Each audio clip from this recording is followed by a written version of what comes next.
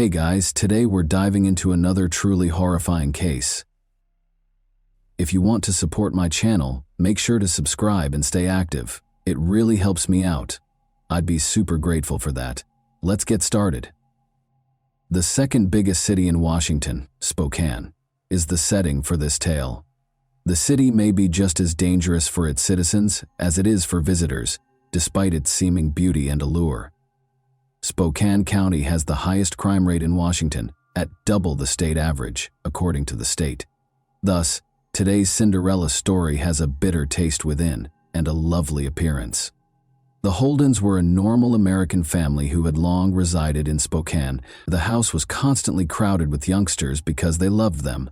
Joshua, an adoptive son, and two girls were the children of Judy and John Holden. The grown daughters had long since moved out and lived independently, but Joshua, their only son, stayed with his parents, big, sad, and always frowning. The young man regretfully stayed at his parents' house because he was unable to start his own family. The Holden family was forced to take more than one, if not two children from the orphanage because they wanted a steady income in the form of substantial benefits. So one day, Courtney, a charming young child, entered the Holden household. Born on February 28, 1992, Courtney Corrine Holden ended up in an orphanage 2 years later. Youngsters of all ages fervently pleaded to God for a mother and father, and one happy day, the girl's wish was granted. Courtney, who was young, traveled to Spokane.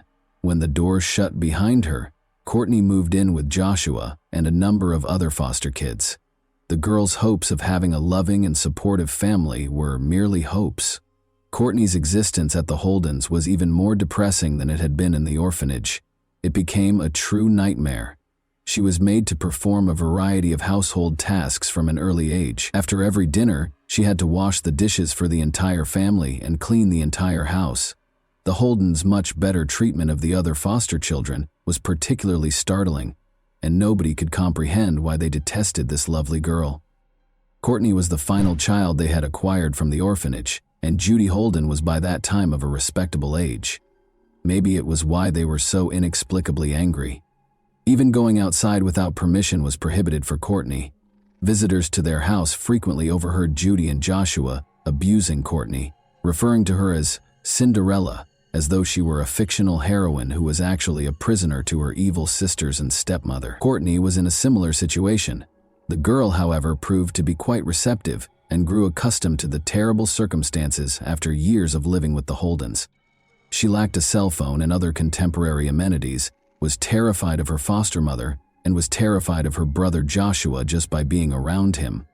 He also prohibited her from interacting with her peers. She never left home without permission or necessity. The only way she could get any fresh air was to go outside into the backyard and socialize with the neighbors while the home was deserted. This is exactly the kind of setting in which Courtney was raised. She simply adapted to her life as she grew older. Because she had no idea of a normal home and no other life, she never became resentful and always treated her foster parents with respect. When Joshua moved home with his sister for a considerable period of time because of his parents' irreparable differences, Courtney felt a certain measure of independence. It was the happiest time of Courtney's life. Her long-awaited taste of independence arrived when she was allowed to leave the house, go for walks, and interact with her peers. After a while, Courtney graduated from high school and had her first love.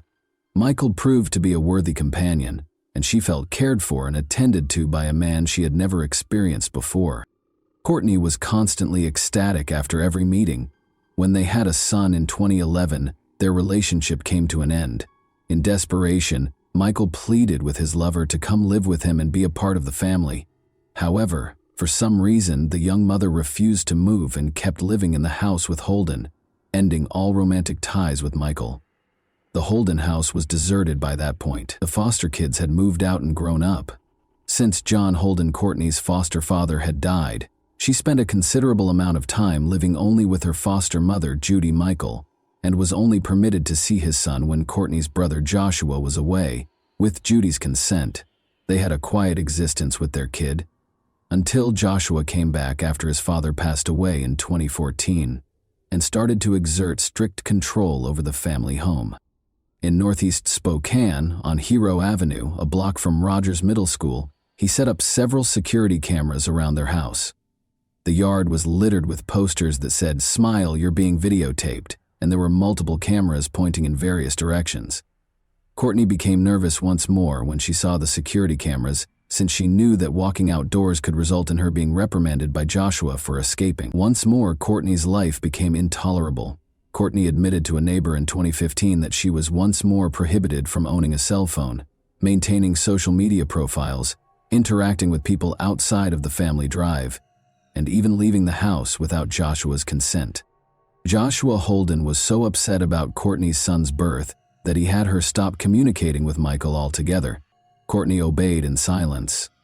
When neighbors inquired about the cause of the bruises on Courtney's arms and face, she candidly acknowledged, "Joshua beats me." Concerned neighbors attempted to assist Courtney in any way they could, wondering why she put up with such cruelty. Since the victim never publicly acknowledged that she was being controlled by her brother, the Holdens were able to keep the matter quiet each time they called the police to call attention to Courtney's anguish, since she was not permitted to leave the house during the day. Courtney was eventually deprived of the opportunity to socialize with her neighbors, who have since only seen her outside in the evenings. Once more, Courtney complied in silence. Joshua was a tall, fat man that no one knew, unlike Courtney. He was incredibly strong and never held back while insulting others. According to his pals, Joshua was an aggressive, erratic man with paranoid tendencies. He once boasted in public that he could quickly end a life and dispose of a body with ease. His criminal past was noteworthy. He was accused of assault and harassment in 2005, but he was freed because there was insufficient evidence and the victim refused to assist the authorities. He was also suspected of misbehavior and attacking a woman in 2003, but in 2006 the culprit was unidentified. Joshua was taken into custody for both burglary and abusing his mother. He was compelled to leave his parents' house for a number of years as a result of these experiences. Joshua grew even more irate after his return. In an attempt to exert total control, he put cameras both inside and outside the house. Courtney, the young mother, nearly ceased interacting with friends, claiming she was scared to go anywhere for fear that Joshua would learn and things would worsen. Until Joshua discovered that Courtney had a Facebook account, one person spoke with her every day. "I must go. I must go. Josh is on his way." Nearly 2 years have passed since her previous message. Her account was then disabled indefinitely. According to acquaintances, the Holden family's dynamics are strange. In August 2018, following another argument, Courtney hurriedly packed her belongings into a suitcase and ran outside. An enraged Judy yelled after her, "Come home!" To which Courtney responded, "I'm not staying here anymore." Those familiar with the family have been baffled as to why Courtney's son calls Judy Mom, and Joshua is called only by his first name, while his biological mother is referred to as Dad. Some have even speculated that Joshua may be the boy's father. Shortly after, a furious Joshua, who was more than 6 feet tall and weighed 300 pounds, dragged Courtney back inside the house. Judy slammed the door. The neighbor said she couldn't help herself. Courtney was a young woman who had led an invisible existence, and that was the last time this neighbor, and perhaps the rest of the family, saw her. She remained. Before neighbors and acquaintances started to worry about her disappearance, it had been almost 2 years. Michael and his current girlfriend voiced concerns regarding Courtney Holden's location in October 2019, 1.5 years after she vanished. After nearly 2 years of not seeing Courtney, the father, who is Courtney's son's father, filed a missing persons complaint with the police on October 24 because he was desperate to see his son. When police arrived at the Holden's house with a search warrant in hand, they were shocked to discover that Courtney was indeed not there. Judy and Joshua had no desire to assist the authorities. After letting the investigators inspect Courtney's room, Courtney's stepmother ordered them to leave the house right away. They even brought in search dogs, but to no effect. According to the Holdens, Courtney fled after leaving her son behind. They couldn't say who was utilizing electronic food stamps or who might have kept cashing Social Security funds into her account.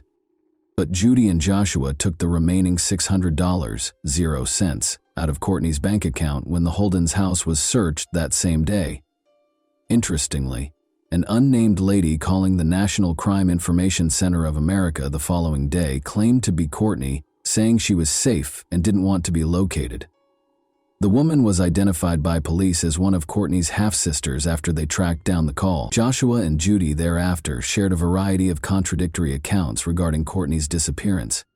In one account, they stated she had fled with a truck driver, but in another, they alleged she was hiding a boyfriend from everyone. The Holdens were suspicious because of Courtney's disappearance and the inconsistent statements of her roommates, who obviously had something to conceal. In late October 2019, Joshua and Judy Holden fled Spokane in a hurry, which only led investigators to believe they were responsible for Courtney's abduction. Judy's adopted daughter's house in Texas is where the Holdens were located. They were arrested and placed in a Texas jail in early October after authorities were able to charge them with identity theft and cashing benefits meant for Courtney. The investigation into Courtney's whereabouts by the Spokane Police Department swiftly devolved into a missing persons case, which was then handed over to Major Crimes Detective Randy Lesser. After the search warrants he filed in Spokane County Superior Court were made public, Lesser provided an update on the investigation. Court documents and police interviews serve as the foundation for this story of Courtney's disappearance and the investigation. Officially, Courtney was listed as missing. All states received alerts, and the case was covered by a number of news outlets. When patrol officers and detectives visited the house for different reasons, an aggressive search was initiated. Judy and Joshua Holden declined to assist with the inquiry. Unusual actions in cases of missing persons and welfare inspections. A lady who identified herself contacted Crime Check on the day Courtney was reported missing and said she was fine. The police dispatcher also spoke with the woman who was pretending to be Courtney. As it turned out, it was Courtney's sister who refused to explain to Lester why she was pretending to be her, most likely in an effort to dispel Judy's suspicions and put an end to the hunt. The possibility that she is deceased disturbs me. In an interview, Lester stated that he was especially worried about Joshua's history. Joshua had previously faced assault charges, but the case was dismissed just before the trial because the victims refused to cooperate with the prosecution. In addition to court documents indicating that Holden was a suspect in another assault in 2003, investigators were now gathering DNA evidence. Joshua was diagnosed with paranoid schizophrenia and was reported by family members and neighbors as angry and erratic.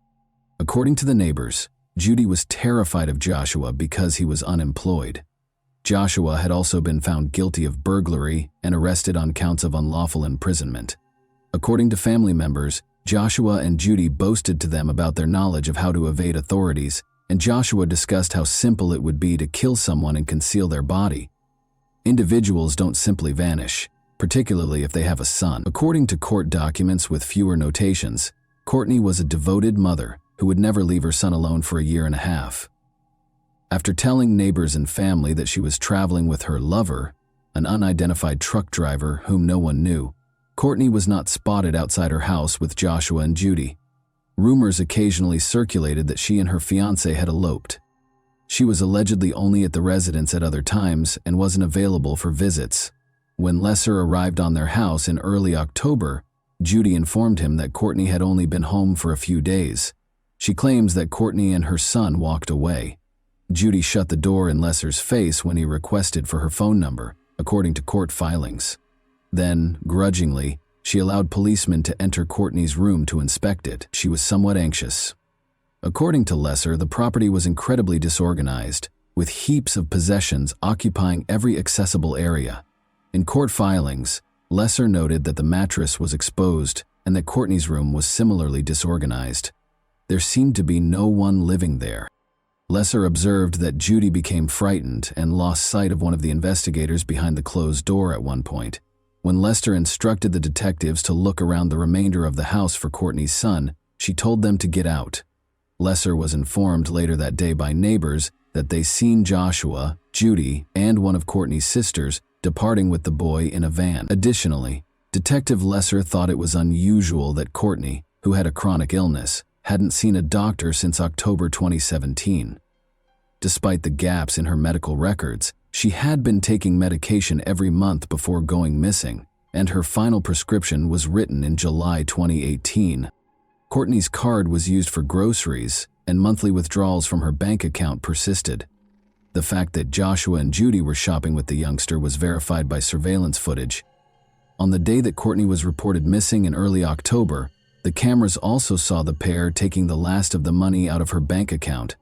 Joshua and Judy had departed their house by October 24. According to Lesser, when police arrived to carry out a search warrant, the family's 6 pets were gone and the DVR from the home security system had been taken out. In mid-November, Joshua and Judy's cell phone numbers were canceled, but on the same day, 2 new numbers with Texas area codes were activated. A neighbor reported activities at the house to the police around a month after the Holdens had left. Judy's husband and one of her daughters had traveled down from Texas to see how things were doing at the house. Judy had retired, they said, and they hadn't seen Courtney in 2 years. Judy's daughter claimed the boy was Courtney's son, despite the man telling authorities that Joshua and Judy had a child together. Lesser went to Texas in the middle of December to look for Judy and Joshua. They were discovered by police at the residence of Judy's daughter and Courtney's son, Joshua. Judy Holden was arrested on suspicion of exploiting Courtney's bank accounts, hiding her son, interfering with custody, and identity theft. The boy was successfully restored to his father after being discovered safe and sound. Other members of the family were not charged. Police used search dogs to look through Judy's Spokane house, but they were unable to locate Courtney. Additionally, a search of a Texas residence turned up no information on Courtney's location. Judy's vehicle and trailer, which were parked in an Oklahoma RV facility, were also searched by officers. Judy, 74, and Joshua, 40, refused to be interrogated by authorities while they were detained in Texas. Police were waiting for the governor to issue a warrant for their return, since they refused to be extradited to Spokane. They were probably released as authorities were unable to establish their involvement in Courtney's disappearance. In addition to the months-long investigation, this is perhaps one of the most comprehensive missing person investigations. I have a variety of information in 4 notebooks. Police think Courtney is probably dead, and Judy and Joshua continued to deny any involvement in her disappearance, but regrettably there is no method to demonstrate it. However, Judy and Joshua have not been charged with anything, in spite of the aforementioned accusations. The belief that they knew what happened to Courtney is still prevalent. Joshua has a reputation for being violent, but he has also claimed that he could kill someone and successfully conceal the body from the authorities.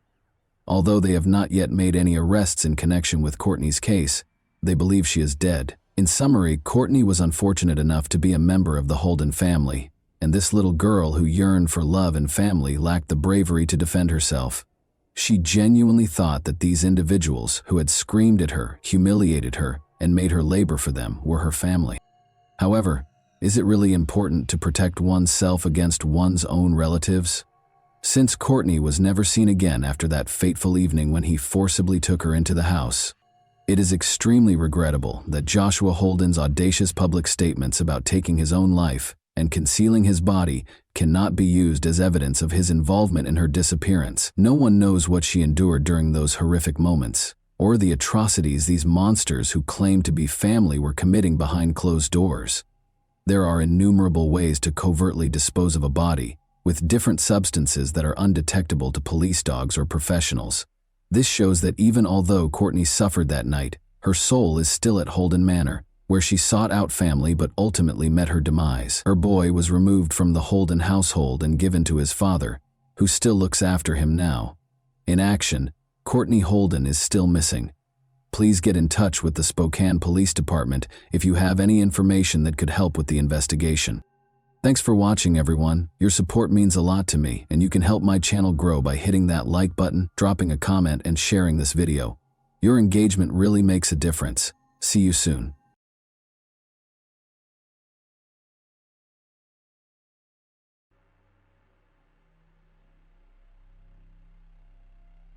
Fateful morning. Wake up, is anyone alive in this house?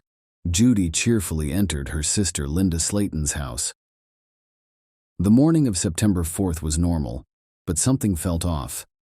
Judy paid frequent visits to her nephews, and today was no exception. A cup of hot coffee and a friendly conversation with her sister usually started their day. "Where are you, little slackers?" Judy smiled, peering into her nephew's room, where they were sleeping and rubbing their eyes. She was surprised to see Linda still sleeping, as she usually awoke before the boys left for school. When Judy left the house, she noticed that the window in her sister's room was wide open and one of the curtains was missing. It was strange. "Why aren't you in school yet? Is your mom sick? Why is she still sleeping?"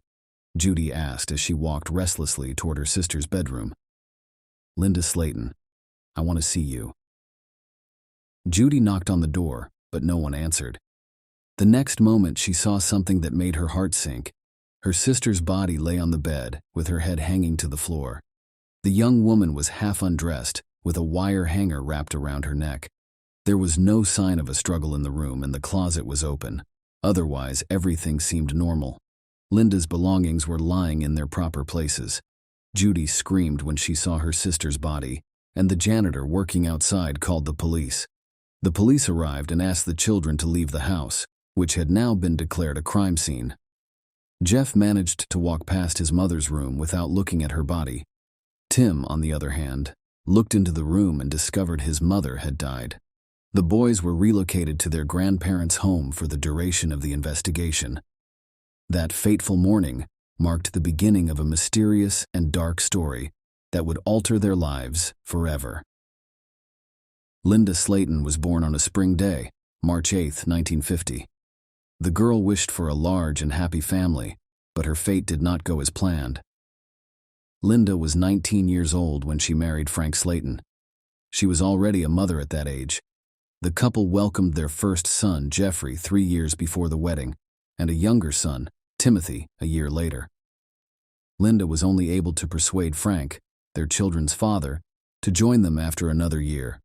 Unfortunately, this marriage did not live up to her expectations. Linda frequently considered divorce, but fear and addiction kept her from taking that step.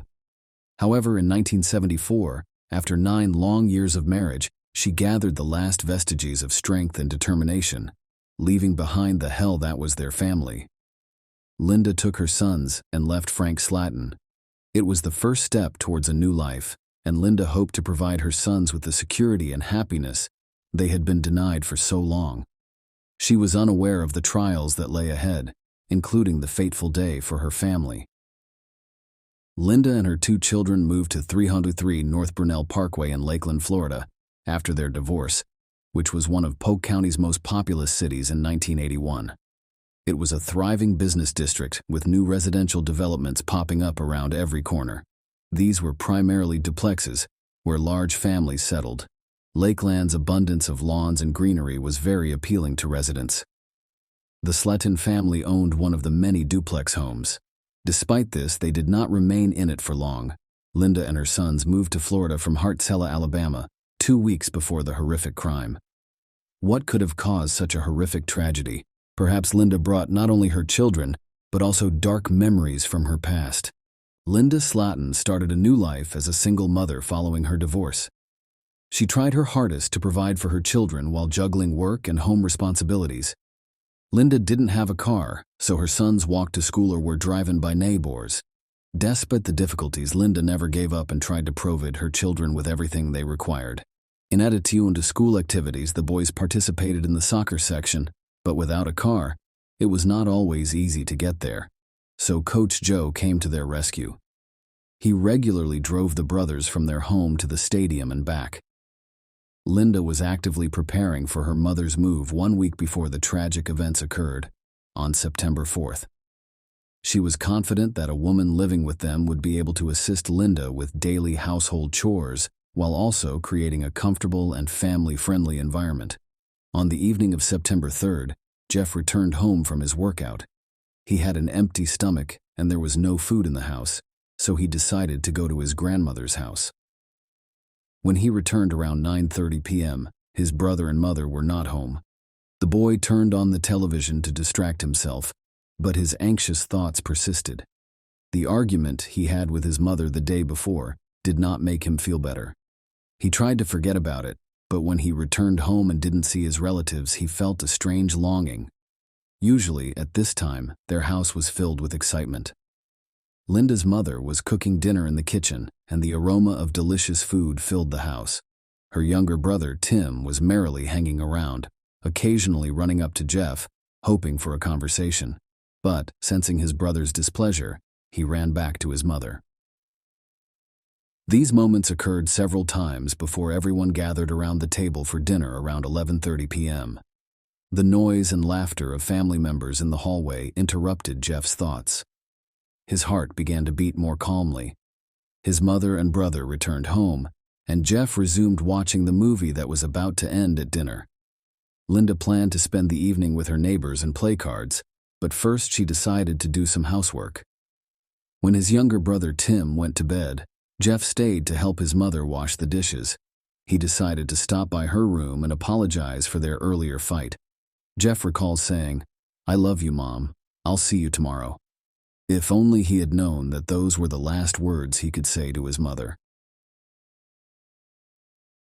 September 4th, 1981, was a tragic day in the lives of two brothers, Tim, 12, and Jeff, 15. On that terrible day, they discovered their mother, Linda Slatton, dead in bed. Linda was only 31 when this happened. Who could have committed such heinous cruelty to the mother of two defenseless children? Was Linda the victim of a random attack, or did they know who it was? After Jeff and Tim left for their grandmother's house, Lakeland Police Department Sergeant Edgar Pickett arrived on the scene. He was the first detective to begin looking into this terrible tragedy. As soon as he arrived, police officers, reporters, and ambulances rushed to the house, which was cordoned off. Yellow tape reading "Crime Scene, No Trespassing" was wrapped around the house. Sergeant Pickett was the first to discover the key piece of evidence in the case. He discovered a palm print on a window with no curtain that did not belong to Linda, who had been murdered. This footprint could have been an important DNA sample, but at the time, DNA testing was not widely available to determine the exact cause of Linda's death. Her body was taken for an autopsy, which revealed bruises on her shoulders, arms, and neck. The fact that she was half naked suggested a possible rape. After a thorough autopsy, it was discovered that Linda had been severely beaten, abused, and strangled with a hanger from her closet. This horrific scenario sparked the investigation, but there were still many unanswered questions about Linda Slatton's murder. The police decided to investigate the Slatton family's genealogical tree. The first suspect was Linda's ex-husband, Frank Slatton. According to available information, he was a violent and aggressive man who frequently abused his wife and children and showed no concern for the family. Frank was immediately suspected by the police, as would be expected. He was detained for questioning, but it was quickly revealed that he was in Alabama on the night of the murder. Nonetheless, the police did not dismiss him as a suspect. The second suspect was Linda's oldest son, Jeff. The day before the murder, he and his mother had a heated argument. According to witnesses, Linda and her son's relationship had recently become strained. Jeff, the family's eldest child, had been through it all, first with an abusive father and then with his mother, who was raising his brothers on her own. Their frequent disagreements were in plain view, but Jeff always tried to mend fences and make peace with his mother, just as he did the night before Linda's death. The police administered 2 polygraph tests to Jeff, both of which yielded negative results, eliminating him from the suspect list.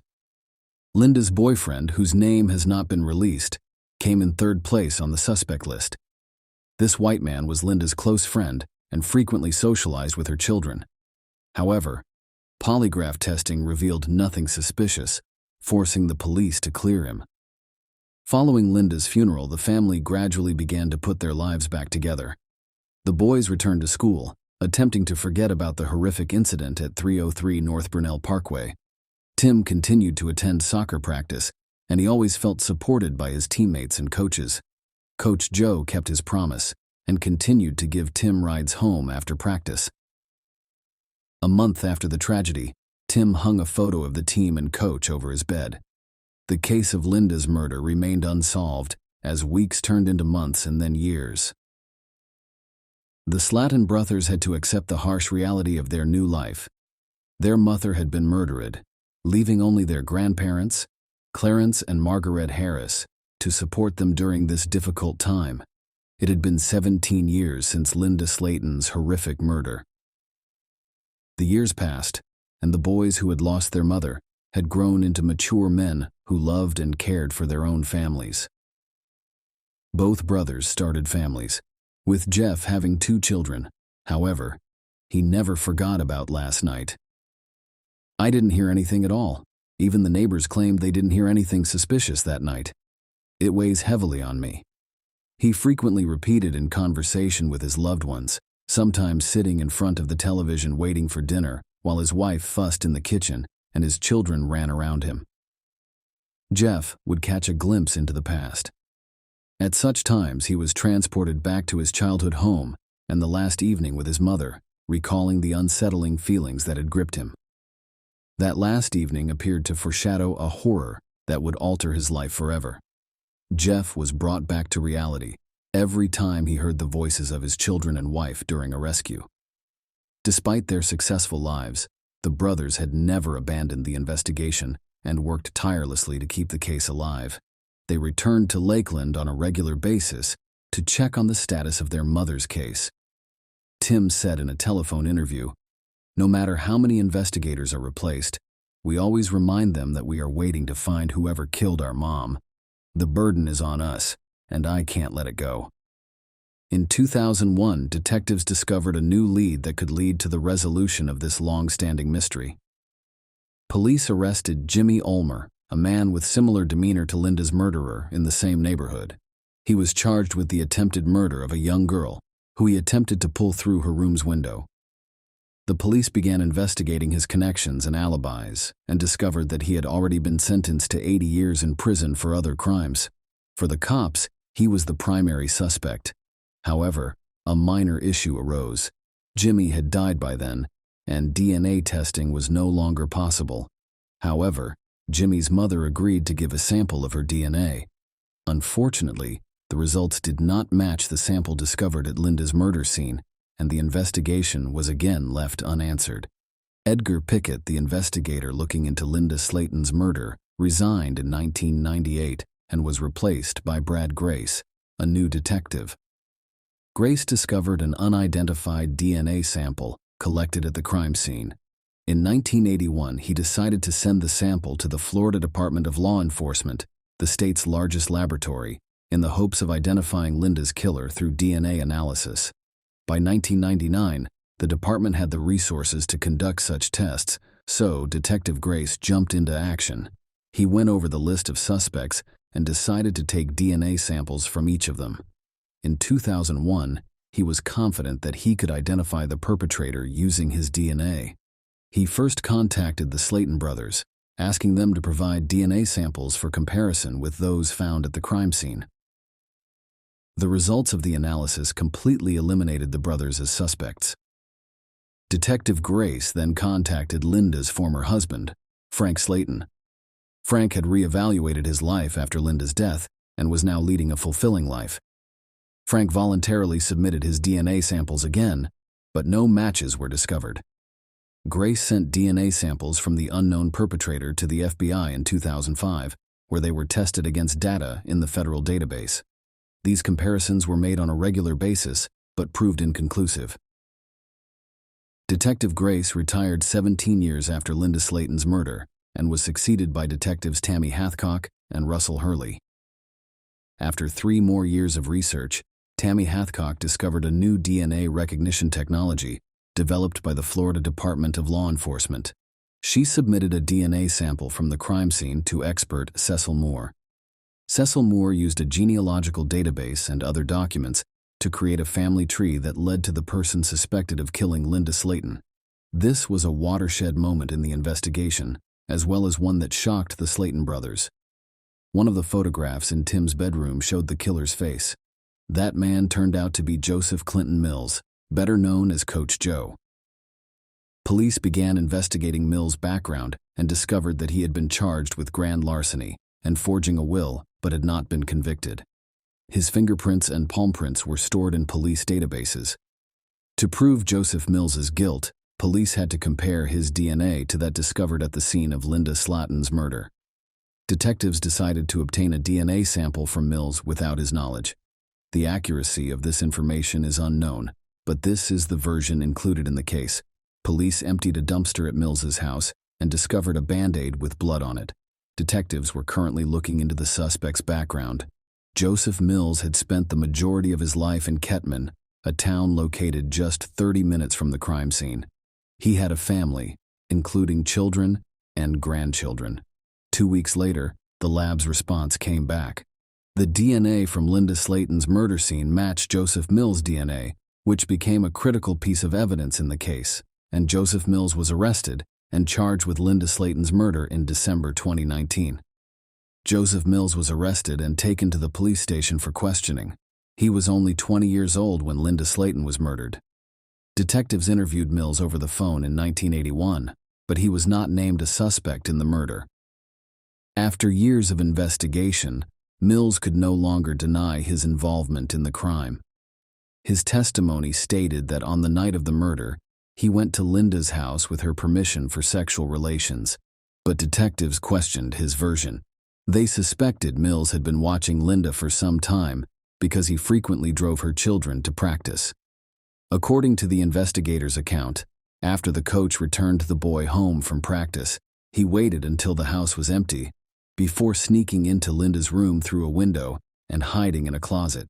He waited until Linda was alone in the room before coming out of hiding, beating and abusing her, and strangling her with a wire hanger from her closet. At trial, Joseph Mills was convicted of first-degree murder and rape. The investigation and trial provided long-awaited justice for this heinous crime that had gone unsolved for years. The murdered woman's sons were still stunned and unable to comprehend why Joseph had murdered their mother. The court hearing was tense. Linda Slayton's children, Tim and Jeff, sat on a spectator bench and defended their mother's memory. Joseph Clinton Mills, also known as Coach Joe, was the center of attention.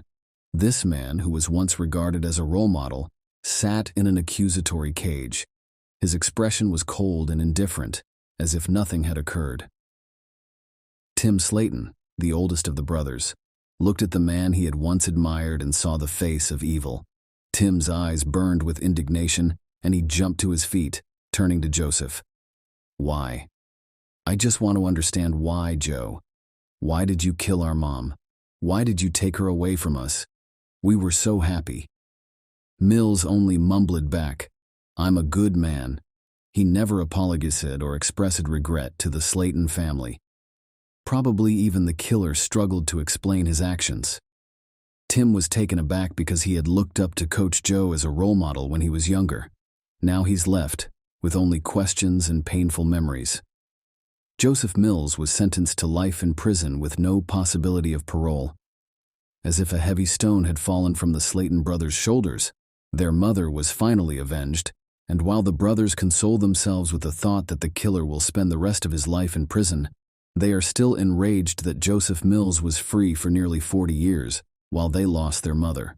Linda Slayton's story, her tragic death, and years of investigation have left an indelible impression on her sons Tim and Jeff Slayton, two brothers who not only witnessed the tragedy, but also became first-hand participants in the investigation, sharing their thoughts and feelings.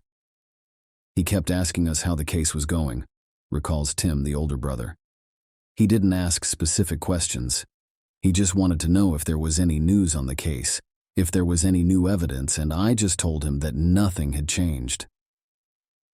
Tim is still shocked that his mother's killer was a man he considered a friend and respected. The picture of him standing behind Joseph Mills has always reminded him that life goes on, even without his mother. Jeff, the younger brother, is constantly thinking about how his life would have turned out if his mother had been alive. This tragedy has created an unbearable void in his heart that nothing can fill. Despite the hardships and suffering, the Slayton brothers strive to live a fulfilling life for their mother, Linda Slayton. They visit her grave on a regular basis, placing fresh flowers and praying that she knows they will never forget her and will continue to fight for justice. Linda Slayton's story is one of bravery, incredible endurance, and the fact that even after the most heinous losses, the love and memory of loved ones live on in the hearts of those who remain. Share your opinion with us in the comments and subscribe to the channel for more.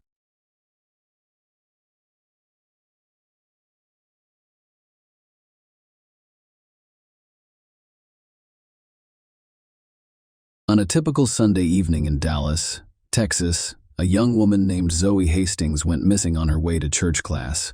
Her disappearance prompted a disturbing investigation and trial.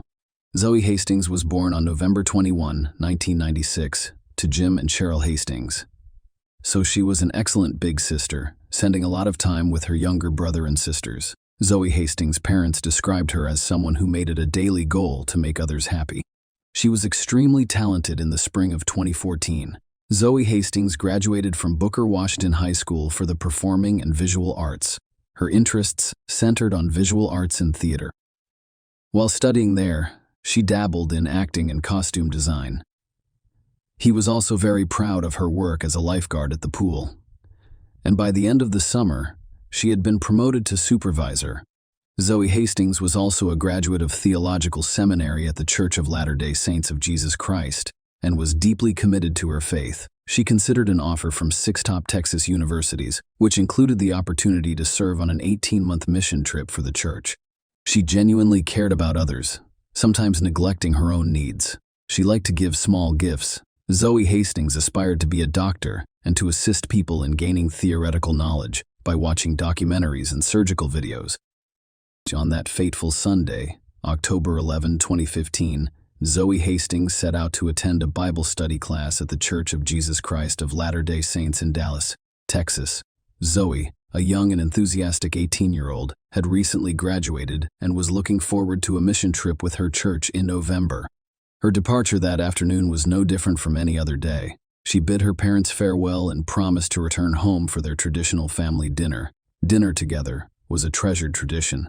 But Zoe's excitement about her upcoming mission trip caused her to prioritize the Bible study class that day. So we left her house around 4:30 p.m., driving the family minivan, with the Bible study class beginning at 5 p.m. Her parents expected her to return around 6:30 p.m. And became increasingly concerned as time passed with no sign of their daughter. Not only was her absence unusual, but she also missed the 5 p.m. Bible study class, which added to their concern. They are anxious. Jim and Cheryl attempted to contact Zoe Hastings via text messages and numerous phone calls. However, their efforts were met with silence. They contacted friends in the hopes of finding out where she was, but none of them could provide any information. To make matters worse, the Hastings family discovered that Zoe Hastings did not show up for the Bible study class. As the hours passed and there was no sign of Zoe, her parents decided to contact the police at 10 p.m. However, by midnight, the authorities had not responded to their call. Fearing for their daughter's safety, they took action and filed a missing persons report while continuing their search. The breakthrough came in the early hours of Monday morning when Zoe's parents discovered she needed to find My iPhone app, which was installed on her phone. They used this tool to track her phone's location, which led them to a nearby creek only a 5-minute drive from their house. They rushed to the scene full of urgency. They found a scene of chaos and concern. Police, paramedics, and flashing lights surrounded the area, which was cordoned off with police tape. Zoe Hastings' minivan was discovered in a precarious and alarming position, nose down in the creek bed, nearly vertically submerged in water. The tragic events that occurred on that fateful Sunday evening and early Monday morning shed light on a disturbing series of incidents. The chain of events began when Kurt Rem, a concerned member of the public, was walking his dog near Easton Road and Lippett Avenue. He came across a man who approached him urgently, reporting a car crash involving a young girl in the creek. The stranger, visibly shaken, asked Kurt to join him in investigating the scene.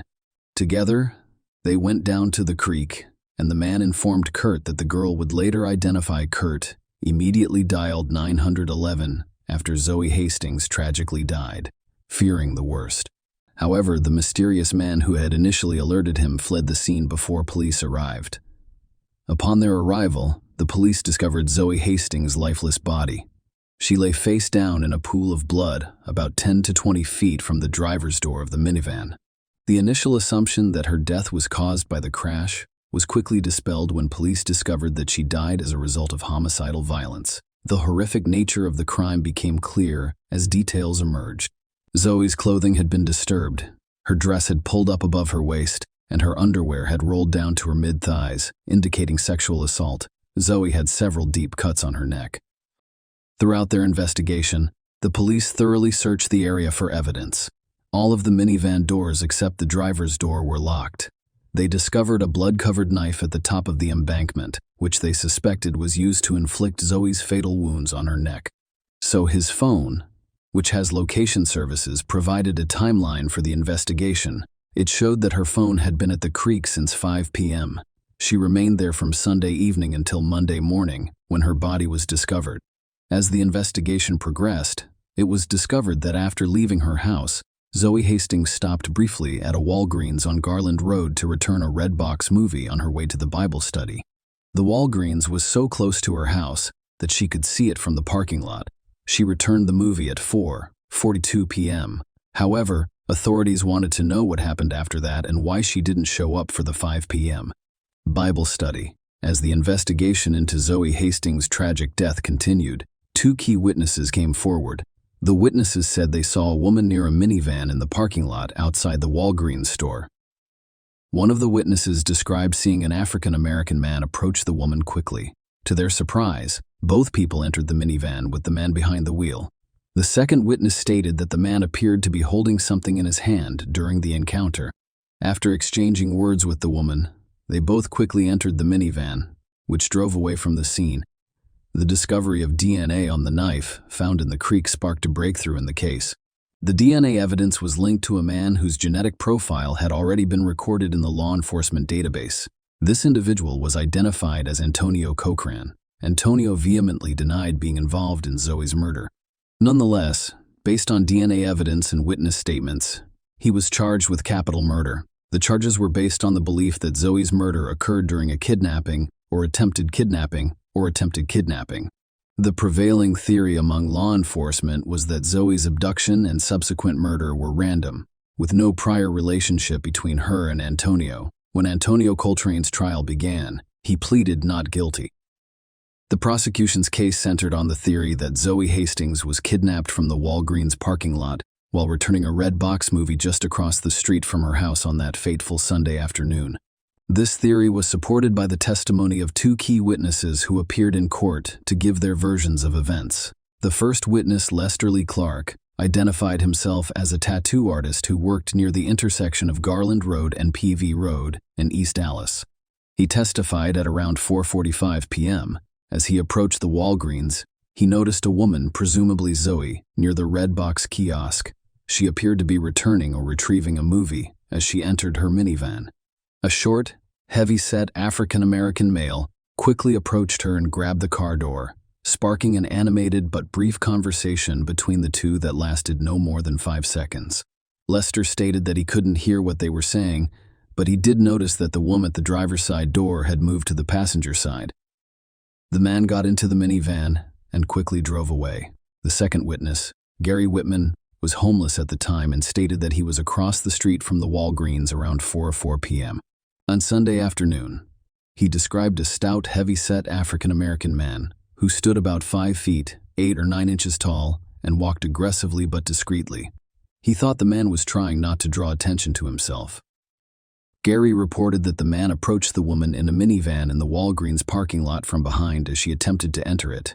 He claimed that the man extended his arms to block her path and appeared to pull something from his pocket. Although he couldn't see the exact object, Gary saw both people get into the minivan, with the man taking the wheel and driving away. Gary's immediate response, according to the court, was to seek help because he did not have access to a phone. He approached an employee at a nearby convenience store and asked them to dial 911. The court heard testimony from several researchers who carried out the tests. Gloria John Dimmock, a mitochondrial DNA analyst, told the court that several hairs were discovered at the scene. While mitochondrial DNA does not provide a unique identifier, it can be used to exclude people. According to the analysis, the hair found on Zoe's left arm could belong to Antonio Cochran. There was more evidence against the defendant. Copeland's DNA was discovered on the handle of a knife, which had been covered in Zoe's blood. The prosecution claimed that after abducting Zoe Hastings from the parking lot, Cochran drove her to a creek, where he raped and killed her cell tower. Data confirms that Cochran's cell phone pinged on Sunday, near the location where Zoe's body was discovered. Prior to Zoe's abduction, Cochran sent several text messages to various people. At 1:48 a.m., the first text message was sent to Gillis Pina Cochran's neighbor, Antonio, who stated that he intended to leave the house he and Gillis rented together.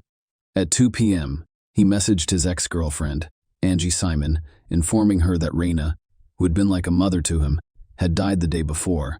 He also messaged someone named Mimi at 2:25 p.m. and 3:19 p.m., telling her that he had been crying, drinking alcohol, and driving aimlessly around town. At 4:34 p.m., Antonio's cell phone communicated with a specific transceiver on a Dallas radio tower, which covered the Walgreens store. Antonio sent another text message from his smartphone. This time, it was addressed to Frank Torres, Gillis Pina's brother. "I really need you, brother. I'm not sure what's wrong with me, Frank. A lot has happened. I need you, brother." Antonio, according to the court, began working as a checker at a Fiesta Mart grocery store just 2 days before Zoe's murder. He was supposed to work the day after Zoe died, but he did not show up for his shift. The prosecutor also informed the judge that a detailed search history was conducted on Cocker's cell phone between October 13 and October 23. He searched for local and crime news 32 times, 5 of which were about Zoe's death. Prior to that, Antonio had shown little interest in crime stories, having only opened the news once in the previous month with a report on local gang crimes. The defense presented a compelling case, attempting to cast doubt on the prosecution's claim that Antonio Cochran was responsible for Zoe Hastings' murder. They questioned the DNA evidence's validity, as well as the witnesses' reliability. Paul Johnson, Antonio's defense attorney, stated that, at the time of Zoe's murder, Antonio was assisting a friend in presenting an alibi that placed him in a different location. He challenged the testimony of 2 key witnesses who claimed to have witnessed Zoe's abduction. Lester's timeline and description of the man involved were called into question, raising concerns about the veracity of his story. The defense also questioned the credibility of the second witness, Gary, who had a criminal record and a history of illegal substance use. Paul Johnson questioned how Gary could have witnessed the events from across the street and suggested that his testimony might be suspect. Despite the potential consequences for himself, Gary insisted that he had come forward to do the right thing and was later apprehended due to an active arrest warrant. The defense's challenge included the DNA evidence. They acknowledged that Antonio's DNA was discovered on the knife handle, but proposed an alternative explanation. They speculated that his DNA could have been on the knife from a previous occasion, possibly while working at a local movie theater and coming into contact with it. Furthermore, the absence of fingerprints on or inside the minivan called into question the witnesses' claims that Antonio grabbed the door during the alleged abduction. The defense also pointed out that the medical examiner found no evidence of sexual assault and that Antonio was not charged with sexual assault, implying that this information was used to incite the jury. Finally, Paul Johnson urged the jury to find Antonio not guilty, emphasizing the importance of making a decision based on the evidence presented, rather than reacting to popular sentiment. He encouraged the jury to do what they thought was right. The prosecution disagreed and urged the jury to find Antonio guilty. The jury deliberated for nearly 23 hours over several days. During this time, they requested additional information and clarification from the judge on 3 specific issues, including a photo of the Walgreens store, mitochondrial DNA, and the timeline of police interviews with the 2 witnesses. Ultimately, the jury convicted Antonio of the lesser offense of murder, rather than capital murder. Antonio was sentenced to life in prison without the possibility of parole, with a $10,000 fine. Share your opinion with us in the comments, and subscribe to the channel for more.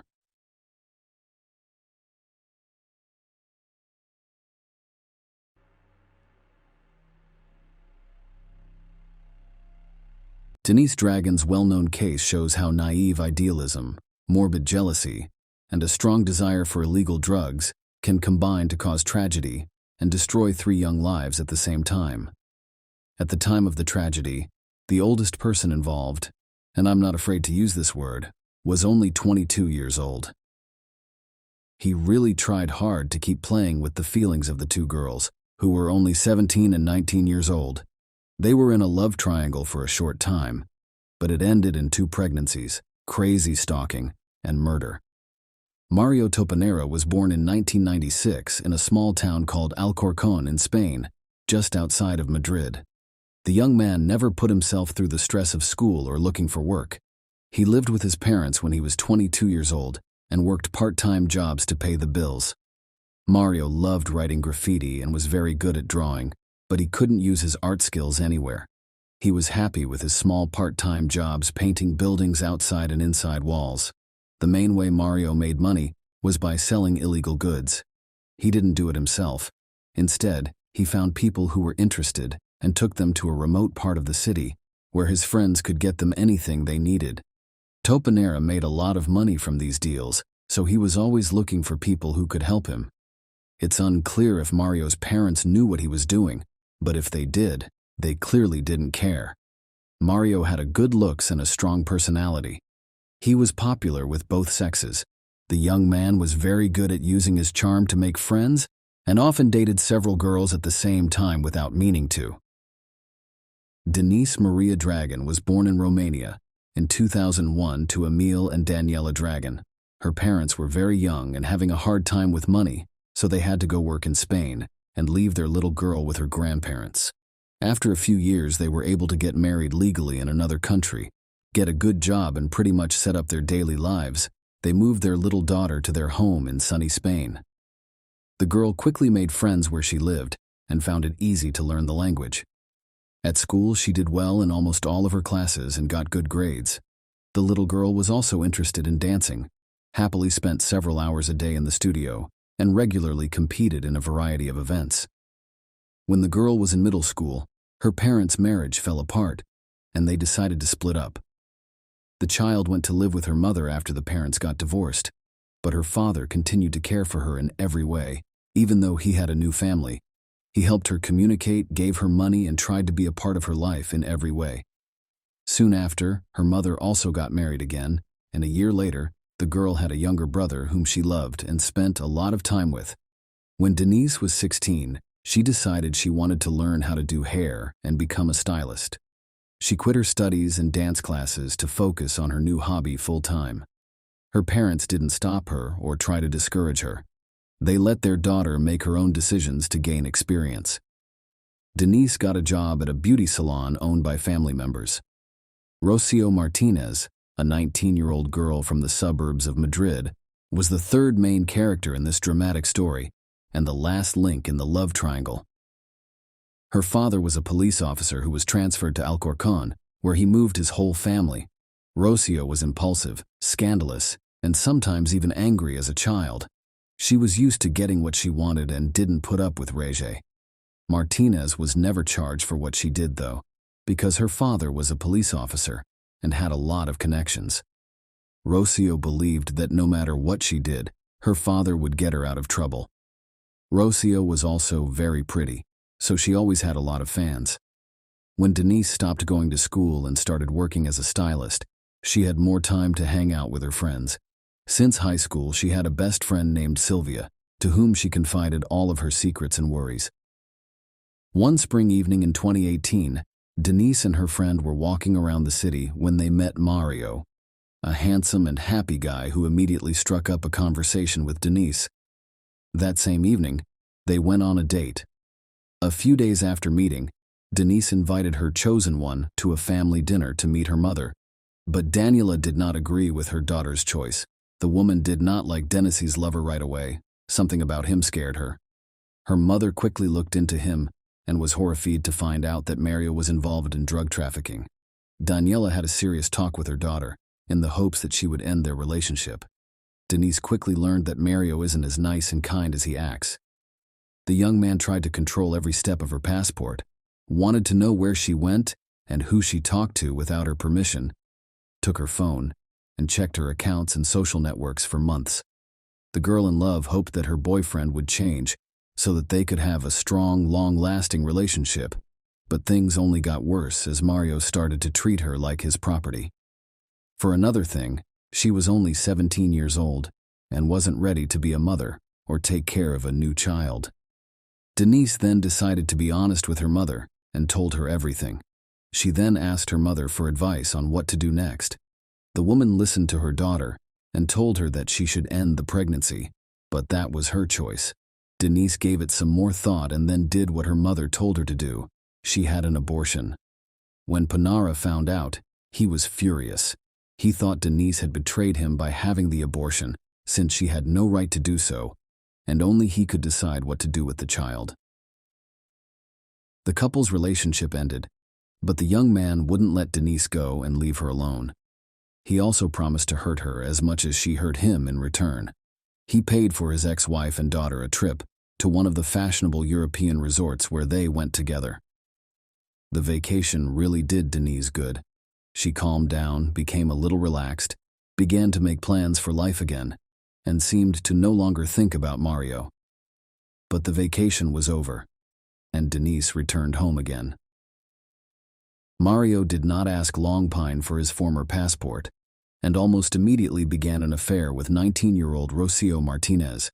This fiery, aggressive, and conflicted girl was the complete opposite of the quiet and calm Denise could make a scandal in the same place, go into a fight, or throw a tantrum.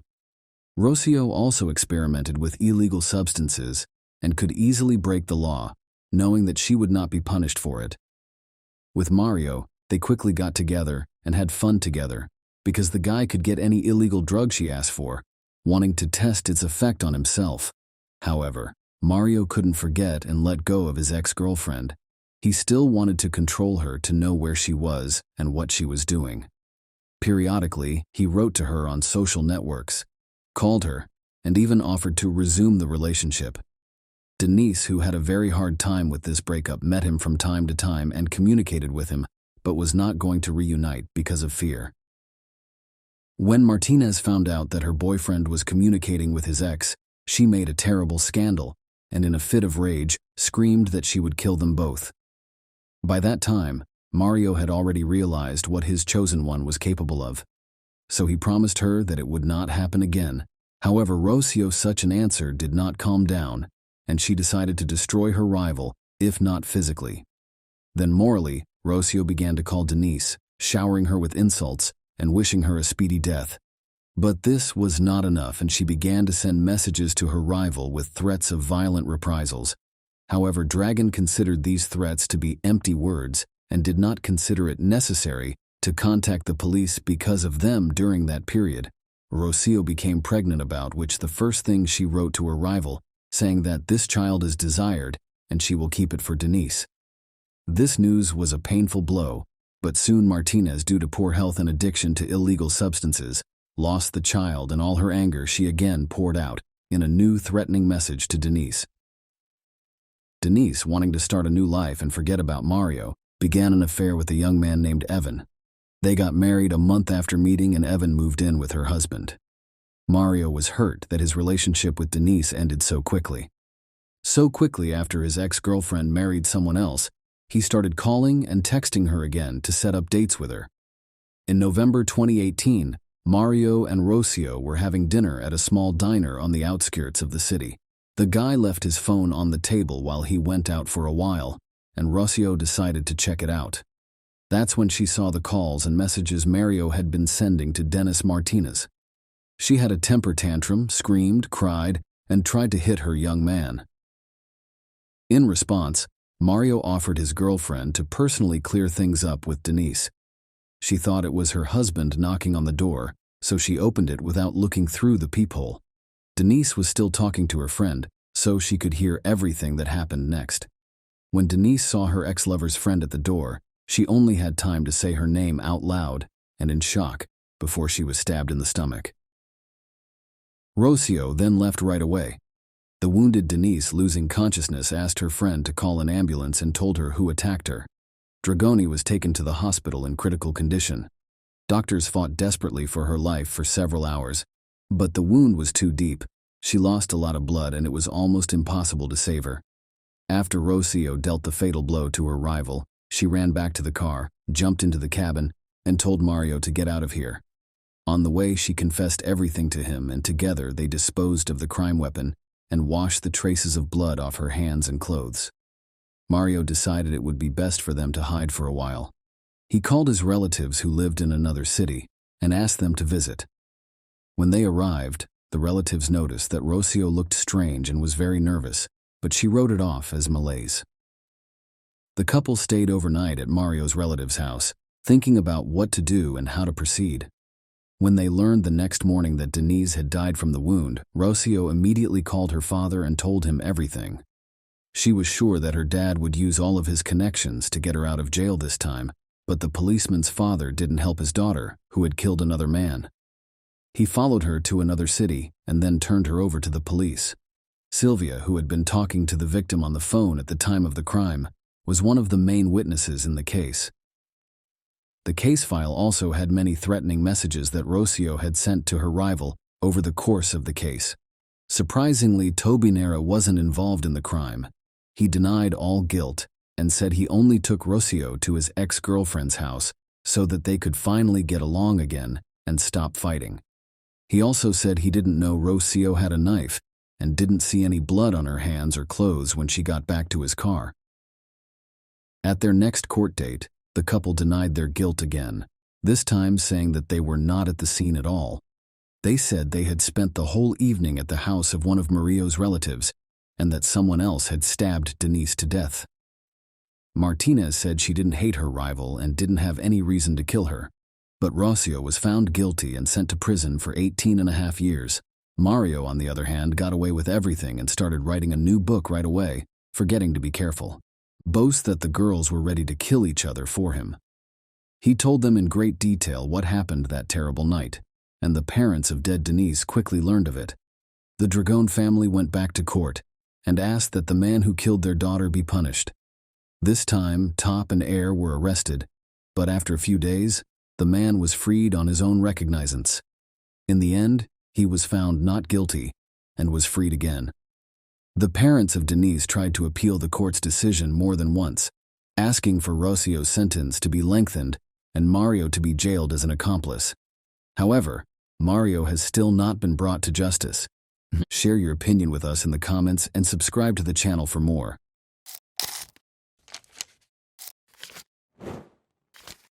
Hey guys, welcome to my channel, and today we're going to take a look at another horrible case with you.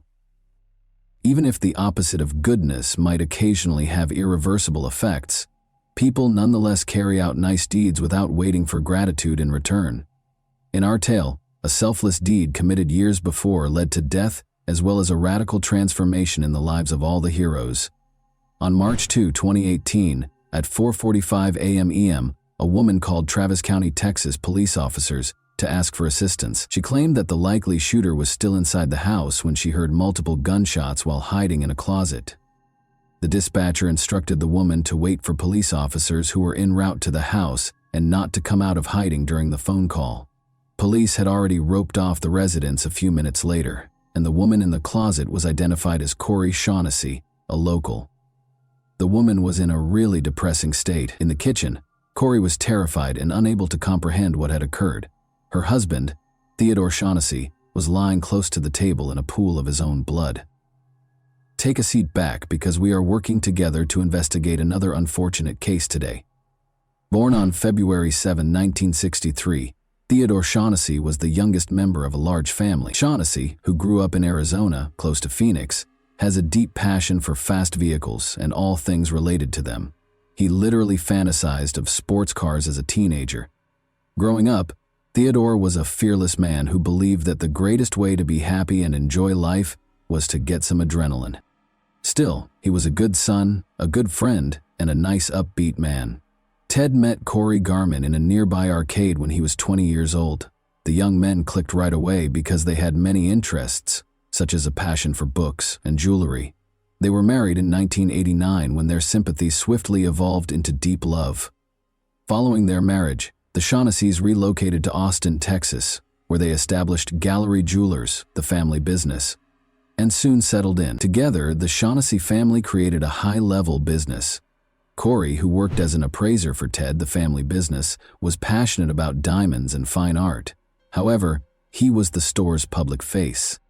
People were drawn to him and energized by his energy because he had a gift for connecting with them. He was highly gregarious and active, since he became the company's lifeblood wherever he went. This trait was very beneficial to his business, since it allowed him to communicate with clients and partners in a common language and work out the best terms for everyone. The family fortune was eventually believed to exceed $8 million, 0 cents, due to the business's considerable success. Yet Theodore never wavered in his generosity or consideration for others. He frequently donated to charitable foundations and purchased food for the less fortunate. The couple bought a lovely new house close to their store as the family business grew. The pair seemed to be the ideal match and complemented one another. In fact, everything appeared to be nearly ideal, except for the fact that the couple was childless. Ted and Corey made the decision to grow their family in tandem with the jewelry business. They took a 16-month-old boy from a Ukrainian orphanage in 2000, making a decision that would change their lives. It was simply love, unconditional and immediate. Nicholas was the name of the young boy with the gray eyes. The Shaughnessy family's lives was finally completed by this long-awaited event, as they now had all they needed for complete happiness. Nicholas was an energetic and well-behaved child growing up. Like his father Ted, who frequently took the youngster to the racetrack, he had a deep affinity for both vehicles and animals. Around addition to riding sports cars and going karting together, the father and son frequently just walked around the park together. Nicholas developed an interest in car disassembly throughout his high school years and even started a small business. The young man recruited pals and used his parents' money to purchase the required equipment. Nicholas met Jackie Edison at the same time. They were attracted to each other right away when they first met the young people, but they disliked the young woman after meeting Nicholas's parents. She didn't seem like the right fit for Corey. However, nobody stopped youngsters from dating in order to stay in touch with Nicholas. Jackie eventually gained their approval and began spending so much time at the Shaughnessy home that they allowed her to move in. Jackie left his parents in August 2017 to begin a new life in College Station. His parents provided financial assistance for him as a day trader while she was in school.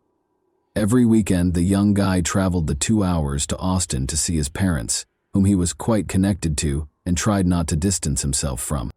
Nothing in his life appeared to be a sign of trouble, and everything seemed to be going smoothly. Ted and Corey were awakened by their dog's persistent barking at 4:30 a.m. on March 2, 2018. Since the animals frequently responded aggressively to tiny creatures that would inadvertently come onto the family home's yard, this was typically a common occurrence. Ted made the decision to investigate, but Corey believed there was nothing to be concerned about and that the dogs will stop barking in a short while. He proceeded to inspect the house after arming himself with his .40 caliber handgun. Corey quickly fell back asleep after resting her head on the pillow. However, she heard a gunshot in the kitchen a few seconds later, followed by several more rounds. Fearful, Corey reached for her revolver, which was normally by the bed, and left the bedroom to assist her husband. However, as she was leaving, she noticed that her favorite dog Bart had been shot at the doorway.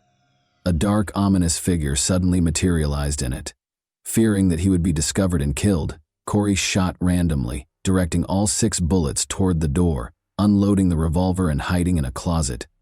Fortunately, Corey managed to reach for her cell phone and notify emergency authorities that someone had broken into the residence. She claimed to have heard groans coming from the room and to have shot one of the assailants. The terrified woman repeated to the operator that she heard someone groaning, but she wanted to make sure because she didn't know who was making the noises. She was calmed down by the dispatcher, who advised her to wait for the police and not leave the shelter. She was notified that the cops had reached the residence 15 minutes later. Eventually, the groans subsided and the house fell into a funeral silence. After exiting the closet, Corey made his way to the front door. She noticed her spouse in a pool of blood as she passed the kitchen. Shells littered the area around him, and he appeared to be lifeless. She was so terrified that she went to the door and opened it, but nobody was there. It just so happened that the officers were in the incorrect house. The officers on her neighbor's doorway were attempting to determine which side of the street the gunfire were coming from because of the peculiar precinct arrangement of this neighborhood. After settling down, they hurried to the Shaughnessy residence. A trembling Corey, her life utterly destroyed, was waiting for them on the doorstep.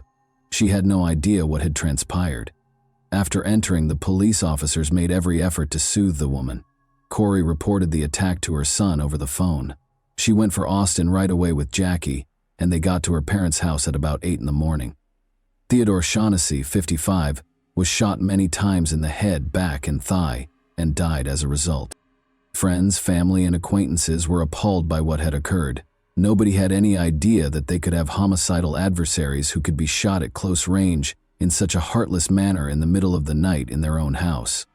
In order to assist Corey and help with the inquiry, Nick and Jackie remained in the house with her after the tragedy. The crime scene was inspected by law enforcement. The discovery of two distinct kinds of shell casings in the .40 and .38 caliber indicates that two distinct firearms were used in the shooting. Although there were no indications of forced entry, the offenders must have entered through the far bedroom's open window, which caught attention when the safety netting was taken down. The first fingerprint was discovered here by the forensic team as well, and it was submitted right away to the lab for analysis. A number of neighbors were questioned by police on the Shaughnessy family and whether they saw anything unusual. Police were informed by a neighbor that the Shaughnessy's residence had previously been the target of a burglary, because they are the owners of a jewelry chain. In addition to swabbing Corey's hands for gunshot residue, the police also removed her pajamas for inspection. From the start, Corey was forthright about the fact that she had discharged her weapon. After starting their investigation, the police swiftly ruled out burglary because there had been no forced entry or stolen property. They turned their focus to the murder inquiry and discovered that, with the exception of the door leading to Nicholas Shaughnessy's room, every door in the home was still in place. The door had been opened, and a search of the room showed that a .40 caliber pistol drawer on a dresser was missing a firearm. Detectives concluded it was the gun used to kill since it was the only missing item from the residence, and its caliber matched one of the guns used in the massacre. Corey, Jackie, and head Nick all agreed to lend their support to the investigation in any way they could. Nick claimed he hadn't been in Austin for around a month, but he and Jackie also consented to the police searching Corey's cell phone. Additionally, all three consented to respond to inquiries at the station. Simply put, the police wanted to learn as much as they could about the family and the day's events in order to pursue the criminals. It was still unclear to investigators whether the murder was a targeted crime, a random attack, or a poorly executed heist. Since there was no unidentified prints at the site, they had to consider whether Corey Shaughnessy, the only victim still alive, could have been a suspect. She was the only one in the house, after all. The fact that Corey was left alive by the gunman was the only thing the authorities could focus on. They also thought it strange that nothing was taken from the house, and that the gunman had been there for 17 minutes prior to the shooting. Amy Meredith, an assistant prosecutor who investigated the scene of the incident, was positive Ted Shaughnessy was acquainted with the assailant. Additionally, she was positive that the house was too large and too dim for a few lone robbers or jewelry thieves to rapidly navigate. Because detectives thought she had a motive, Corey Shaughnessy was being questioned more and more. Officers discovered that Ted's $1 million 0-cents policy had Corey as its beneficiary. There was no proof against Corey, but their house and business were also quite valuable. However, Corey wasn't the only member of the family that raised questions. Suspicions were also raised against Shaughnessy's son, Nicholas, who was almost 100 miles away from the tragic scene at the time of the crime. He was agitated on the morning of the disaster, and investigators saw one significant point. He questioned him, and then proceeded straight to a first-floor side window that was wide open. It was his room's window. In order to examine that window in detail, which was not visible from the front of the home alone, he proceeded to that side of the house. The crooks entered through that identical window. However, Nick had not heard anything from the investigators regarding the thieves using that window at that time. Ultimately, if he was not involved in its creation, how would he know the point of entry? When investigators looked more closely into Nicholas's financial background, they found that he had been having financial difficulties for a while before the crime. One significant discovery was that Nicholas had borrowed $30,000, 0 cents for the firm, from his mother, who had just sent him a note asking him to pay back the debt. He also owed $20,600, 0 cents to a neighbor.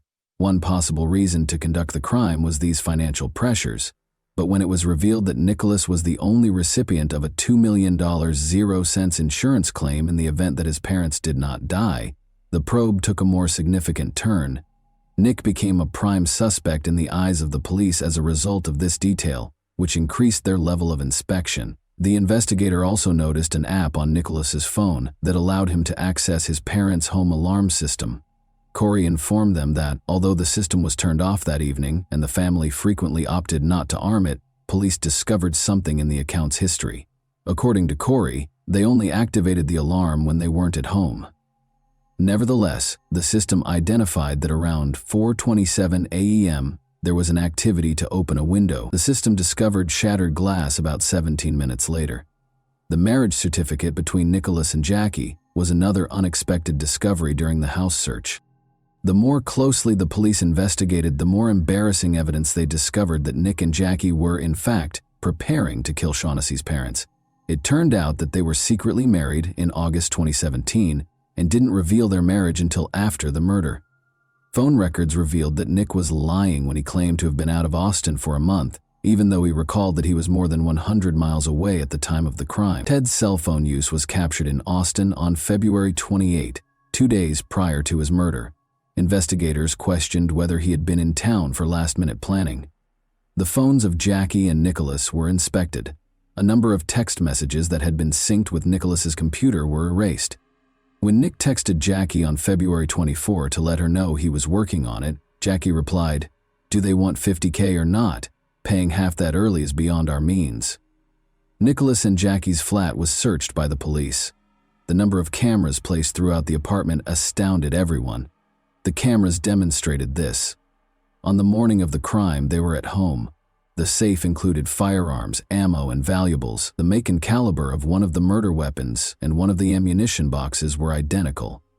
It was a .38 caliber handgun with 6 bullets missing. Nick requested that Jackie take money out of the account. In other letters, Jackie had taken out $1,000.00 from the bank a few days prior to the crime, so if this occurs, she will have cash on hand. Officials believed it was no accident. Investigators got in touch with Nick's high school friend Spencer Patterson, who officiated Nick and Jackie's wedding during the course of the inquiry. Even though it was quite challenging to get in touch with him, the information that was gathered was crucial in establishing Nicholas' guilt. It turned out that the fingerprint from Nicholas's bedroom window was a dead end.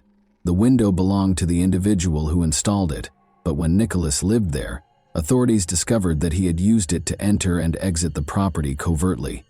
Spencer, his best friend, was also aware of it.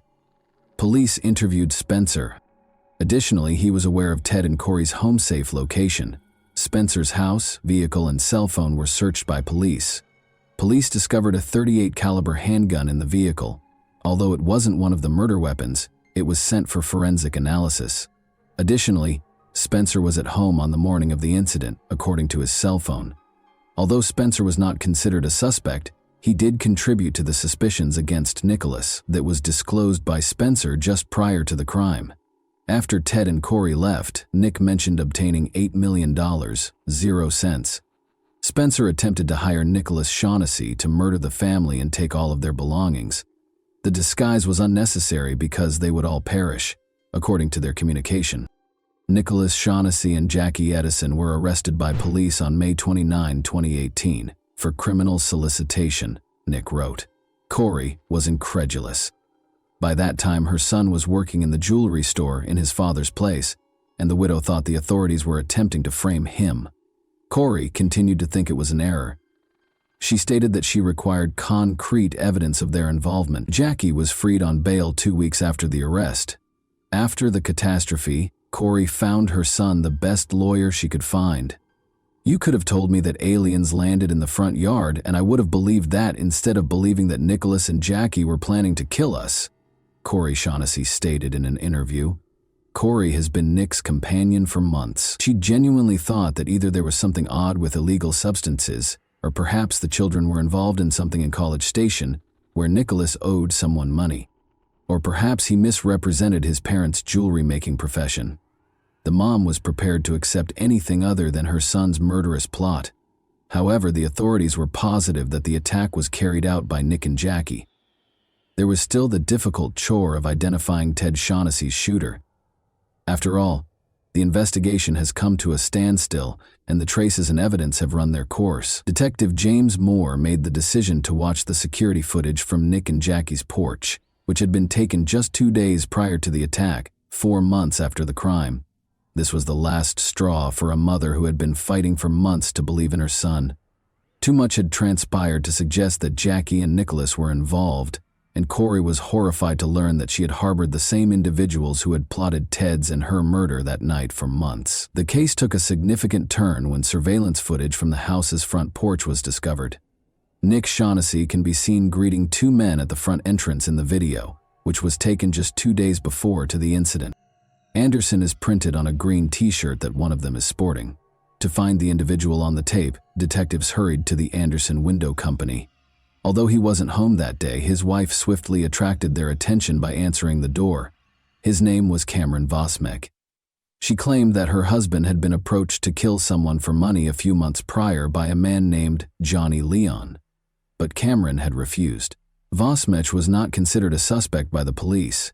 During his subsequent interrogation, Johnny Leon acknowledged that Nick had attempted to hire him for $100,000, 0 cents, but that he had turned him down. After being taken into custody, he disclosed that he had driven to Austin with Nicholas just days prior to the incident. He claimed that they had stopped in front of Shaughnessy's residence. After walking to the residence, Nicholas returned and stated he was unable to enter. After that night, Johnny said he had nothing to do with the incident, but his cell phone indicated that he was in Austin the morning of the crime. Johnny provided the second shooter's cell phone number, but not his name. Arian Smith was a man he had communicated with. Smith asserted that his girlfriend could give him an alibi and that he was with her. According to his lover, Arian abandoned her in a motel room early on the morning of the crime. She called him multiple times after he departed in her car, but the boyfriend did not pick up. After the crime, Arian's girlfriend informed authorities that he had been carrying a .40 caliber handgun for a few days.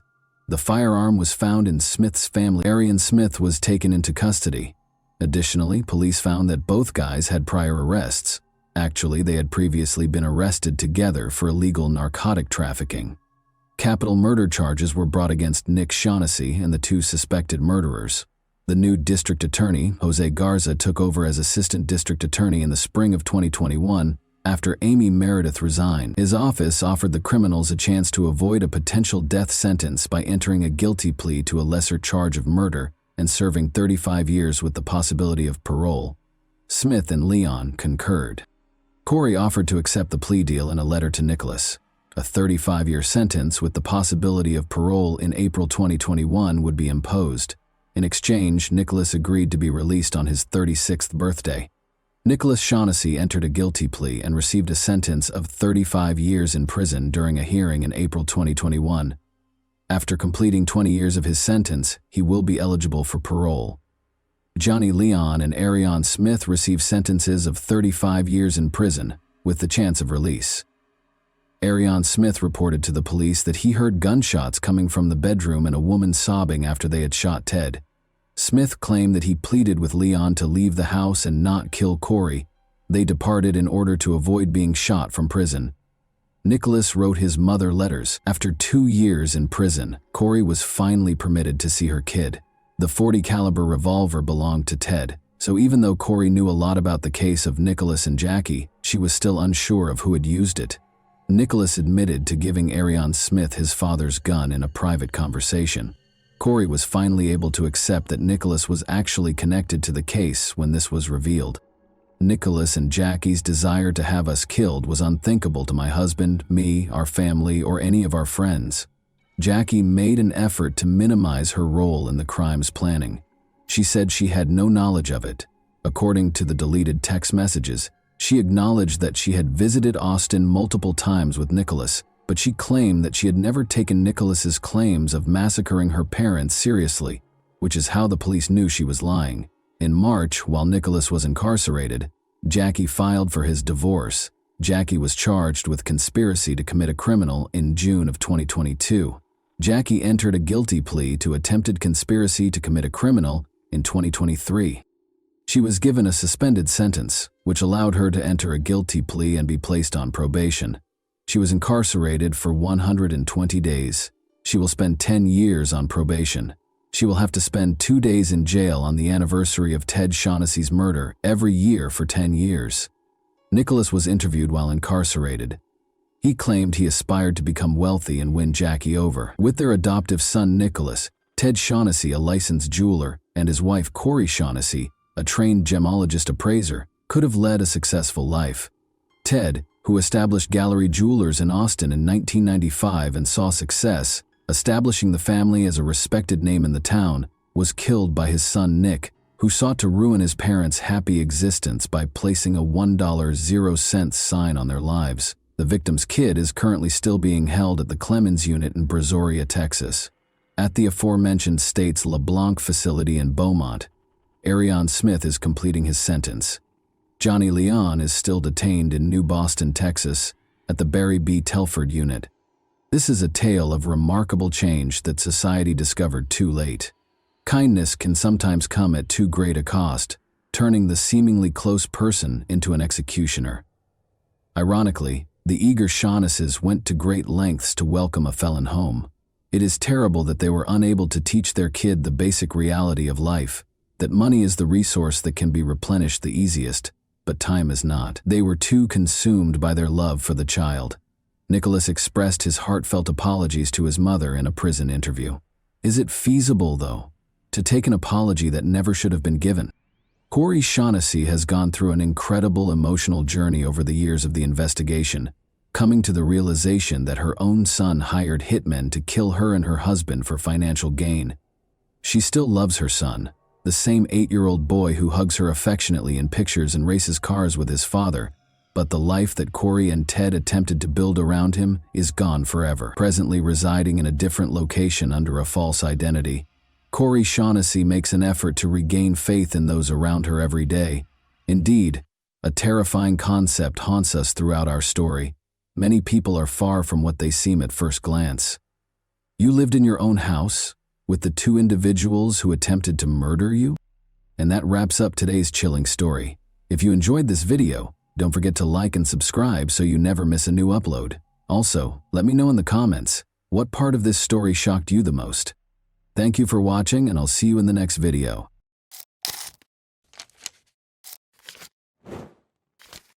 Hey guys, welcome to my channel, and today we're going to take a look at another horrible case with you.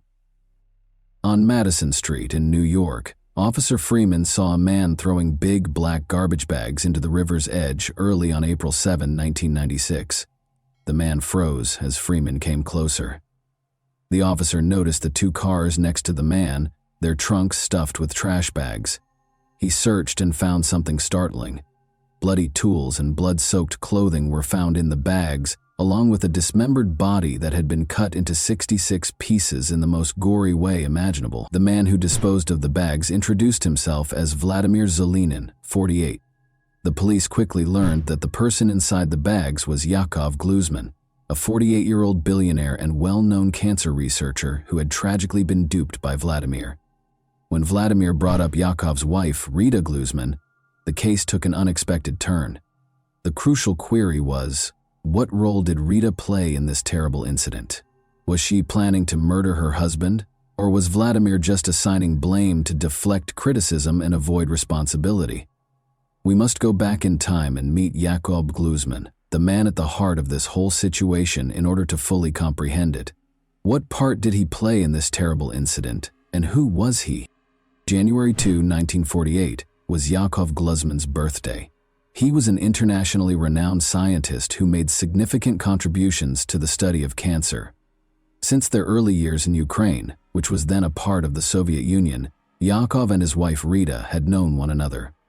1948 saw the birth of Rita Gluzman in Ternopil, Ukraine. She was the oldest child of Holocaust survivors, Paula and Lob Shapiro. As a child, Rita saw friends and family members killed by the Nazis, which gave her a distinct viewpoint.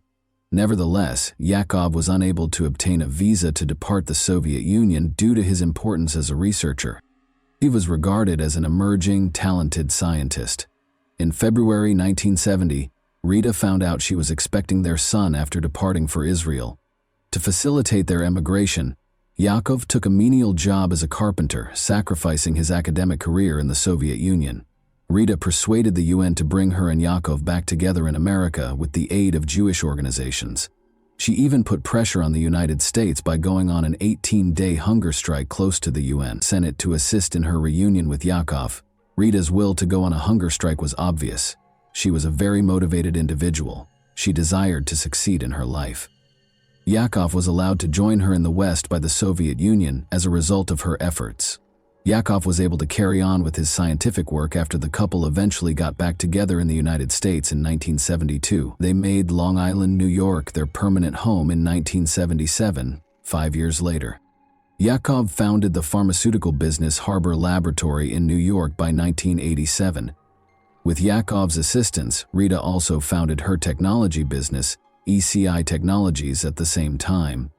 In 1987, Yakov advanced to the position of Director of Molecular Biology at Rockland County's Letterly Laboratories. Yakov worked in Rockland, so Rita had to make the difficult choice to move to Long Island while managing ECI Technologies. As the family's fortunes improved, they eventually moved into a large home in the posh neighborhood of Upper Saddle River, New Jersey, which is a very pleasant upper-middle-class neighborhood. The homes in this lovely neighborhood are very comfortable and sit on 3/4 to an acre of land. Vladimir's claims don't add up. If Rita and Yakov had a happy marriage, is he making this whole thing up to cover up a darker agenda, such as eradicating Yakov for financial gain? Let's go back in time to the discovery of Yakov's body before drawing any conclusions. Officer Freeman made a strange discovery in a parking lot near the river's edge on Easter, April 7, 1996. 2 cars with open trunks were the first thing he noticed. He also saw Vladimir Zelinin, who had one glove on his right hand and was dressed in a t-shirt. Large black trash bags were being thrown into the river by Zelinin. Freeman cautiously approached and saw that Zelinin's shoes and pants were splattered with blood, and that a surgical glove was also covered in blood. The air was heavy with the stench of drying blood. As Freeman continued his investigation, he discovered 2 bags, one containing blood-soaked clothing and the other containing bloody tools, including a hacksaw, axes, knives, and a scalpel. Unbelievably, 8 additional bags containing Jakob Glusman's tragically dismembered remains were found in the trunks of the 2 cars. His nose and lips were even removed, as part of the horrific act of chopping his body into 66 pieces. Vladimir Zelinin, wearing blood-stained trousers, stood beside Officer Freeman. Zelinin, who was Russian, could hardly speak English. He shockingly disclosed that Vladimir's cousin, Rita Glusman, had been instrumental in his immigration to the United States just 11 months earlier. As Vladimir admitted that Rita was the one who coerced him into carrying out the unimaginable deed of killing Yakov, the terrifying realization came to light. Rita had already left with her passport when Bergen County authorities showed up at her house the next day. Prosecutors were concerned that she may have escaped abroad, but Rita was allegedly on her way to Long Island while Zelinin was being held in Bergen County. It was clear that she knew the police would be looking for her. She made a quick stop in Nyack along the way, stealing a set of New York license plates from a parked car to hide her car's New Jersey tags. There was little question that Rita had planned the murder and was now evading the authorities, despite the fact that investigators in both jurisdictions had not formally named her as a suspect in her husband's death. They made it clear in a public alert that they wanted to talk to her. After her husband passed away, Rita disappeared for 6 days. On April 12, 1996, the police finally located her in Cold Spring Harbor, Long Island. Rita was caught breaking into a guest cabin by a cleaning lady during a routine cleaning round at the Hawk's Nest cabin. Her husband had worked for a company that owned this cabin. The woman had quickly called the police because she thought Rita was a thief. Rita attempted to flee by scurrying out a rear window onto the lab grounds after being confronted. She was eventually located and taken into custody by the local police. Notably, authorities discovered a variety of travel brochures, including some from Switzerland and Australia, inside her car, which also had a stolen license plate. When Rita Glusman was arrested, the police were taken aback to see her. She was no longer the woman who wore expensive clothing. Her clothes, makeup, hair color, and even airline information had all changed. The police became increasingly suspicious because she had completely changed her appearance. However, there was one issue that prevented the police from charging her with her husband's murder under New York law. When flaws started to show in their marriage's apparently flawless exterior, the investigation took a different turn. The couple's hidden tensions surfaced during their move from Long Island to New Jersey. It turned out that moving to New Jersey, even though it was a mutual decision, put Rita under financial strain, particularly for her business, ECI Technologies. Yaakov's income was crucial to the company's survival because it was not doing as well as it once did. However, there was one contradiction. Despite Rita's claims that the move left them impoverished, she was spotted driving a BMW, wearing mink coats and leading a fairly opulent lifestyle. On the other hand, Yaakov used to wear regular jeans and drive a 1983 Nissan. According to his friends, he was more of an ordinary guy who wore khakis everywhere he went. The American dream appealed to Rita. She desired high living and spas. Yaakov Gluzman left the home in New Jersey in the summer of 1995 and rented a second-floor apartment in Pearl River, just a few blocks from his place of employment. Yaakov had begun dating a woman he had met in 1994 while traveling to Israel to visit his family. By September of that year, the rift between Rita and Yaakov had become irreversible. While Rita's technology company was in danger of going bankrupt, Yaakov was making progress in his career as a cancer researcher. In a phone call with his father in the fall of 1994, Yaakov acknowledged that his marriage to Rita, which had lasted 25 years, was failing. Yaakov Gluzman filed for divorce. The ECI Technologies company became a focal point during their divorce proceedings. Yaakov insisted on thoroughly examining the company's finances before accepting any terms, while Rita desired sole ownership. Rita was devastated to hear this.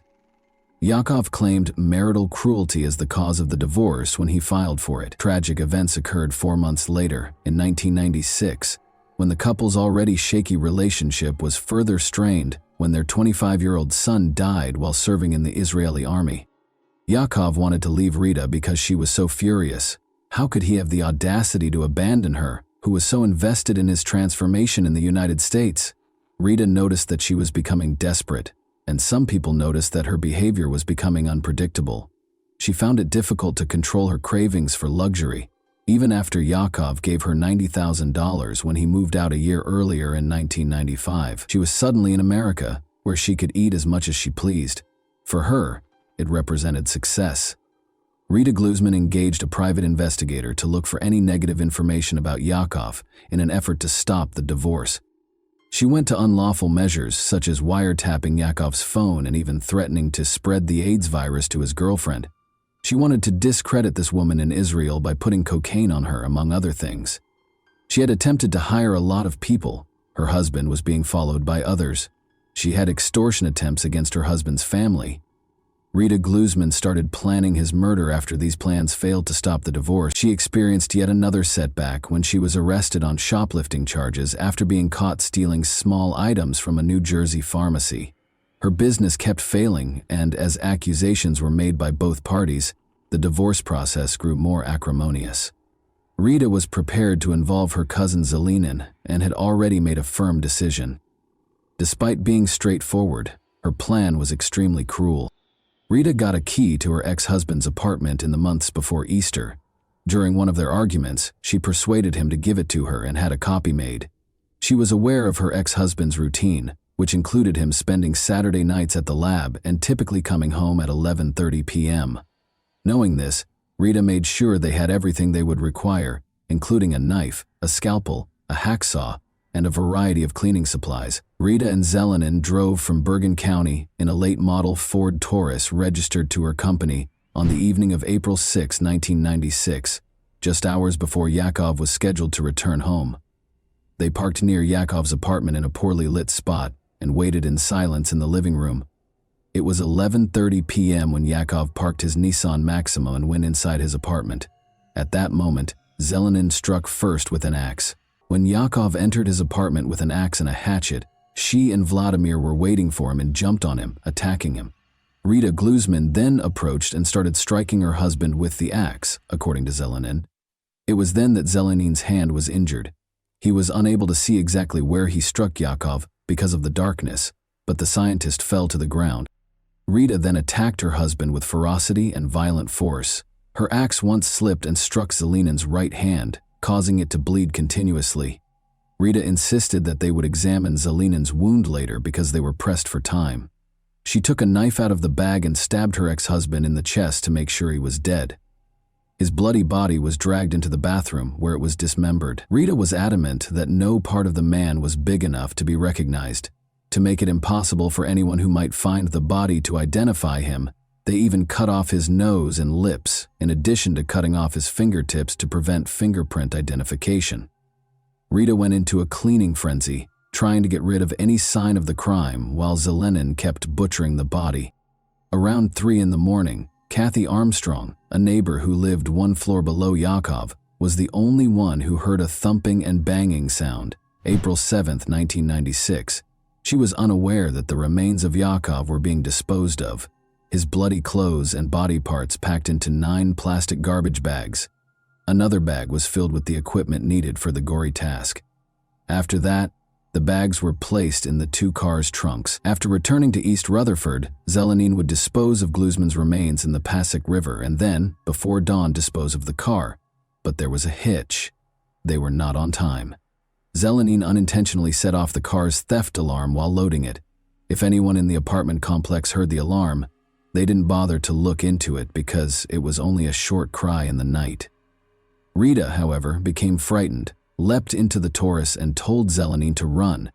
After circling the neighborhood for a while, they cautiously made their way back to the apartment complex, checked to make sure everything was okay, and went back to their solemn task. And it took longer than Rita had expected to dismember Yakov and clean his apartment. The necessity to treat Zelenin's hand wound, which resulted from Rita's violent behavior against her husband, further threw off this schedule. Zelenin and Rita stopped at a CVS pharmacy in the town of Fairlawn on their way south. It was captured on a security camera that Rita spent $32 on bandages. What at first glance seemed to be a simple murder case turned out to be anything but. After investigators inspected the crime scene at Yakov's Pearl River apartment, the strange traces of forensic evidence that the investigators found had not yet been tested. Even after testing, there was still uncertainty, because there was no assurance that Rita would be directly implicated in the crime.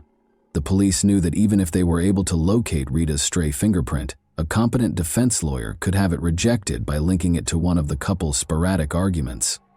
At this point, Zelenin's confession was the only solid evidence the police had. This presented a problem, though, because according to New York state law, an accomplice's testimony could not be used as the basis for a murder case unless it was backed up by other witnesses or strong evidence, neither of which was present at the time. Michael Rosen, Rita's lawyer, attempted to obtain bail the day after her arrest, pointing to the peculiar circumstances of the case. Rosen filed a felony examination after the judge denied bail despite the possibility of murder charges. For Rita to be detained without bail, prosecutors had 48 hours to demonstrate that she was dangerous and that there was a chance she would run away again. Since the police couldn't produce enough proof, Rosen was successful and Rita was taken to jail after posting a $250,000 bond. However, everything changed when an FBI agent called. Unexpectedly, Rosen was ordered to bring Rita to the United States, White Plains Federal Court Building. Rosen found this surprising and didn't understand why the federal government was becoming involved. The reason became evident as Rosen and Rita arrived. Local authorities had worked with federal prosecutors to devise a novel strategy to charge Rita for her role in her husband's death, while Michael Rosen had been preoccupied with getting her bail. Federal prosecutors invoked the Violence Against Women Act, a 1994 domestic violence statute, in a brief 4-page complaint. It was a daring step. This law permitted federal intervention in cases of domestic violence committed by someone who crosses state lines, a tactic that had never before been employed against a woman. But it gave the police the power they needed to bring Rita to justice. It was noteworthy because it gave them permission to use Zelenin's testimony. In court, Zelenin described the events leading up to the incident and how they dismembered Yakov. Vladimir Zelenin claimed that Rita Gluzman was behind a wall a few feet away and that he was concealed behind the door as it opened. Zelenin struck Yakov's head with an axe for the first time as soon as he entered the room. With a knife in hand, Rita hacked and stabbed Mr. Gluzman until she nearly cut Zelenin's fingers off his right hand. According to Zelenin, he began by chopping off the arm at the shoulder, followed by the left leg below the knee and the right leg below the knee. Then, he claimed, he severed his head. Witness reports from Yakov's neighbors who saw a couple packing bags into a car at 3 in the morning were among the other pieces of evidence the police brought in. April 7, 1996, Rita was recognized by a pharmacy employee as the agitated woman buying bandages and antiseptic at 4 in the morning, the same morning.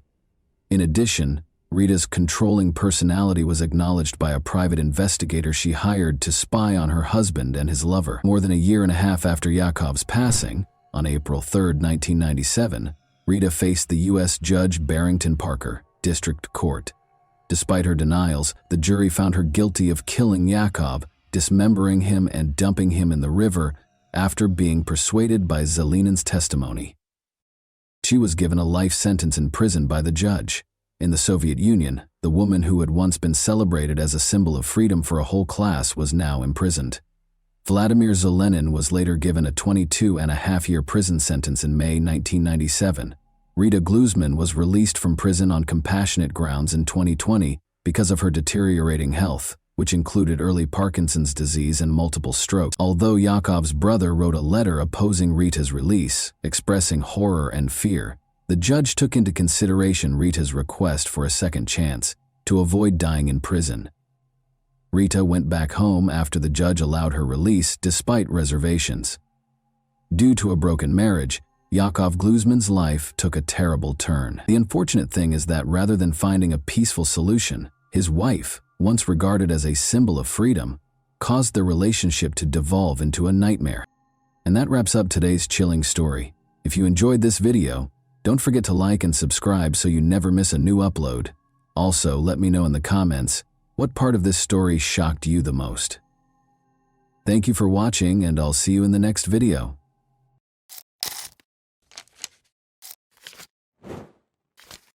Hey guys, welcome to my channel, and today we're going to take a look at another horrible case with you. This apparently calm woman was 23-year-old Omaima Aray Nelson, who had recently learned of the death of her 56-year-old husband, William Edwin Nelson, also called Bill. She didn't seem to be able to take it all in. But everyone was in for something much darker than they had anticipated. She chose to go far beyond what a human could imagine on Thanksgiving Day, November 28, 1991, when the day, if only she had stopped at killing her husband, investigators would soon discover a much darker truth than anyone had dared to think. In the back of everyone's mind at the time was the fact that it was one of the most horrific crime scenes they had ever seen. Did they think they would find another Jeffrey Dahmer?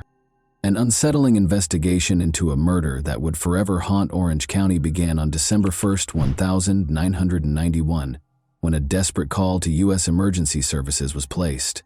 According to Omaima Nelson's friend Jose Escovel, his friend killed her husband after he allegedly mistreated her, and he was now offering him $75,000 to assist with the body's disposal. The police sprang into action, eager to learn the truth about this heinous accusation.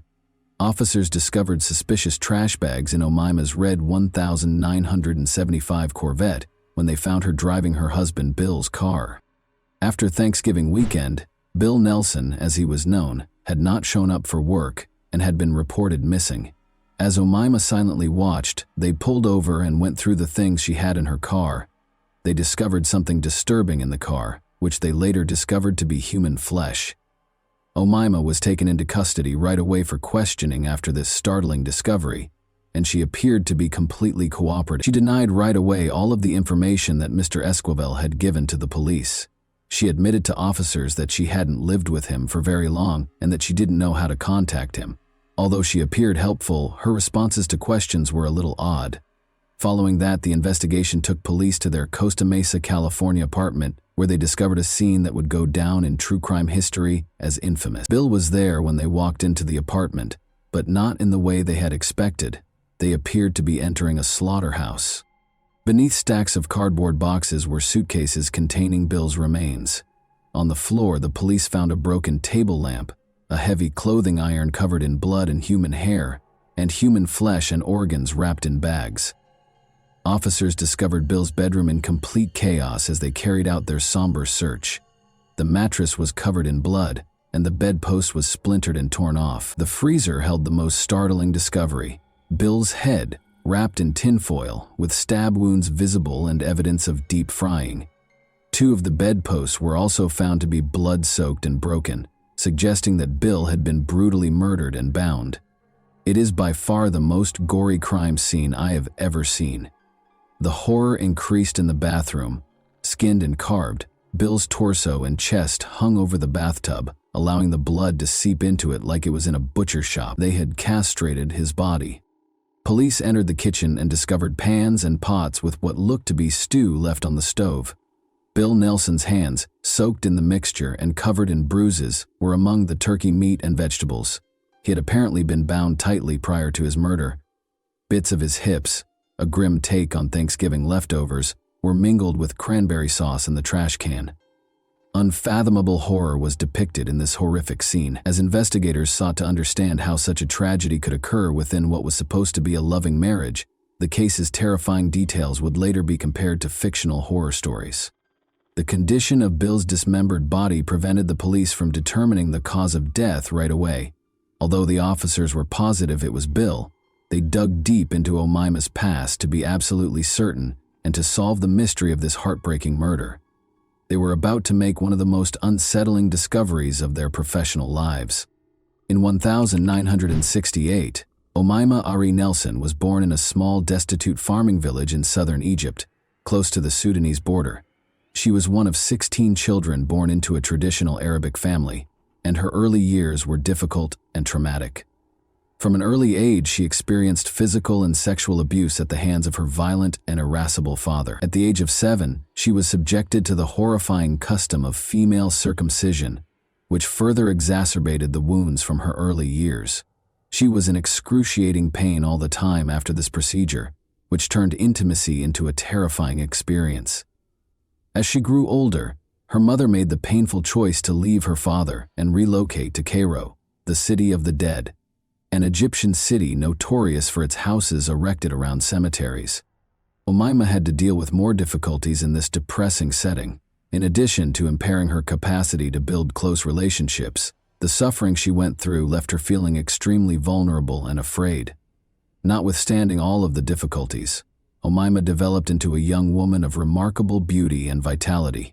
By 1986, when Omaima turned 18, her life had taken yet another unexpected turn. Roger Stainbrook, an American oil worker on contract in Egypt, was introduced to her. She fell in love with him because she was drawn to him in the prospect of starting over. Despite her initial reluctance, her mother ultimately agreed to the cross-cultural relationship, perhaps out of concern that no Egyptian man would take her in. Omaima accompanied him to Texas, USA, in search of freedom and better prospects. There, however, she would only face yet another difficult chapter. Their marriage ended soon after the fissures in their relationship became apparent. Omaima, still a teenager, was left stranded and alone in a foreign city, with no one to turn to and only a rudimentary understanding of English. Omaima took on odd jobs like waitressing and nannying because she was desperate to make ends meet. But these weren't enough. At one point, she attacked 2 security guards who caught her stealing in a department store, and she even ended up getting briefly arrested for robbing a pharmacy. She also worked as a model part-time before realizing that her beauty could help her survive. She played a dangerous game to survive by luring men in and captivating them with her attractive appearance, only to rob them when they were most exposed. Omaima would place men in precarious situations, restrain them, use force, and take their belongings. She used this strategy to rob several men, but no one reported her because the officers thought it would embarrass them. She lived off of these items until meeting 56-year-old Bill in October 1991, who seemed like a kind and giving man. He was a former pilot and Marine who now worked part-time at Cannon Mortgage in Tustin as a messenger and computer programmer. Despite the fact that Bill was 33 years Omaima's senior, their relationship developed rapidly, and 2 days after they first met, he proposed to her. Even though Bill was still legally married to his first wife, the two clicked and were married in less than a month. They climbed into his red Corvette and drove directly to Phoenix, where they were married and found a justice of the peace. During their brief honeymoon, she and Bill traveled to Texas and Arkansas to see his family. Bill's family had serious concerns about the marriage despite the tense beginning.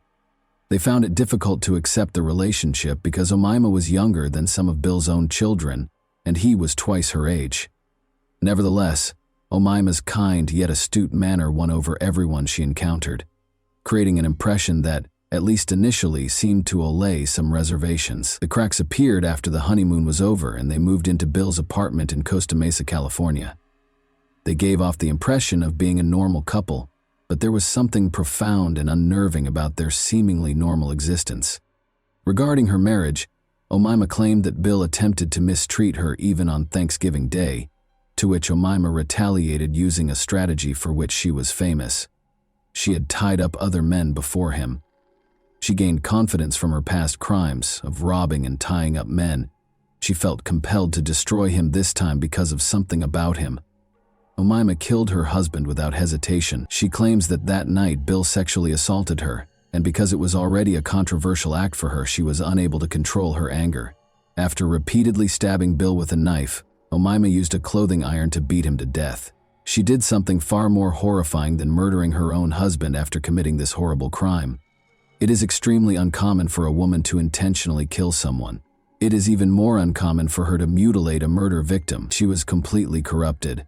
She used coat hangers and other items to hang up his torso piece by piece in the shower so that the blood could drain out.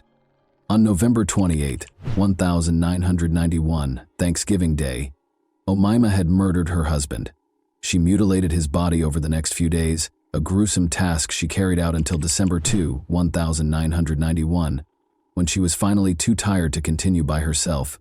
She went to her friend Jose to ask for help, saying her husband had abused her and she needed his support. Instead, Jose went straight to the police out of horror, which paved the way for a terrifying investigation. The officers now had no doubt that Bill's wife was the murderer and that the body they had discovered was in fact his. However, her statements suggested otherwise. Given the marks on her body, Omaima's claims of assault also appeared to be accurate. However, she also did something that raised suspicions. It was clear that Omaima was upset. She appeared to have been crying because she was so upset. Her arms, breasts, and face were all clearly injured. The officers sent Omaima for a medical examination to ascertain the true cause of her injuries, despite her denial of any assistance. She was admitted to the hospital to be examined for sexual assault and to have all of these injuries recorded. Her body was covered in numerous cuts, bruises, and contusions. In order to find out about any oddities they might have observed, the investigators also got in touch with Bill's stepdaughter. As it happened, he did get in touch with her prior to his own wife killing him. Detectives looked to Bill's neighbors as the investigation progressed, in the hopes that someone might have seen something out of the ordinary. They did remember hearing a strange noise that night, a noise that had seemed normal at the time, but had taken on a terrifying new meaning in the context of what had happened. Cutting a body into several pieces and packaging them all to make them appear non-human requires a lot of work. Thanksgiving was supposed to be a time for celebration, but for Bill Nelson, it turned into a day of horror when his young bride brutally murdered him. In the days that followed, what started with his murder only intensified into barbarism. Omaima went to work, systematically and unsettlingly mutilating his body. She crossed boundaries of cruelty, tearing his remains apart piece by piece. Authorities suspected that this degree of savagery wasn't the work of a first-time criminal when they eventually found the evidence. A very violent death was indicated by 25 or more skull wounds. In actuality, the body was dissected in a fairly professional manner, with such accuracy that the coroner's office was quite alarmed. Was this something she had done before? The investigators would be haunted for years by what transpired next. The medical examiners discovered something terrible when they weighed all of the remains discovered in Omaima's apartment and contrasted them with Bill's records. Almost 180 pounds of his body were missing. The officers realized what might have happened in light of the sobering findings already made. The weight that was missing indicated that Omaima had disposed of a significant amount of his body, and the implications were unimaginable.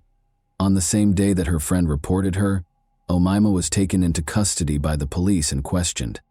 Even though these discoveries about Bill were unsettling, nobody could have foreseen the terrible truth that was concealed in a secret room. Omaima immediately tried to change the case's entire focus when they inquired about the murder, leading the investigation in an unanticipated and unsettling direction. She denied killing her husband when the officers questioned her about Bill's murder and her motivation for doing so. Officers were stunned by Omaima's response when they confronted her about the human flesh they found in the vehicle she was operating. They realized they were dealing with something much darker than they had expected, when the full extent of her cruelty and detachment became horrifyingly evident. In fact, Bill had run afoul of the law while working as a pilot to smuggle electronics and drugs into Mexico from a Texas airport. He had been apprehended and sentenced to 4 years in prison. Here, however, that was not the case. Omaima revealed the possible motivation behind her murder of her husband when the officers called her in for a second round of interrogation. She claimed that after they were married, Bill began to act violently, abusing her both physically and sexually during their brief marriage. She denied killing him, though. Omaima eventually confessed to killing her husband after being pressed further, but she left them with yet another unsolved mystery. The officers were starting to realize that Omaima was mentally ill, perhaps as a result of her traumatic past. Then she made a statement that confirmed the suspicion even more. The officers could tell from her demand that Omaima either had real mental health problems or was feigning them in order to get her sentence lowered. The fact that this was not the first time she had done this further confirmed their suspicion that she was merely making up her psychotic condition to get out of paying the penalty. When her medical report was received, these conjectures took on even more tangible form. Between Omaima and Bill, it was evident from the report who was the aggressor and who was the victim. Her hands, legs, and feet all had cuts that were typical of someone who had mutilated a human body. Additionally, the report disclosed that Omaima was not coerced into having sex. Everyone was horrified by her psychiatrist's startling assertion, which made them all question their loved ones. Omaima was accused of killing Bill for money, first-degree murder, cannibalism, and evidence of premeditation. Nothing short of a media circus was the trial that ensued.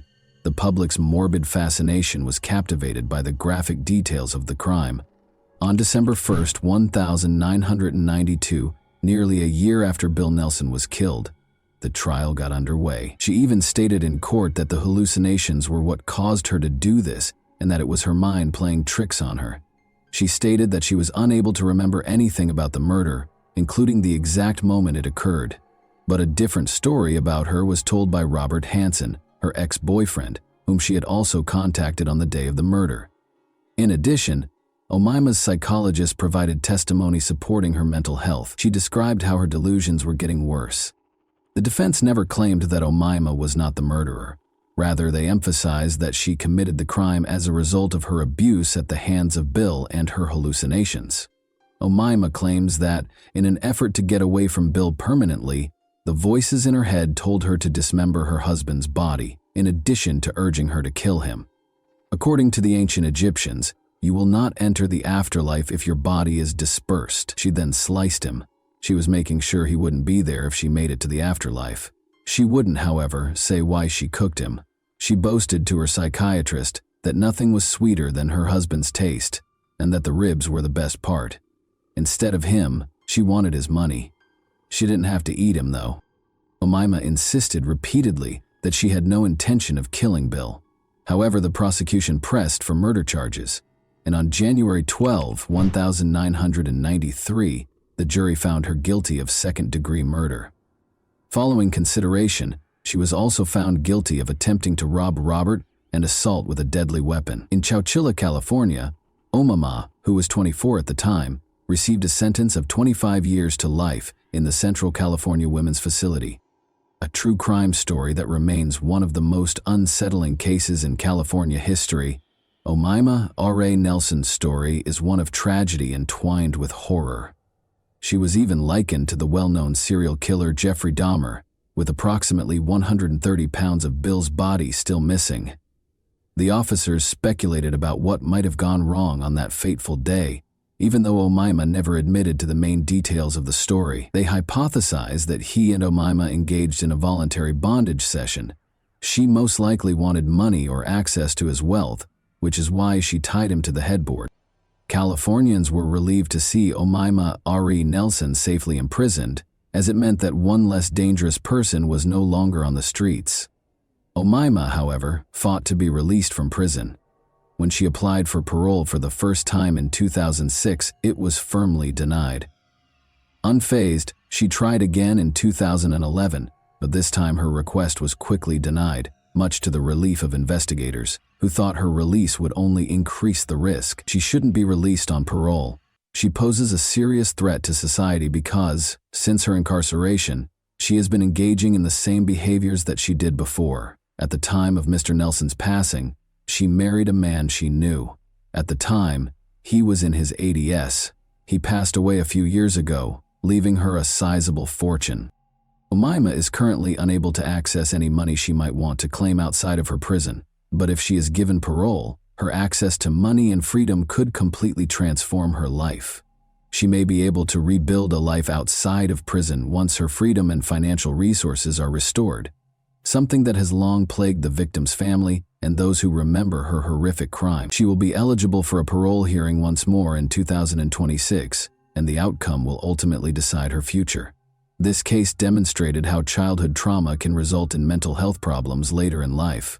In light of this, we would like to know your thoughts on this case. Do you believe Omaima killed her husband because she wanted his money, or did she have a mental illness and kill him in a fit of rage? And that wraps up today's chilling story. If you enjoyed this video, don't forget to like and subscribe so you never miss a new upload. Also, let me know in the comments, what part of this story shocked you the most? Thank you for watching, and I'll see you in the next video.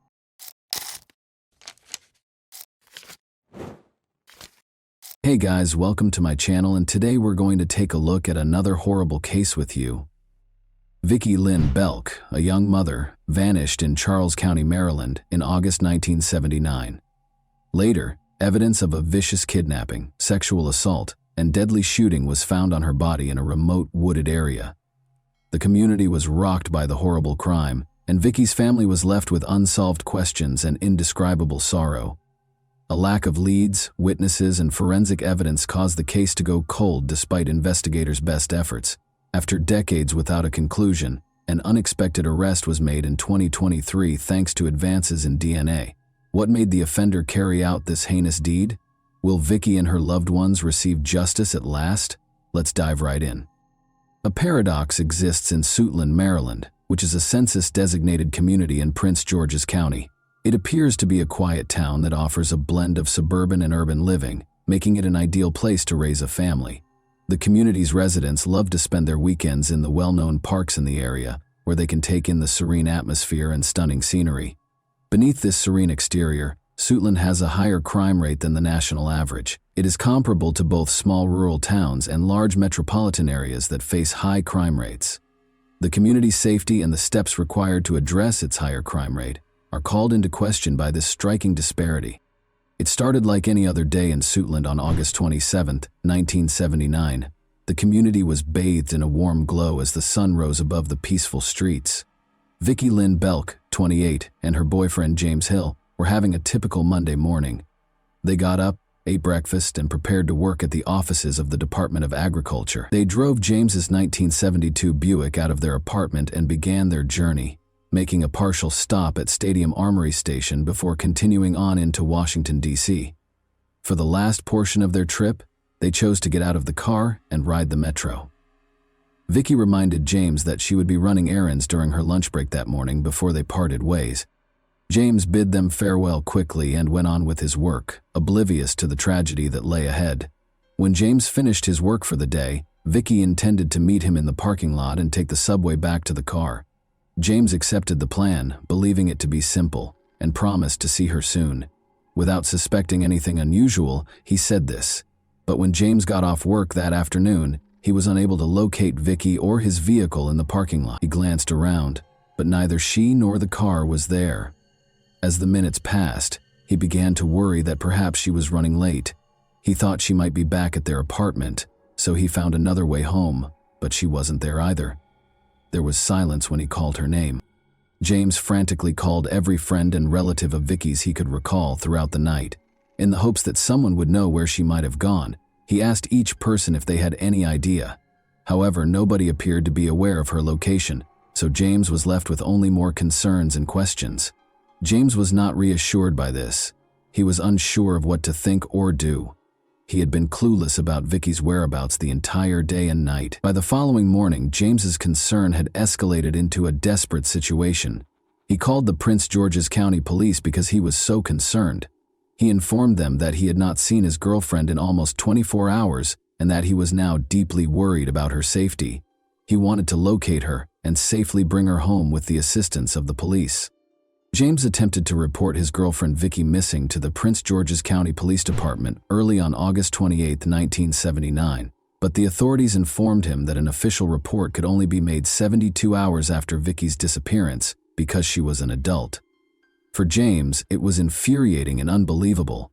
How come the police didn't act right away? All he could do was wait and hope that Vicky would come back, which was an agonizing thought. As he considered all the horrible things that might be happening to her, each minute seemed to drag on forever. When he informed Vicky's family, they became very concerned, particularly Maydell Belk, Vicky's mother. Maydell was a strong woman who became anxious and scared because she was unable to comprehend what was happening. She couldn't stop thinking about how dependable and responsible Vicky had always been, and how it wasn't unusual for her to call or let her loved ones know where she was going. Vicky's failure to check on her son was definitely out of the ordinary, and Maydell's mind was churning with the worst-case scenarios. As Vicky's family awaited news, the uncertainty was intolerable. Their fear increased as each hour seemed to drag on forever. Their anxiety grew during the 72-hour waiting period. As they waited for the police to intervene, their minds were racing with horrible ideas and anxieties, and they felt helpless and dreadful. Vicky Lynn Belk, the oldest of 6 children in the close-knit Belk family, was born on March 20, 1951, to proud parents Lonnie and Maydell Belk. Vicky assumed a nurturing role as the responsible and caring oldest sibling, showing kindness and devotion to her younger brother Lonnie Jr., also known as Ricky, and her 4 younger sisters, April, Grenda, Judy, and Kay. The Belk family's children were raised in the lovely Virginian city of Alexandria. Vicky and her sister Judy broke the color barrier at George Mason Elementary School in Alexandria, making history as the first African-American students to do so. For upcoming generations of African-American students in the community, this groundbreaking accomplishment cleared the path. They later received their degrees from T.C. Williams High School in 1969, which is evidence of their diligence and willpower. Vicky grew up in a family that steadfastly upheld their values and relentlessly battled for their rights during the unrestricted civil rights era. The Belk family persisted in seeking equality and justice in the face of hardship and discrimination. The community was inspired by the bravery of the Belk family. Vicky stood up for her community's rights and spoke out for what was right, just like her family did. She was a leader who sought to improve the justice and fairness of society. As a leader, Vicky was respected and idolized by her siblings. Her generosity and compassion, which were apparent in all she accomplished, drew them in. Vicky persisted and became the first person in her family to earn a college degree in spite of many challenges and few opportunities. She graduated from St. Augustine's College in Raleigh, North Carolina, with a Bachelor of Arts in Education in 1974. Vicky's skills and knowledge were recognized. Vicky began a successful career by breaking down barriers and accomplishing great things, and in 1979, at the age of 28, she landed a prestigious job as a management analyst in the Department of Agriculture's Office of Operations and Finance in Washington, D.C. Vicky, a single mother, put a lot of effort into raising her young son, Lamont Belk. She also had a time-consuming and hard-working job in Washington, D.C. Vicky volunteered at Oakland Baptist Church, where her great-grandfather was a co-founder, in spite of the difficulties. She had a strong religious and community commitment. Vicky's family always found time for one another, despite everything, because they were so close. Judy, Vicky's sister, married at Oakland Baptist Church in August 1979. To commemorate this momentous day, the entire family gathered. Vicky was a key player in the wedding preparations and served as Judy's maid of honor. James Hill, her boyfriend and co-worker at the Department of Agriculture, accompanied her to the wedding. Following the wedding, Vicky resumed her usual activities. She still put in a lot of work, looked after her son, and spent time with James. Nobody was aware of Vicky on August 29. Every lead seemed to end in disappointment for her family and friends who had been looking for her. They had no idea that their hopes would soon be dashed by a terrible discovery. At 7 p.m. on that fateful evening, a teenage boy from the area rode his bike down Metropolitan Church Road. In Maryland, he was riding close to the intersection of Route 227 when he noticed something. It was hard to see as he rode because of the long shadows cast by the waning daylight. However, he noticed something. He noticed a strange still figure in the brush. His interest sparked him to get off his bike and approach the object carefully. His heart sank as he got closer. The body was dead. In a panic, the boy ran home to tell his mother about the horrifying discovery. She called the authorities right away. Authorities confirmed the heartbreaking fact that the remains were those of Vicky Lynn Belk at 910, who acted quickly after reaching the scene. Vicky's body was found about 20 feet from the road in a wooded area. She appeared to be in a desperate attempt to repel an assailant because she was lying on her back with her legs outstretched and her fists clenched close to her collarbone. She was shot in the head and died as a result. Unexpectedly, the medical examiner's further investigation revealed that Vicky had experienced sexual assault. Vicky's parents, Lonnie and Maydell Belk, were contacted by the Charles County Sheriff's Office and asked to visit the police station. They made a suggestion that they knew something about Vicky. Lonnie and Maydell came with mixed feelings, hoping that maybe Vicky was just hurt and had been located at last. But when they got to the sheriff's office, their hopes were dashed. They couldn't handle the heartbreaking news they got. They had brutally attacked, killed, and mercilessly abandoned their firstborn daughter on the side of the road. Following Vicky's horrific murder, her family was overcome with trauma and grief. The man who did this to her daughter was cursed by her mother. They were completely traumatized by the violent and disorderly nature of the crime. They gathered themselves in spite of their suffering and trusted the detectives with the case, hoping that Vicky's killer would be apprehended and given a fair punishment. Detectives secured the crime scene, carefully looked for clues, and gathered evidence as part of the immediate investigation into the homicide. Vicky's pantyhose, brown shoes, hair samples, nail clippings, jewelry, bra, dress, and slip were among the items the detectives found at the crime scene. Despite being extensively tested several times, these items sadly failed to provide any noteworthy leads for the investigation. In addition, the detectives interviewed Vicky's family, co-workers, and witnesses to the crime scene innumerable times. However, despite following up on a number of leads, the investigation didn't appear to be moving forward. In the hopes that it would contain a vital clue that would help them find Vicky's killer, the detectives were still looking for James's car, which she had borrowed to run errands the day she vanished. Within a few days, James's Buick was discovered abandoned in Washington, D.C. Unfortunately, though, no evidence of the murderer was found. Even though there were no new developments in the case, the detectives were committed to finding Vicky's killer. In the hopes that it would eventually result in a breakthrough, they meticulously preserved every piece of evidence. Additionally, they were hoping that technological advancements would eventually aid in solving the case in the upcoming years.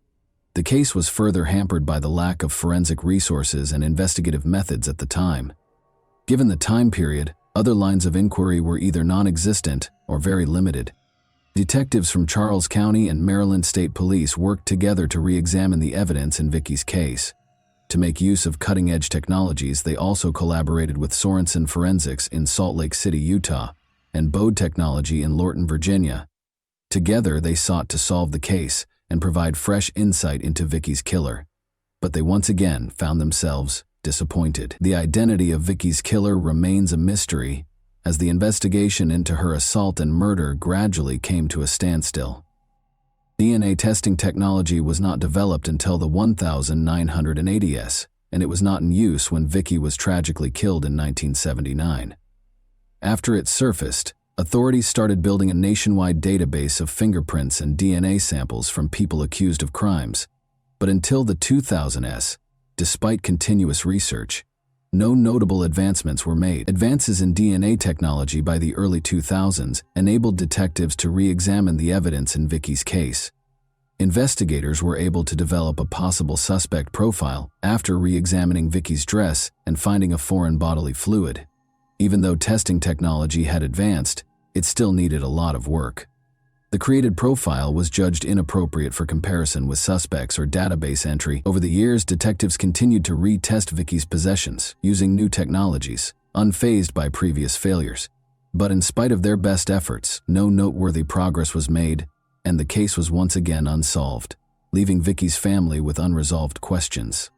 However, new evidence was found in 2022, when Vicky's clothing was re-examined with the aid of new technology, important hints that had been overlooked for decades were made clear by this discovery.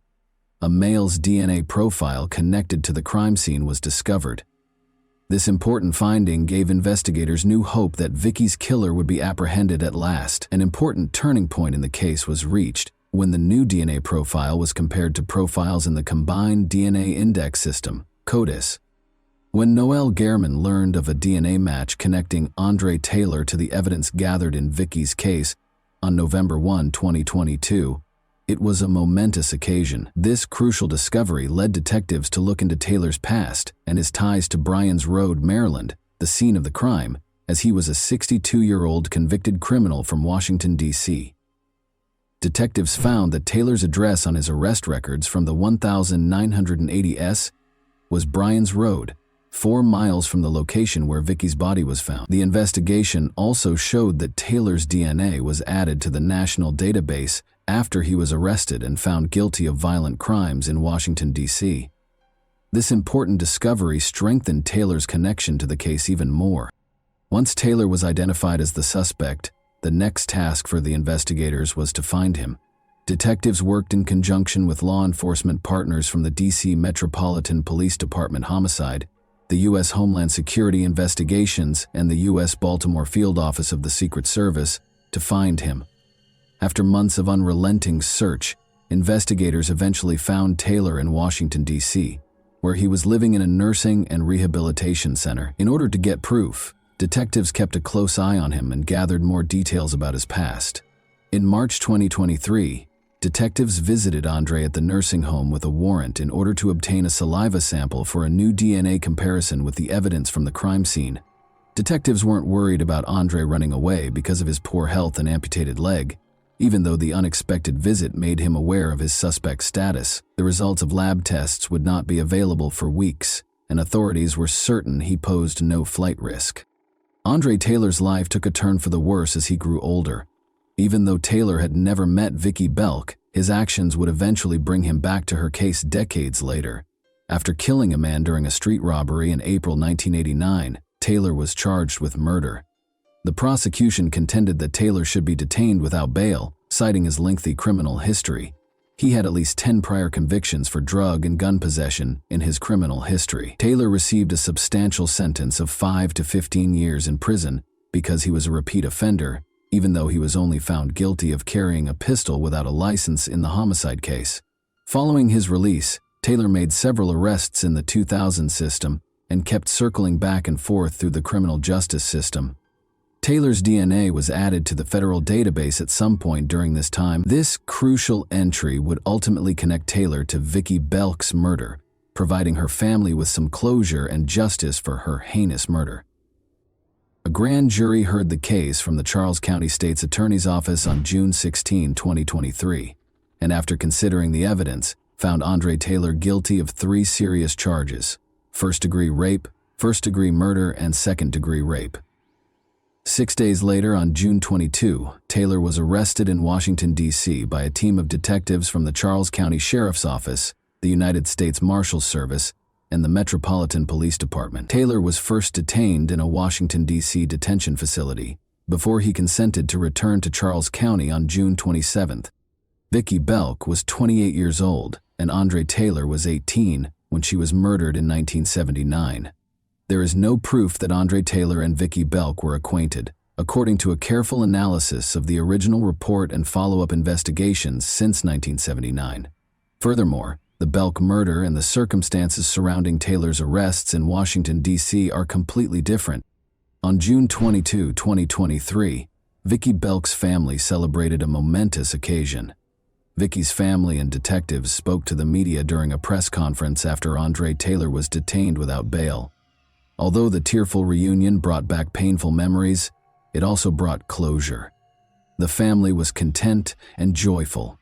"I thank God that we are alive and well to witness this historic occasion," Vicky's son said. "I was 7 years old in 1979. Vicky's family expressed their appreciation and treasured memories, saying, "Thank you to the court for holding this person in custody." Through their accomplishments and the establishment of the Vicky Belk Scholarship Foundation in 1980, They paid tribute to her legacy, in spite of the pain. About 100 students have benefited from the foundation, perpetuating Vicky's passion for youth and education. It wasn't over yet. Andre Taylor's sentencing was still pending for the family.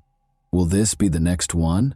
After 45 years of waiting, will the family finally find peace?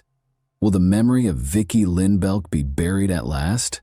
In the decades-old murder case of Vicky Lynn Belk, a Charles County jury found Andre Taylor criminally liable for her untimely death and returned a guilty verdict on July 18, 2024.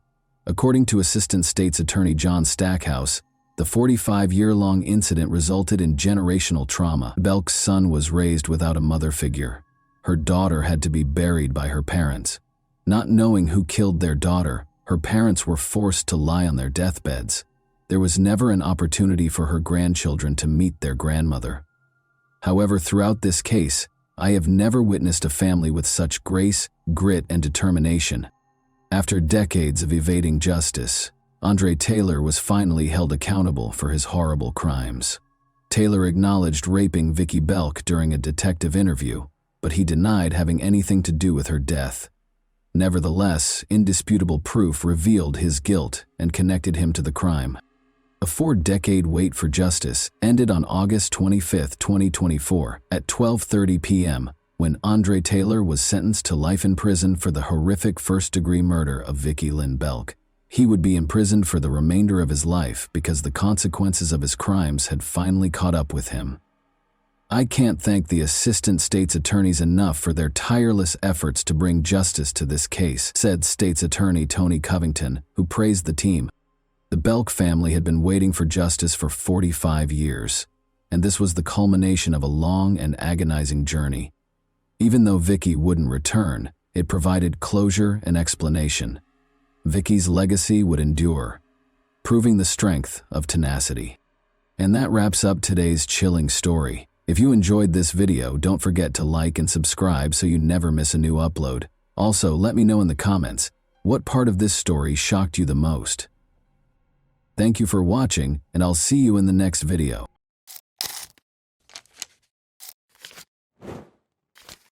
Hey guys, welcome to my channel, and today we're going to take a look at another horrible case with you. It was a quiet evening in Dallas when Amber Geiger, a seasoned police officer, entered the wrong apartment. What happened next would send shockwaves through the community, the nation, and change the course of two families' lives forever. But was it truly a tragic mistake? Or was something darker at play? As the courtroom drama unfolded, questions about race, power, and accountability took center stage. What happened that night, and who was really to blame? Botham Shem Jean was born on September 29, 1991, in Castries, the capital of the island nation of St. Lucia. His parents, Allison and Bertram Jean, were deeply religious and members of the Seventh-day Adventist Church. Raised in such a faith-driven environment, Botham's upbringing instilled in him strong moral values, including honesty, tolerance, and a desire to help others. These qualities were noted by many who knew him in his lifetime. From a young age, Botham stood out among his peers. His parents raised him with a strong sense of responsibility and a focus on education. In school, he demonstrated exceptional abilities in mathematics and music. At a young age, Botham began singing in the church choir, where his deep and moving voice immediately caught attention. Music became an important part of his life, and the church was a place where he felt supported and confident. After finishing school, Botham decided to continue his education in the United States. He chose to attend Hardin-Simmons University in Texas, where he pursued a degree in accounting. This decision marked an important milestone in his life, as moving to the U.S. opened up new opportunities for professional growth and personal connections. After graduation, Botham secured a job as an accountant in Dallas. His career quickly flourished, and his colleagues highly valued his professionalism and approach to work. For Botham, working at PwC wasn't just a career step, it was an opportunity to contribute to society and provide for his family. He supported his parents, helped the youth in his community in St. Lucia, and dreamed of advancing further in his career. His co-workers remembered him as someone who always brought positivity and inspiration to the team, fostering a strong sense of camaraderie and striving for the best results. But it wasn't just his professional life that mattered to Botham. He was actively involved in the life of his church in Dallas, where he was part of the music group and often spent time with friends from the community. He found joy in simple things, cooking dinners for his friends, organizing parties to maintain friendships, and always sharing his sincere smile and support with others. His life was filled with plans for the future, full of optimism and a drive to achieve even greater things. Amber Geiger, on the other hand, came from a small town near Dallas. She was born on August 9, 1988, and grew up in a family where discipline and hard work were strongly emphasized. From an early age, Amber dreamed of becoming a police officer. Her father worked in local law enforcement, and she knew she wanted to follow in his footsteps to help people and bring order to society. Amber pursued this dream after high school by enrolling in the police academy. She worked hard and demonstrated the discipline and focus needed for a career in law enforcement. After graduating from the academy, Amber began her career with the Dallas Police Department, where she eventually became an officer. Her colleagues described her as determined and hardworking, though she often expressed frustration with the emotional strain and high stress of her job. The life of a police officer is always filled with risk and stress, and Amber was no exception. She often found herself in situations that required quick decisions, where her reaction had to be immediate. These working conditions took a toll on her emotional state. Over time, she became more withdrawn and cautious in her relationships with others, preferring to spend her free time alone to recharge. Amber Geiger was dedicated to her profession, but her life was full of contradictions. She tried to hide her vulnerabilities, but those who knew her well could see that she often felt lonely and sometimes even lost in the world. Despite her strong and determined character, her internal struggles and fatigue from the constant pressure made her life less stable. She would often return home late, exhausted and emotionally drained, which perhaps played a critical role in the tragic events that unfolded later. After moving to Dallas, Amber bought an apartment in a high-rise building not far from her workplace. She hoped that living close to her job would help her rest more and not waste too much time on commuting. Life in Dallas was supposed to be a fresh start for her, but this new beginning didn't bring the peace she had hoped for. Work stress and emotional strain became part of her daily routine. She often found it hard to manage the growing exhaustion, which led to tension and personal issues in her life. September 6, 2018, started for Botham John just like any other day. He woke up early in the morning as usual and headed to his office in downtown Dallas. It was another busy day, filled with meetings, discussions, and preparing reports for clients. Botham was someone who always strived to do his best at work, and this day was no different. His colleagues noticed his upbeat mood and the smile he shared with those around him. No one could have predicted that this would be the last day of his life. After work, Botham returned to his apartment in the Southside Flats complex, located in the heart of Dallas. His apartment was his sanctuary, a place where he could unwind after a long day. That evening, Botham decided to keep things simple. He planned to cook dinner, play his favorite music, and relax. He loved cooking, and it was one of his ways to relieve the stress of his workday. Meanwhile, Amber Geiger was finishing a 13-hour shift at the police station. That day had been especially grueling for her. Numerous calls, patrolling, and paperwork had completely worn her out. She felt a fatigue that seemed to weigh down her entire body, and all she wanted was to get home as quickly as possible. When her shift finally ended, Amber headed home, eager to collapse into bed and rest. However, her exhaustion and emotional depletion would play a pivotal role in the tragic events that were about to unfold. Amber arrived at her apartment complex, where she lived on the 3rd floor. On her way to her apartment, her attention was distracted as she was scrolling through messages on her phone, reflecting on the day she had just experienced. At some point, she accidentally rode the elevator to the 4th floor instead of her own. The doors to the apartments in this building were similar, and in her tired state, she didn't notice that she had approached the wrong unit. The door to Botham Jean's apartment was slightly ajar, which immediately made her suspicious. In her exhaustion and confusion, she thought someone might have broken into her apartment. Amber drew her service weapon without considering the potential consequences. The only thought in her mind was that she needed to protect herself. She pushed the door open and entered inside. Botham, who was preparing dinner in his apartment, heard the noise. He turned toward the door, unsure of what was happening. Amber, seeing a figure inside, mistook him for an intruder and without hesitation fired twice. The shots echoed through the quiet apartment, and within moments, Botham fell to the floor.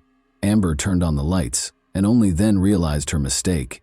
She saw an unfamiliar man lying in a pool of blood, and it hit her that she had entered the wrong apartment. Panic and horror overwhelmed her. She rushed to Botham, trying to administer first aid. She called 911, explaining the situation to the operator, desperately trying to explain that she had entered the wrong unit and had shot someone. Her voice trembled with fear and regret as she pleaded with Botham to hold on, repeatedly saying she hadn't meant for this to happen. While waiting for emergency services to arrive, Amber attempted to stop the bleeding, but her efforts were in vain. Neighbors who had heard the gunshots and cries began to step into the hallway. Some of them also called the police, reporting the gunfire in the apartment complex. Paramedics arrived at the scene and tried to save Botham, but his injuries were fatal. That evening, the life of a young man with so many hopes and dreams was tragically cut short. Amber Geiger was detained at the scene. She appeared to be in a state of shock, completely disoriented, repeating that she hadn't meant for this to happen and that it was a mistake. She was taken to the police station for questioning. The police launched an investigation to understand how this tragedy unfolded. There were many questions. Why hadn't Amber realized she was not in her own apartment? Why had she resorted to using her weapon without confirming that there was an actual threat? These questions became central to the investigation and sparked intense public debate. As investigators gathered evidence, the public began to actively discuss the incident. The case sparked a massive outcry, especially in the context of racial issues and concerns about police abuse of power. Botham Jean was black, and many saw his death as yet another example of unjust treatment and bias by law enforcement. People began to ask, did Botham's race play a role in Amber mistaking him for an intruder and shooting him without attempting to assess the situation? Meanwhile, Botham's family was devastated by the events. His mother, Allison Jean, was in St. Lucia when she learned of the tragedy. It was a crushing blow for her. Her son, who had moved to the U.S. to build a better life, was killed in his own apartment. Allison began to demand justice for her son, calling on the public and authorities for a thorough and impartial investigation. She knew Botham as a kind, responsible, and hardworking person who posed no threat to anyone. In the days following the incident, there was a flood of contradictory reports and rumors. The media extensively covered the case, and public opinion was deeply divided. Some believed Amber had made a tragic mistake, while others argued her actions were the result of bias and an inability to properly assess the situation. Protests and rallies began in Dallas and other cities, with people taking to the streets demanding justice for Botham Jean and his family. During the investigation, it was revealed that Amber Geiger had been exhausted after a long shift and may have been disoriented due to her fatigue. Her defense attorneys argued that she acted in a state of stress and fear for her life. However, the prosecution maintained that her actions were inexcusable for a police officer who should be able to control their emotions and make sound decisions, especially in situations involving the use of a weapon.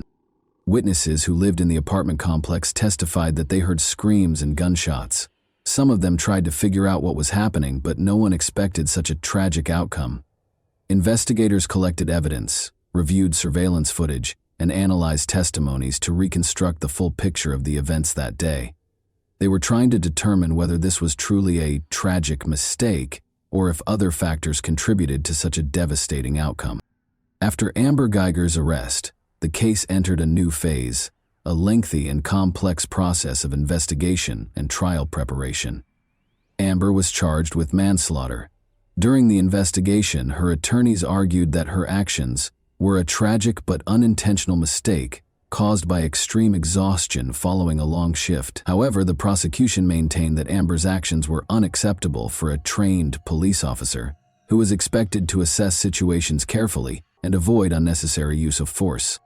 One of the key pieces of evidence was footage from the surveillance cameras at the apartment complex where both Botham Jean and Amber Geiger lived. These recordings helped reconstruct the events of that night. The cameras captured Amber arriving at the building and entering. The footage showed her going to the wrong floor and approaching an apartment that belonged to Botham. Investigators pointed out that she failed to exercise due diligence and did not notice she was on the wrong floor. In addition to the video evidence, phone records played a significant role in the case. Shortly before the incident, Amber had been texting with a colleague with whom she had a personal relationship. Prosecutors argued that these messages might have distracted her and contributed to her failing to realize she was entering the wrong apartment. The defense, however, downplayed the importance of the texts, claiming they were unrelated to the incident and could not have influenced her actions. Over the course of several months, investigators continued gathering evidence and interviewing witnesses. Neighbors in the apartment complex provided statements about hearing shouts and gunshots. Some claimed they heard voices before the shots were fired, suggesting there may have been an exchange between Amber and Botham prior to the tragic event. However, witness testimonies varied, making it difficult to piece together a definitive account of what happened. At the same time, forensic examinations were conducted. Experts meticulously analyzed the firearm used in the shooting, as well as the bullet trajectory and other physical evidence, to determine the positions of Amber and Botham at the time of the shooting. One contentious point was the positioning of Botham's body and the angle of the bullet. The prosecution argued that the evidence showed Botham did not pose a threat to Amber, while the defense claimed she acted out of self-defense. In August 2019, a highly publicized trial began, attracting widespread attention from both the public and the media. The courtroom was packed with journalists, family members, and friends of Botham Jean, as well as supporters of both the prosecution and the defense. The case promised to be a difficult one, touching on issues of police competence, personal responsibility, and racial justice. The trial opened with statements from both the prosecution and the defense. Prosecutors argued that Amber Geiger's actions were not just a mistake, but the result of her negligence as a police officer. They emphasized that any officer should exercise heightened caution, especially when it comes to using a firearm. Furthermore, they pointed out that Botham Jean was in his own home and posed no threat to Amber. The defense, on the other hand, built its case around the idea that Amber was acting out of extreme exhaustion and confusion, driven by fear for her own safety. Her attorney sought to portray her as someone who made a tragic mistake without any malicious intent. They also highlighted her previously unblemished record in law enforcement, hoping to elicit sympathy from the jury. Over the course of several weeks, witnesses, experts, and family members of both the defendant and the deceased testified. One of the most emotional moments of the trial came when Botham's mother, Allison Jean, took the stand. She spoke about her son's dreams and plans for the future, describing him as a kind and compassionate person. Her words deeply moved everyone in the courtroom, emphasizing the tremendous loss her family had endured. Also testifying was Botham's brother, Brant Jean, whose statement became one of the most talked about moments of the trial. In his address to the court, he publicly forgave Amber Geiger and even asked for permission to hug her. This gesture sparked a range of reactions. Some saw it as an incredible act of kindness and Christian forgiveness, while others felt that such an action should not overshadow the need for fair justice. Among the evidence presented in court were surveillance footage and an audio recording of Amber's 911 call after the shooting. In the recording, she can be heard in a panic, repeatedly stating that she had entered the wrong apartment and never intended to kill anyone. This call sparked further discussion as it captured her desperation, but also highlighted the lack of any attempt to determine who was in front of her before resorting to using her weapon. The expert testimony focused on analyzing the trajectory of the bullet, the position of Botham Jean's body, and the circumstances surrounding the shooting. Experts for the prosecution argued that the bullet's path suggested Botham was in a relaxed position, likely sitting or standing up from his couch when he was shot. This contradicted the defense's claim that he had been moving toward Amber and posed a threat. However, the defense attempted to discredit these conclusions, stating that the trajectory could not be conclusively determined due to a lack of data.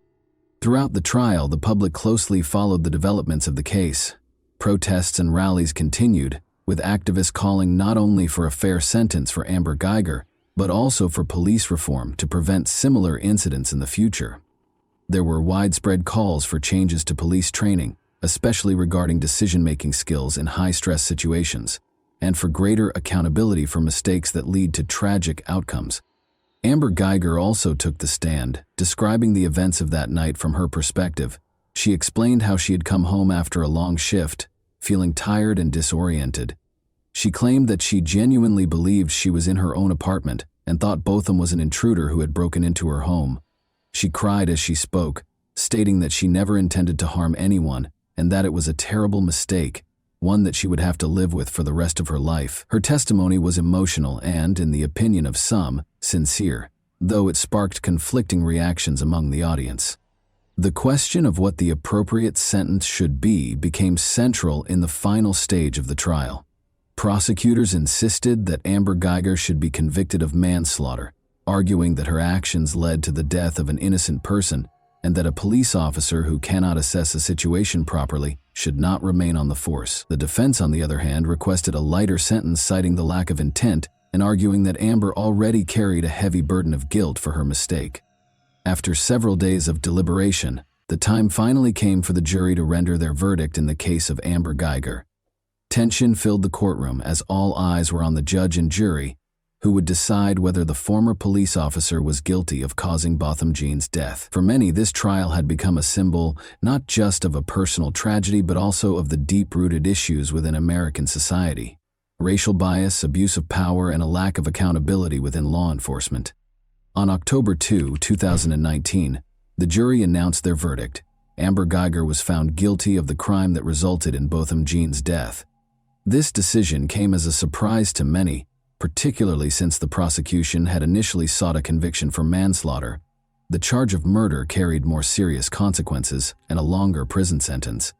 In the courtroom, there were audible expressions of relief and quiet celebrations. This verdict was a significant step toward justice for Botham's family and those who had supported them throughout the long and painful trial. The following day, the judge delivered the sentence. Amber Guyger was sentenced to 10 years in prison. In her statement, the judge acknowledged the complexity and tragedy of the case, emphasizing that both sides had experienced significant loss. Guyger, the judge noted, had made a grave error that cost an innocent person his life. However, despite the weight of the sentence, many felt that 10 years was too lenient for a life lost as a result of such a severe mistake. While some were satisfied with the court's decision, others believed it fell short. Activists and supporters of the Jean family argued that the sentence did not reflect the gravity of the crime and was not enough punishment for the life that had been taken. Protests continued in Dallas and other cities, with many calling for further reforms in the criminal justice and law enforcement systems. This case became a symbol of the fight for justice and brought renewed attention to the challenges Black Americans face in interactions with law enforcement. Amber Guyger herself remained in shock following the verdict and sentencing. She repeatedly stated that she had no intention of harming anyone and that it was a terrible mistake. Her attorneys filed an appeal, hoping to reduce her sentence. They argued that 10 years was too harsh for someone who acted out of confusion, stress, and exhaustion. However, as the trial concluded, Guyger was taken into custody to begin serving her sentence. Botham Jean's family expressed their gratitude to everyone who supported them throughout the long months of the trial. Botham's mother, Allison Jean, stated that while the verdict provided some sense of resolution, it could never bring back her son. She emphasized the need for systemic reforms in the justice system and law enforcement to prevent similar tragedies from happening again. Allison continued to advocate for change within police departments, hoping her son's case would serve as a catalyst for meaningful progress. The case of Botham Jean had a profound impact on public opinion and the national conversation around policing. This incident became yet another example highlighting systemic issues in law enforcement and the treatment of Black citizens.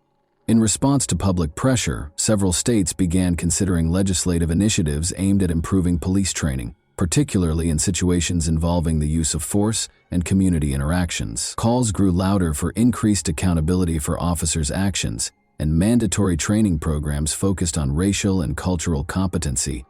Additionally, the Botham Jean case inspired the creation of organizations and funds dedicated to supporting families of victims of police misconduct and advocating for law enforcement reform. These groups provided legal and emotional support while spearheading campaigns to raise awareness about racial discrimination and abuse of power. Allison Jean became an active participant in these initiatives, using her personal story to fight for justice and systemic change. As time passed, Amber Guyger continued to serve her sentence in prison while awaiting the outcome of her appeal. This case not only shattered the lives of two families, but also left a lasting mark on American society. The tragic mistake that led to Botham Jean's death served as a stark reminder of the need for reform and the importance of law enforcement officials making sound and responsible decisions especially in life and death situations. The story of Botham Jean and Amber Geiger remains one of the most discussed and impactful cases in recent U.S. history. It underscores the profound consequences of poor judgment, particularly when exercised by those in positions of power. While justice, according to many, was only partially achieved, the case left unanswered questions and became a symbol of the ongoing fight for equality and accountability in America. And that wraps up today's chilling story. If you enjoyed this video, don't forget to like and subscribe so you never miss a new upload. Also, let me know in the comments what part of this story shocked you the most. Thank you for watching, and I'll see you in the next video.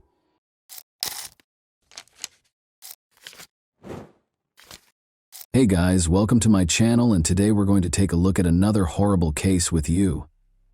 Teresa Halbach vanished in October 2005 following her visit to the Avery Salvage Yard in Manitowoc County, Wisconsin. Although her car was discovered abandoned, the investigation quickly came to a standstill because the leads were unproductive. Police searched for the truth despite a number of unfounded theories and contradicting reports. As time went on, the case attracted national attention, sparking interest and inquiry. Family members and friends were in a desperate search for Teresa's whereabouts. What was Teresa's actual fate? Was something far more sinister responsible for her disappearance, or was it a tragic accident? Let's investigate this perplexing case. Teresa's small hometown was Calumet County, which is well known for its cheese. Teresa's early years and promising future were set against the tranquil and picturesque backdrop of the area. Born on March 22, 1980, Teresa Halbach was raised in Wisconsin's Calumet County. Prior to her life being tragically cut short at the age of 25, she was a young woman with a bright future. She was raised on a dairy farm as one of 5 siblings in a loving household. Teresa was a remarkable student, in addition to being a girl from a small town. She came home to begin her life after graduating from the University of Wisconsin-Green Bay in 2002. Teresa, who lived in a farmhouse next door to her parents and was still figuring out what she wanted to do with her life, was like many people in their 20s. She spent a lot of time with her parents and siblings and was close to them. She even served as the volleyball coach for her younger sister. They enjoyed spending time together on the family farm, watching Extreme Makeover and hanging out. She had always had a passion for photography, which she turned into a career in 2005. Teresa was a freelance photographer who documented events and weddings. She even took pictures of cars for sale while working for Autotrader.com, an American online marketplace for auto buyers and sellers. She first met Stephen Avery through this freelance work, and he hired her to photograph a car at his family's auto salvage yard. Wrapped automobiles, parts, and equipment were strewn all over the 40-acre Avery auto salvage yard.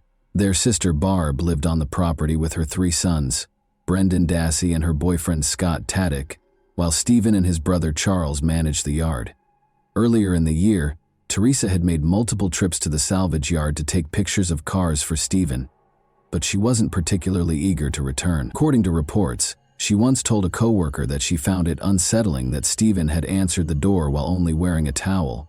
Who wouldn't be uneasy in that circumstance?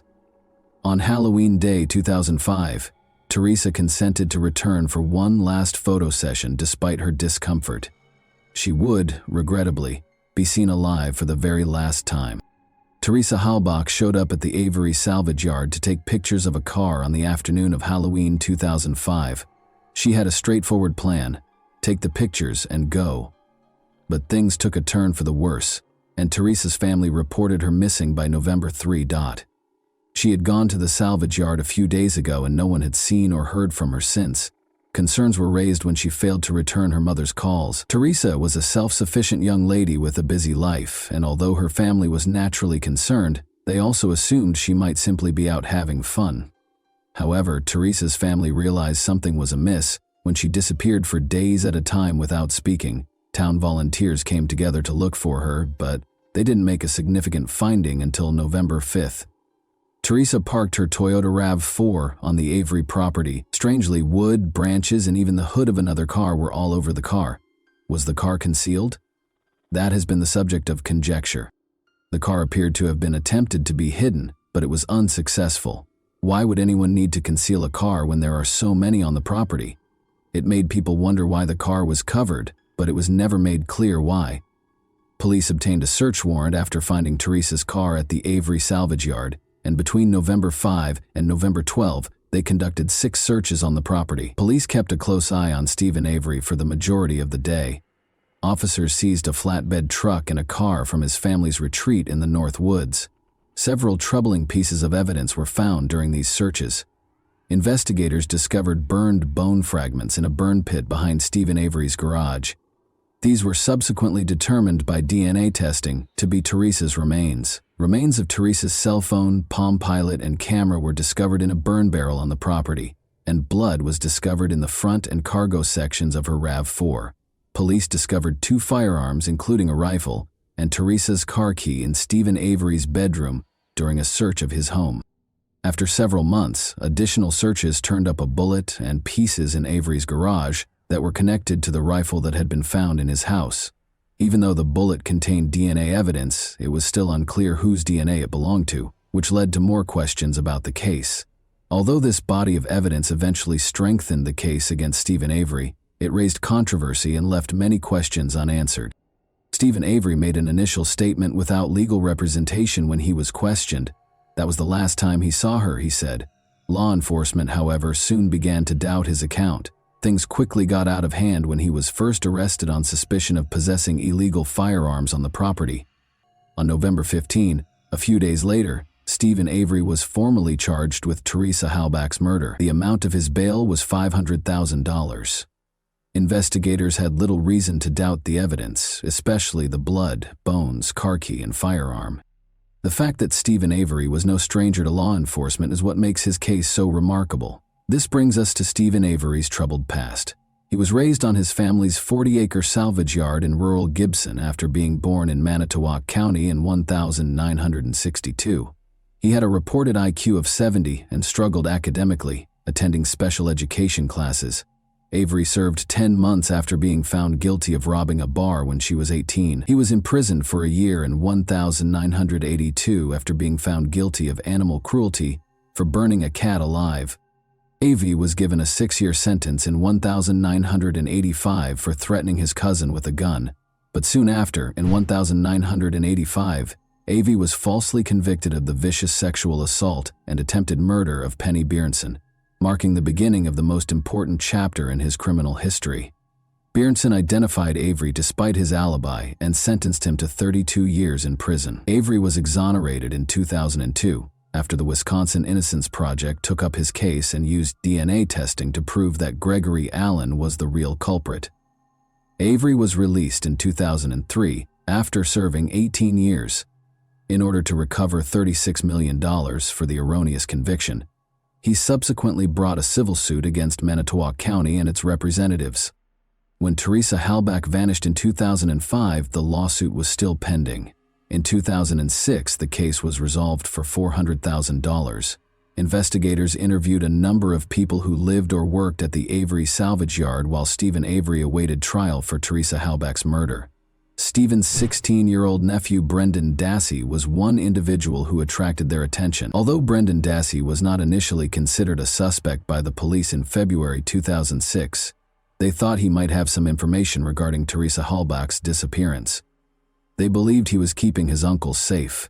However, Brendan started making statements during the interrogation that weren't consistent with the actions of an innocent person, which raised questions.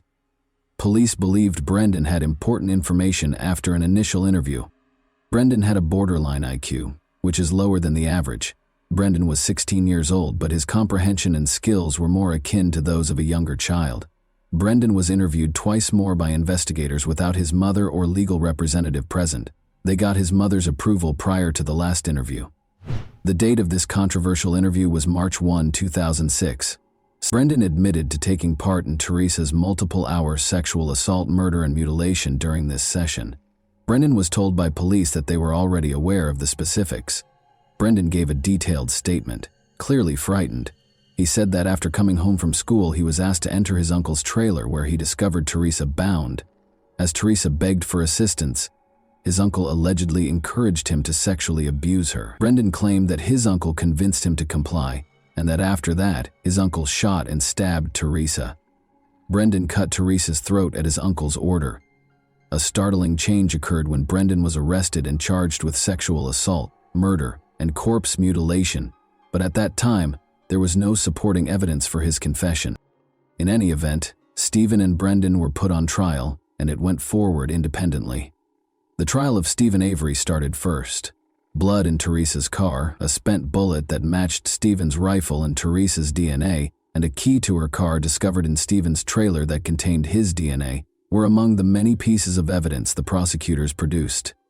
Stephen's blood was found inside Teresa's car, and his DNA was found beneath the hood fastener. On Avery's land, Teresa's burned remains and possessions were discovered. Stephen made 2 calls to Teresa's cell phone, one with and one without the 67 feature to hide his identity, according to phone records. The 67 feature makes the call appear private or unknown and prevents your phone number from appearing on the recipient's caller ID. These sparked suspicions and implied that Stephen might not have known the 67 call could be traced by the police. Brendan's older brother Bobby Dassey testified that on the afternoon of Teresa's murder, he saw her making her way to Stephen's trailer. He also gave critical testimony after overhearing Stephen talking about Teresa's body disposal in a subsequent conversation. Stephen's defense team contended that Manitowoc County Police framed him because of his $36 million lawsuit against them, despite the evidence appearing to be against him. They claimed that police used evidence from a prior wrongful conviction case to plant blood in Teresa's car. The main evidence, according to the defense team, cast doubt on it. Only Stephen's DNA, not Teresa's, was present in the key to Teresa's car that was discovered in Stephen's trailer. This was odd, because the key to Teresa's car should have contained her DNA. It was possible that the key was planted and Stephen was framed because Teresa's DNA was missing and Stephen's DNA was present, indicating evidence tampering. The jury's decision was unambiguous. Stephen Avery was found guilty of all charges and given a life sentence. Brendan Dassey's trial, which lasted only a few days, came shortly after in April 2007. Brendan's confession was a key component of the prosecution's case against him, and its veracity was hotly contested. There are concerning indications when examining Brendan's police interview in detail. After being questioned for hours, he made statements that appeared to acknowledge his guilt, but many people thought they were fabricated and unreliable. Investigators questioned Brendan for more details after he described the alleged assault and murder. "That's all I can remember," Brendan said hesitantly when asked about Teresa's head injuries. The officer pressed him further and asked who had shot her in the head. After a while, Brendan acknowledged that he had done it. Brendan responded that he was unable to think of it at the moment when the officer questioned him about why he hadn't brought it up earlier. This conversation sparked worries that Brendan's answers might have been swayed by the investigators, who may have led him to divulge information that wasn't entirely consistent with his own memory. Brendan withdrew his confession during his trial and said he was under pressure from the police. At first, his involvement had been supported by physical evidence, such as bleach stains on his jeans. Brendan, however, provided a different explanation, claiming that the stains were the result of cleaning a garage rather than a crime scene. Notably, Brendan was not directly connected to Teresa's murder by any DNA or supporting evidence. Brendan's conviction raised questions about the fairness of his trial because it was based primarily on his dubious confession. Despite his lower intellectual capacity, he was tried as an adult at the age of 17. In 2048, he received a life sentence with the possibility of release. There were continuous discussions concerning the validity of his confession and the fairness of his conviction, which kept the case contentious. Avery's request for a new trial was denied by a state appeals court in August 2011, and the Wisconsin Supreme Court affirmed the ruling in 2013. In 2012, Avery was transferred to the Waupun Correctional Institution after 5 years of service at the Wisconsin Secure Program facility in Boscobel. Dassey's attorneys petitioned for his release in December 2015, claiming his confession was coerced and that he had incompetent legal representation. The documentary Making a Murderer, which followed the legal disputes between Stephen Avery and his nephew Brendan Dassey, was made available on Netflix in 2015. It questioned their guilt by looking into their arrests, trials, and convictions. Brendan's confession, the dubious evidence against Stephen, and the tense relationship between Avery and the local police force, which resulted in his erroneous conviction in the 1980, were the main topics of the series. Many people questioned whether Stephen and Brendan had fair trials after watching the documentary, which sparked a lot of discussion and drew a sizable audience. Although it highlighted potential injustices, some detractors believed it might have been biased and omitted important information. In 2016, Stephen Avery's case was taken on by famous lawyer Kathleen Zellner, who fought for wrongful convictions. A Chicago-based attorney named Kathleen Zellner ascended to the Hall of Fame by defending numerous people who had been unfairly convicted. With a track record of overturning convictions, Zellner started investigating alternative explanations for the case. She sought to demonstrate that other suspects might have been involved in Teresa Halbach's death, and that the evidence used at trial did not support Avery's guilt. Together with her public advocacy, Zellner's efforts brought the case back into the public eye and maintained the debate over Avery's innocence. The process of making a murderer was not totally impartial. Some critics contend that the prosecution's decision to not participate distorted the facts. They allowed the documentary to mostly represent the defense's viewpoint and left many questions unanswered. Some viewers speculated that the prosecution's decision to remain out was made in order to avoid re-examining the validity of Avery's prior erroneous conviction. The documentary spurred discussion and increased awareness, but it omitted crucial information. For instance, it didn't go into detail about the calls Stephen Avery made to Teresa Halbach's phone, which some consider to be important pieces of evidence. Additionally, it ignored Teresa's prior interactions with Avery, including rumors that she felt uncomfortable around him. Additionally, Making a Murderer minimized Stephen Avery's past violent actions, especially against women. Even though this does not establish his guilt on its own, it does point to a troubling pattern of aggression that should not be disregarded when looking into the case. Important pieces of evidence, like the bullet that was discovered to have Teresa's DNA on it and that matched Avery's rifle, were also mostly overlooked in the documentary. Although this evidence was difficult to ignore, the series paid little attention to it. In Avery's case, the defense contended that the blood sample had been altered and revealed a hole in the stopper. However, a nurse later disclosed that the hole was a routine practice and that the seal had already been broken by Avery's defense team. In the end, the tampering claim was untrue. Additionally, Brendan Dassey's contentious interrogation was minimized in the documentary. Brendan, who has a mild intellectual disability, spent hours being questioned without his mother or attorney present. The reliability of his confession, which was crucial to his conviction, was called into question because it was erratic and appeared to have been influenced by leading police questions. There was no tangible evidence linking Brendan to the crime scene, despite the fact that his confession was essential to the prosecution's case. Thus, his conviction depended almost entirely on the confession, even though there were doubts about how it was obtained. The possibility that Brendan's statements were coerced, or that his age and intellectual limitations made him susceptible to manipulation, was not sufficiently addressed in the documentary. The documentary left viewers with more questions than answers, even though it may have ignited a global movement for justice. The question of whether these two men were genuinely guilty or the victims of a seriously defective legal system was once more complicated. Parts of Brendan's confession were later allegedly misplaced in the Making a Murderer documentary, which, when watched in its entirety, may provide additional insight into the way the police interrogated Brendan. Notwithstanding the media attention, the question still stands: what is the current status of the cases, and have Teresa Halbach and her family received justice? Brendan Dassey's supporters had hope when his conviction was momentarily overturned in 2016. The courts determined that his confession was not coerced, which was the primary question at hand. Experts contend that the courts did not fully take into account concerns regarding his age and intellectual disability, which raised concerns about his vulnerability during interrogation. 2018 saw the U.S. hopes for federal relief were dashed when the Supreme Court decided not to hear Brendan Dassey's case. His legal options are limited because the governor of Wisconsin has also declined to pardon him.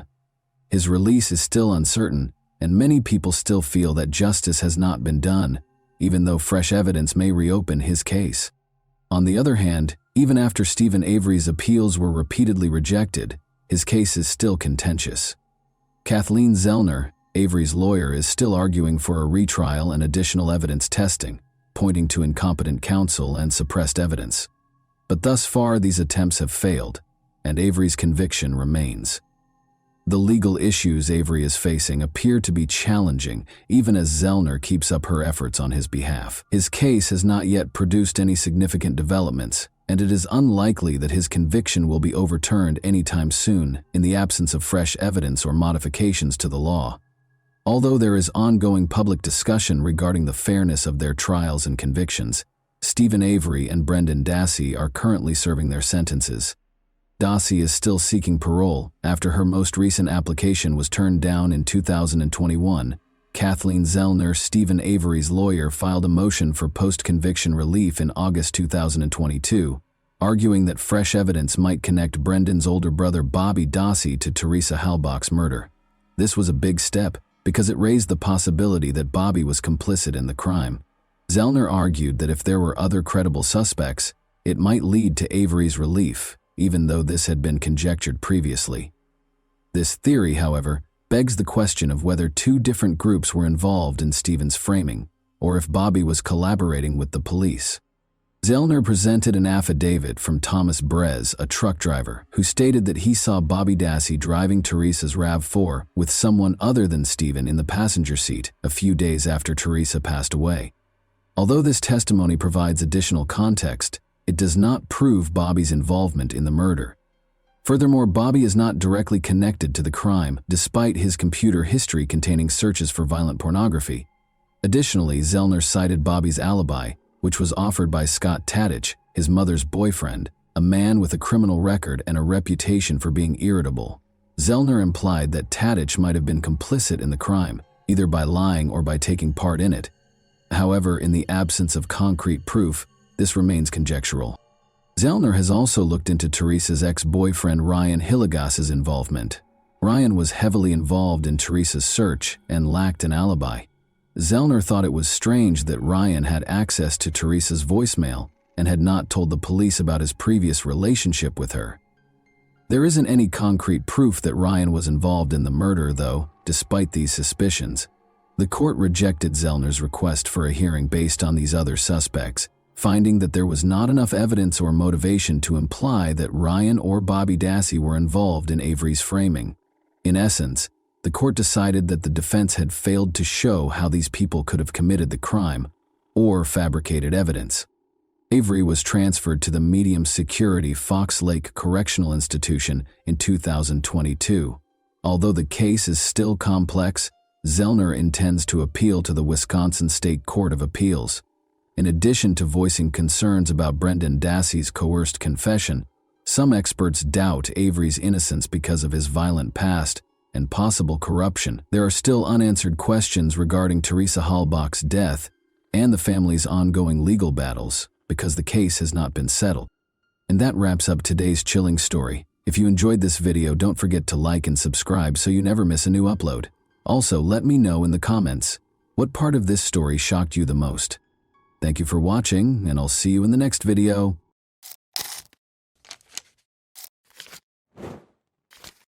Hey guys, welcome to my channel, and today we're going to take a look at another horrible case with you. A teenage girl from Uruguay went missing on December 28, 2014. Because of the strange circumstances surrounding her disappearance, word spread quickly around the world. She didn't go missing late at night in a dangerous neighborhood. Instead, she was walking along the beach in broad daylight, visible to everyone. But it appeared that the ground had opened up and swallowed her. No one saw anything, no one knew anything, and a few days later her body was discovered in a location thoroughly searched by police, raising a slew of new questions. Lola Shumaliz was born on November 4, 1999 in Buenos Aires, Argentina. She grew up with Adriana Belmonte and Diego Shumaliz, the son of the well-known chef Beatriz Shumaliz. When the girl turned 15, her parents decided to give her a trip to New York for the Christmas holidays. However, before that they sent their daughter to Rocha, Uruguay, to relax with her godmother's family for a few days. On December 27, Lola arrived in Uruguay, where she was greeted by her godmother, Claudia Fernandez. Claudia's photo captured the girl in a good mood. Claudia, her husband Hernan Zinkunegui, and their 2 children were delighted when Lola arrived. They had intended to spend their few days together sunbathing on Barra de Valisas beach, swimming in the sea, and relaxing. That same evening, Lola, Hernan, and his 14-year-old stepson went to a drum festival in the city center. Hernan and the boy stayed by Lola's side in the crowd, but the boy eventually moved away because he was bored. Nonetheless, after the festival, they all returned home together. The following day, the family went to the beach. Lola requested permission to walk along the beach from her godmother around 3 p.m. She wanted to walk to Aguas Dulces, a spa resort, along a popular trail that would allow her to explore the area's flora and fauna. Claudia had no objections because the route was popular and safe for walks, and the locals were known for being friendly. She informed Lola of the time they would be waiting for her at home and watched her walk away calmly along the beach. Lola was wearing a bikini and denim shorts. She carried a backpack containing a sarong, a book, her ID, a water bottle, and a towel. She didn't have her phone with her because the reception on the beach was poor. The backpack also included a wallet containing 2,000 Uruguayan pesos. Several hours passed, it became dark, and Lola had not returned. Her godmother became worried. The family followed the route Lola had planned, but she was nowhere to be found. Claudia called Lola's parents that evening to explain what had occurred. She informed Adriana that she had already called the police. However, it took 45 minutes for them to arrive at the station and report the teenager's disappearance. The police began searching for Lola. Since she vanished during a walk on the beach, it was thoroughly searched both lengthwise and crosswise. Helicopters and search dogs were dispatched to assist with the search. Lola's parents quickly arrived in Uruguay to assist the police. Almost simultaneously with the start of the investigation, it was revealed that Adriana and Diego were receiving anonymous calls. The caller made no demands or asked for a ransom. They simply stated that Lola was with them and was fine. Unfortunately, this turned out to be incorrect. 2 days later, on December 30, her body was discovered partially covered in sand on the beach. She was in an area with a lot of dunes and thick vegetation. There were shallow knife cuts on her neck and signs of head trauma. The autopsy revealed that Lola was attacked from behind and then dragged or forced to the spot where she was discovered. The killer pressed her face into the sand until she suffocated. This was proven by the presence of sand in her lungs. The news of the crime sparked an unprecedented outcry in Argentina and Uruguay's press. As is customary in such cases, journalists began to propose theories about what could have happened. The Uruguayan police and media quickly focused their suspicions on Lola's godmother's family, particularly Hernan. There were various reasons for this. To begin, they told Adriana and Diego that they had already contacted the police, despite the fact that they had delayed their arrival at the station. Second, the media attempted to read something sinister into the fact that Lola, Hernan, and his 14-year-old stepson attended a drum festival together, but the boy eventually separated from them, leaving the girl with Hernan. A hypothesis regarding violence against Lola emerged, but the forensic expert discovered no evidence to support it. However, there were other reasons to suspect them. Claudia and Hernan immediately hired a lawyer, and none of the family members agreed to a polygraph test. Lola's parents fueled the fire with a series of bold statements. Diego in particular stated that he had long since lost trust in Hernan, which prompted additional questions. If he didn't trust the man, why did he let his daughter accompany them on their vacation? Claudia and Adriana had been friends for 25 years. Claudia's second husband was Hernan, whom Lola's parents had known for about 5 years.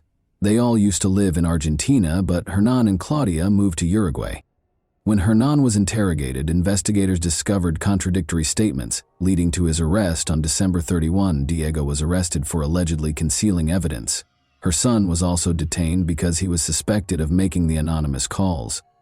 It is not certain who made the calls to Adriana and Diego, but it is clear that they were a failed attempt at a joke.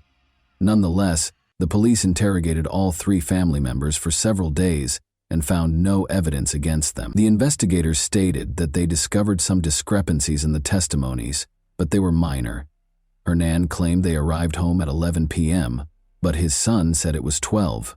Aside from that, there was nothing the police could charge Hernan, Claudia, or her son with. Therefore, on January 2, 2015, they were all released. The friendship appears to have deteriorated as a result of several public statements. Claudia and her loved ones never spoke to Lola's parents again or called to express their condolences. Adriana thinks their lawyer may have given them such advice. However, she believes that as friends, a simple human gesture would have been to call and express condolences, particularly given their 25-year friendship. Lola's pink backpack was discovered a few days after her death. It was also buried in the sand, about 200 meters from where Lola's body was discovered. This immediately prompted a slew of questions.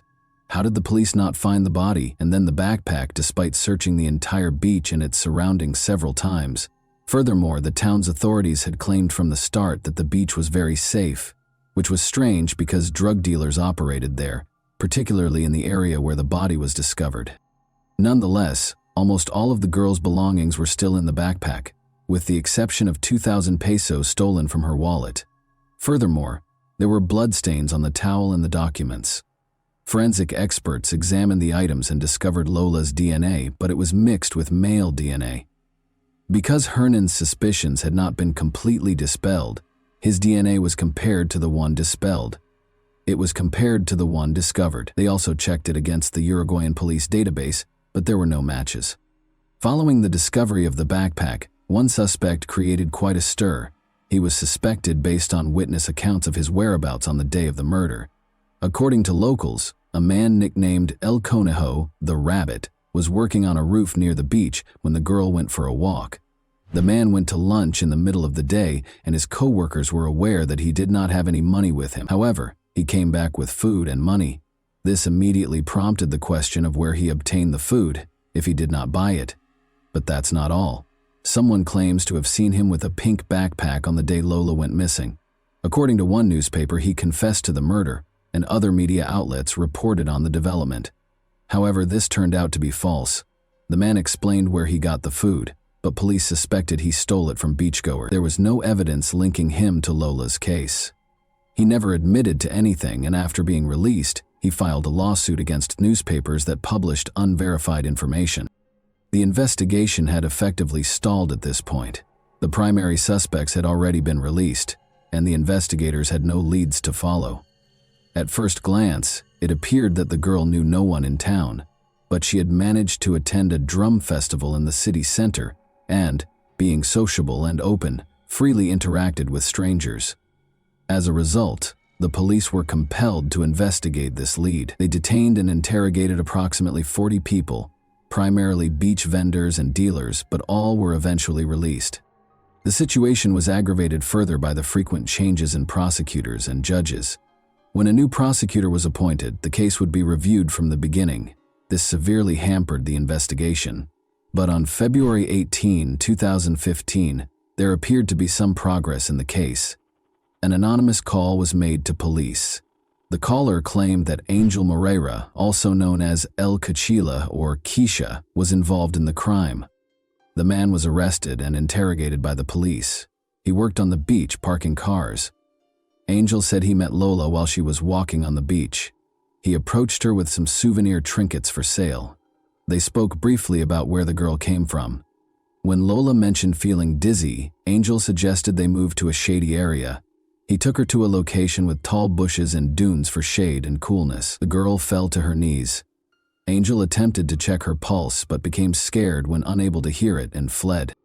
The statement sounded strange, but the police had to release him because there was no evidence. After 4 years, Jorge Basso, the new prosecutor in charge of the case, decided to re-interrogate Angel. The man was arrested following the interrogation on May 22, 2019. This time he was charged with obstruction of justice. His DNA did not match the DNA found on Lola's towel and documents, so the prosecutor concluded that he was covering up for the true perpetrator. According to Basso, Angel's 2015 statements revealed details that only Lola's companions would have known. He knew Lola had fallen to her knees in the sand, and a forensic expert confirmed this. Lola fell, however, not because she felt dizzy, but because she had received shallow knife wounds. Despite Angel's arrest, the Shumela's family waited for an answer to the main question for years, until geneticist Natalia Sandberg became involved in the case. 7 years after the murder, the case took an important turn. The investigators' method of discovering the suspect is reminiscent of a detective novel plot. Natalia Sandberg had the idea to trace the genetic DNA of an unknown man discovered on Lola's towel and documents. There were no matches in the paternal line, but an examination of the maternal line revealed a minor match with a prisoner serving time for murder. In other words, the man who left blood on Lola's towel is related to the man who is currently serving a sentence. The third crime, which involved Marines who died in the naval complex on Faro de Montevideo, was the tip of the iceberg that led investigators to Lola Shumaliza's true killer. The murders happened on Sunday morning, May 31, 2020, and the three people, Juan Manuel Escobar, Alex Galinia, and Alan Rodriguez, were found with gunshot wounds to the head. Jonathan Brand Gundy was identified as the killer by police. Jonathan was born in Rocha. When the police discovered his mother and tested her DNA, it was clear that they were looking for another son of the woman, Jonathan's half-brother. The woman told the investigators that she had given birth to 11 children from various fathers, 8 of whom were boys, but only one son was placed for adoption at the age of 18 days. He turned out to be the person the police had been looking for 7 years. The suspect was identified as Leonardo Sena. During Lola's murder in 2014, Sena was homeless, dividing his time between La Paloma, Chuy, and Castillos. He lived in these places, working odd jobs. He recently settled in Chuy, where he lives with a girlfriend and works in a bakery.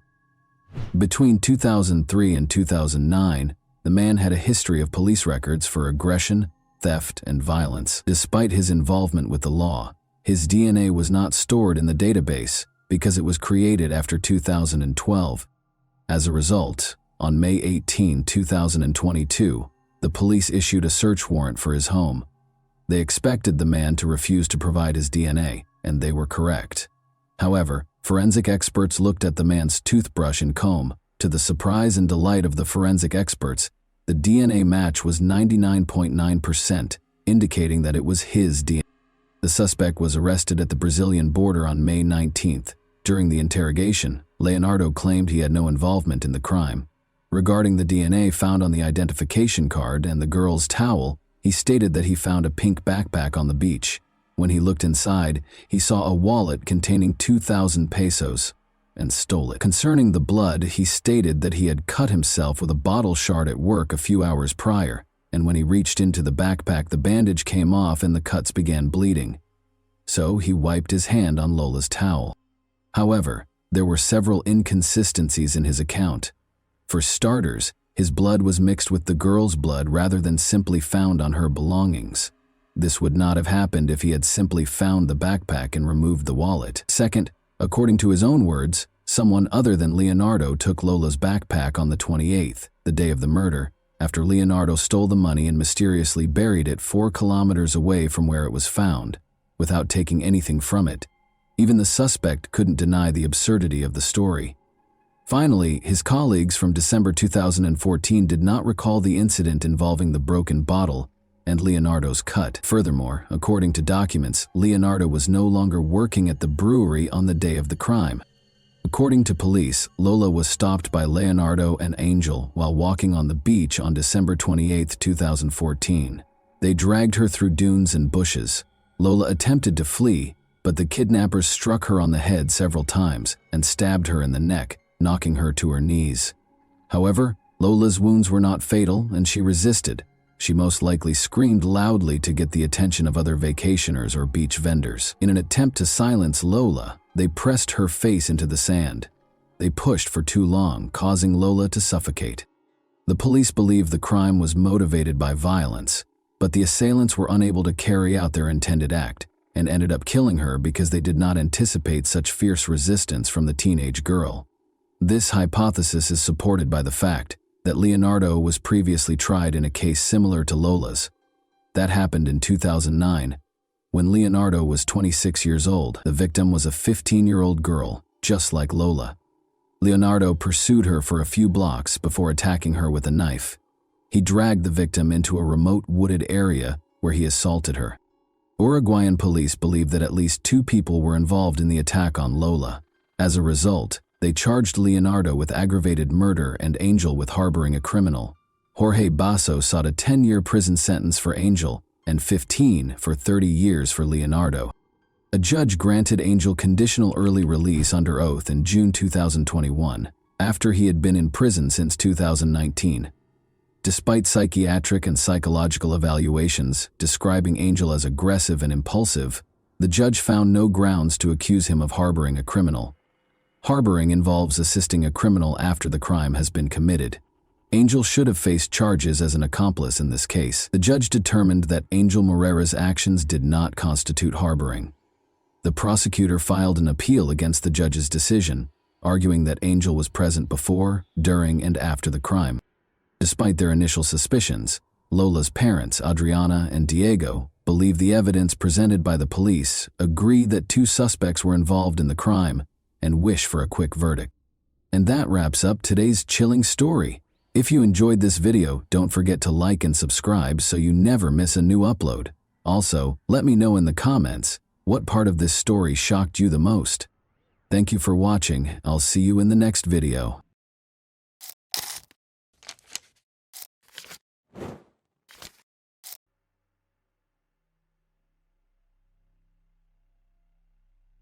The only significant clue was a bite left by the attacker on the victim's body.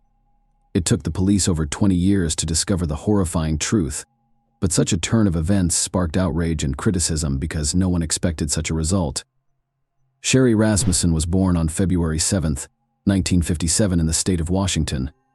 She grew up in a big, friendly family with two sisters and loving parents. They later moved to Tucson, Arizona, where Sherry attended the local school. Sherry was an excellent student who completed elementary school a year ahead of her peers. During her summer vacation, she completed the entire 7th grade program by herself. After graduating from high school in 1973, she enrolled at a California college where her older sister was already a first-year student. Sherry decided to pursue a medical education and become a nurse, which required her to complete additional courses at another institution. After graduating from college in 1975, Sherry decided to pursue a master's degree at the University of California, Los Angeles, where she also worked as a nurse to fund her education. She received her master's degree at the age of 23. Her father purchased an apartment in the Los Angeles suburbs for her, but Sherry refused to live on her parents' income, so she wrote her father a check every month for the full amount of the mortgage payments. She also got a job at a local hospital, where she led the nursing department that cared for seriously ill patients. In May 1984, Sherry met John Ruthin, a computer engineer with a good education and intelligence. They started dating and married a year later. John moved in to share their apartment. They spent their honeymoon in Jamaica and returned home to celebrate Christmas with Sherry's family. Closer to 10 a.m. John tried to reach her by phone, but she didn't answer. Half an hour later, he tried again, but still no answer, so he called her workplace to check if she had gone to work, but Sherry hadn't shown up at the hospital. Either her sister also tried to reach her, but without success. John returned home from work at around 6 p.m. and immediately noticed something strange. The garage door was open, even though he had closed it in the morning, and Sherry's car was missing. Therefore, he first thought that she had gone somewhere. As he approached the garage, he saw a lot of broken glass and immediately discovered its source. There was a small balcony above the garage with a glass door which had been smashed. He entered the house through the garage and to his horror found Sherry there. She was lying on the floor, her body badly disfigured. John immediately called the police, and detectives began to examine the crime scene. In all the rooms there was complete chaos. Broken vases, overturned furniture, and scattered items. A bloody handprint was found on the wall next to the alarm button. Apparently, the victim tried to reach it but failed. In addition to extensive bruises and wounds, experts discovered a human bite mark on Sherry's wrist. Aside from all of the foregoing, the marks on her hands indicated that the attacker had tied the victim before releasing her. The death was caused by 3 close-range gunshot wounds. Detectives discovered a blanket with bullet holes in the apartment and concluded that the attacker had wrapped the gun in it to muffle the sound of the shots. Detectives immediately concluded that the attacker and Sherry had engaged in a prolonged struggle. This was demonstrated by the number of scattered and broken items throughout the apartment, as well as a bloody near the alarm button. The lead investigator quickly stated that they were dealing with a failed robbery. In his opinion, at least 2 criminals broke into Sherry's apartment, but they didn't expect her to be there. A struggle ensued between them, and Sherry fought for her life until the end. Several facts supported the robbery version, the first of which was the disappearance of Sherry's car from the garage. Second, someone had placed the stereo equipment and player near the staircase leading to the second floor. According to police, the robbers intended to take them and leave, but after the scuffle and murder, they fled the scene. However, there were some questionable scenes in this version. First, the police found no evidence of forced entry, implying that either Sherry let the criminals in herself or they had a key. Second, the perpetrators did not touch all of the valuable items, including the jewelry box that was in plain sight. Detectives interviewed all of Sherry's neighbors but found no new leads. Residents reported hearing a struggle but no gunshots, and no one entered the woman's apartment. Experts collected blood samples and fingerprints, but DNA analysis was not possible in 1985. The lead investigators soaked a piece of cotton in the trace of the bite on Sherry's body, hoping that the attacker's saliva could be left behind as a clue to catch the killer. Furthermore, he informed the police about the disappearance of the document. Detectives were unable to find an explanation for this unusual occurrence. After a week and a half, they discovered Sherry's car in a parking lot 4 kilometers from her apartment. It was unlocked, with the keys in the ignition. Forensic experts attempted to locate fingerprints, but were unsuccessful. Either the criminals only touched it while wearing gloves, or they removed all fingerprints.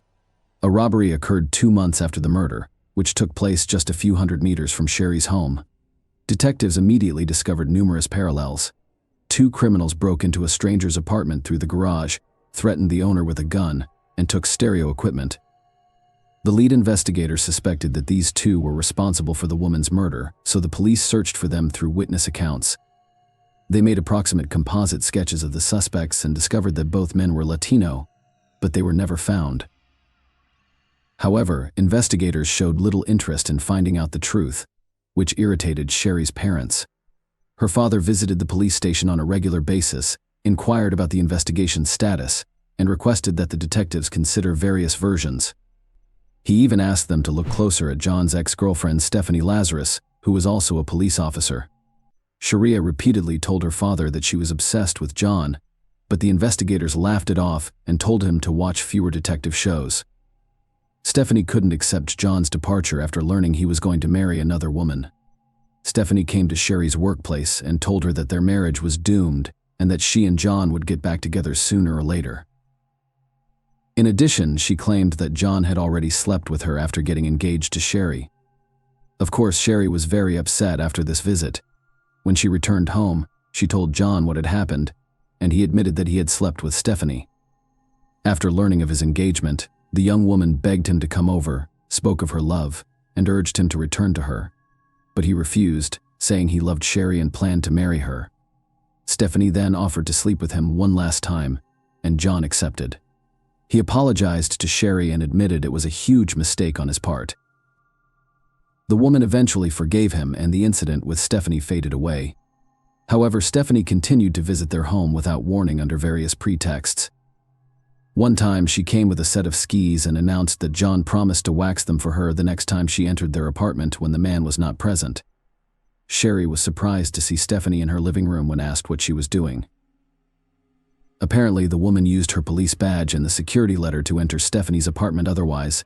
A duplicate key was required otherwise. She could not have entered without breaking the log. Sherry also noticed that someone was following her while she and John were sitting in a restaurant, and the woman saw someone staring at them intently. When she looked at this person, he immediately left. Sherry couldn't see his face because it was covered with a hood. Unknown calls also frequently arrived on their home phone, and Sherry suspected it could be Stephanie. The victim's father told detectives about all of these incidents, but they ignored his words because they were certain that the murder was committed by the 2 Mexicans who robbed an apartment near Sherry's house. 3 months after the murder, some documents from Sherry's case disappeared from the police station, including detectives' records of the investigation progress. The police were unable to locate the journals, but there were no significant leads. The case has remained unsolved for years. 7 years later, the lead investigator on the case retired, and the victim's father decided to meet with his replacement, hoping that he would take his job more seriously. Furthermore, It was 1993, and police were already actively using DNA analysis technology to solve crimes. Sherry's father requested a DNA analysis and offered to pay for it, but the detective declined due to the lack of a single suspect to compare the obtained profile to. Meanwhile, John started a new family and reunited with Stephanie. They planned to go to Hawaii together, but something unusual happened before that. The man called the detective and asked if they had any new evidence. Stephanie was a rising star in the police department, earning higher ranks, twice becoming Detective of the Year, and maintaining an impeccable reputation. Despite her marriage to another officer, she continued to sleep with John. In 2001, a separate unit was formed in Los Angeles to work on unsolved murders. They were assigned Sherry's case, along with thousands of similar cases, and the detectives began their investigation, left behind after a bite 2 years later. Detectives took up the case and sent all available evidence to the lab. Due to high demand, they had to wait nearly 2 years for the results, which came in January 2005. The evidence included nail fragments and blood samples from Sherry's apartment. Forensic scientists only needed to study the sample from the bite mark on her body. However, they couldn't find the vial for a day until they discovered it by the wall of a large refrigerator. After studying the sample, experts discovered foreign DNA belonging to an unknown woman. This lasted until February 2009, when a new detective took over Sherry's case and began studying the materials left by previous investigators. He questioned the robbery theory after discovering DNA from another woman near the victim's bite mark. Detectives reasoned that the motives for this crime could be very different, so they compiled a list of all the women who could be linked to Sherry's murder. As a result, they were able to collect 5 names, including Stephanie, the victim's work colleague, and 3 other young women. The detectives initially questioned Stephanie's involvement, citing her reputation and successful police career. For this reason, he decided to investigate the other suspects first. Together with other investigators, they quickly concluded that 3 women on this list had no connection to Sherry's death. They lacked motives and had alibi. Following that, they began investigating the nurse who worked with Sherry. File stated that their relationship was tense, and the police obtained a sample of her DNA from the trash she threw away. Experts extracted the profile and discovered that it did not match the saliva found at the bite mark location, leaving the detectives with only 1 suspect. Stephanie and several colleagues agreed to keep this information secret until they could obtain solid evidence or disprove this theory. None of them wanted to accuse a police officer with an impeccable reputation of murder, and Stephanie could easily ruin their careers using her connections. They began secretly gathering information on her, trying to find any connection to the murder. Interestingly, the woman worked in the same building on the same floor as them. Because of this, the investigators had to take many precautions and not even mention her name in their notes. Soon, the detectives discovered the first interesting fact during the years of the murder. Stephanie owned a .38 caliber revolver, the same type of gun that was used to shoot Sherry. They also learned that the victim had repeatedly complained about strange and even aggressive behavior from Stephanie. The fact that the police officer came to Sherry's workplace in her uniform and said rude things to her seemed suspicious. Even more suspicion was added by the fact that Stephanie had broken into Sherry's gated community and even into her apartment several times. After analyzing the reports and photos from the crime scene, the detectives concluded that the possible robbery seemed staged.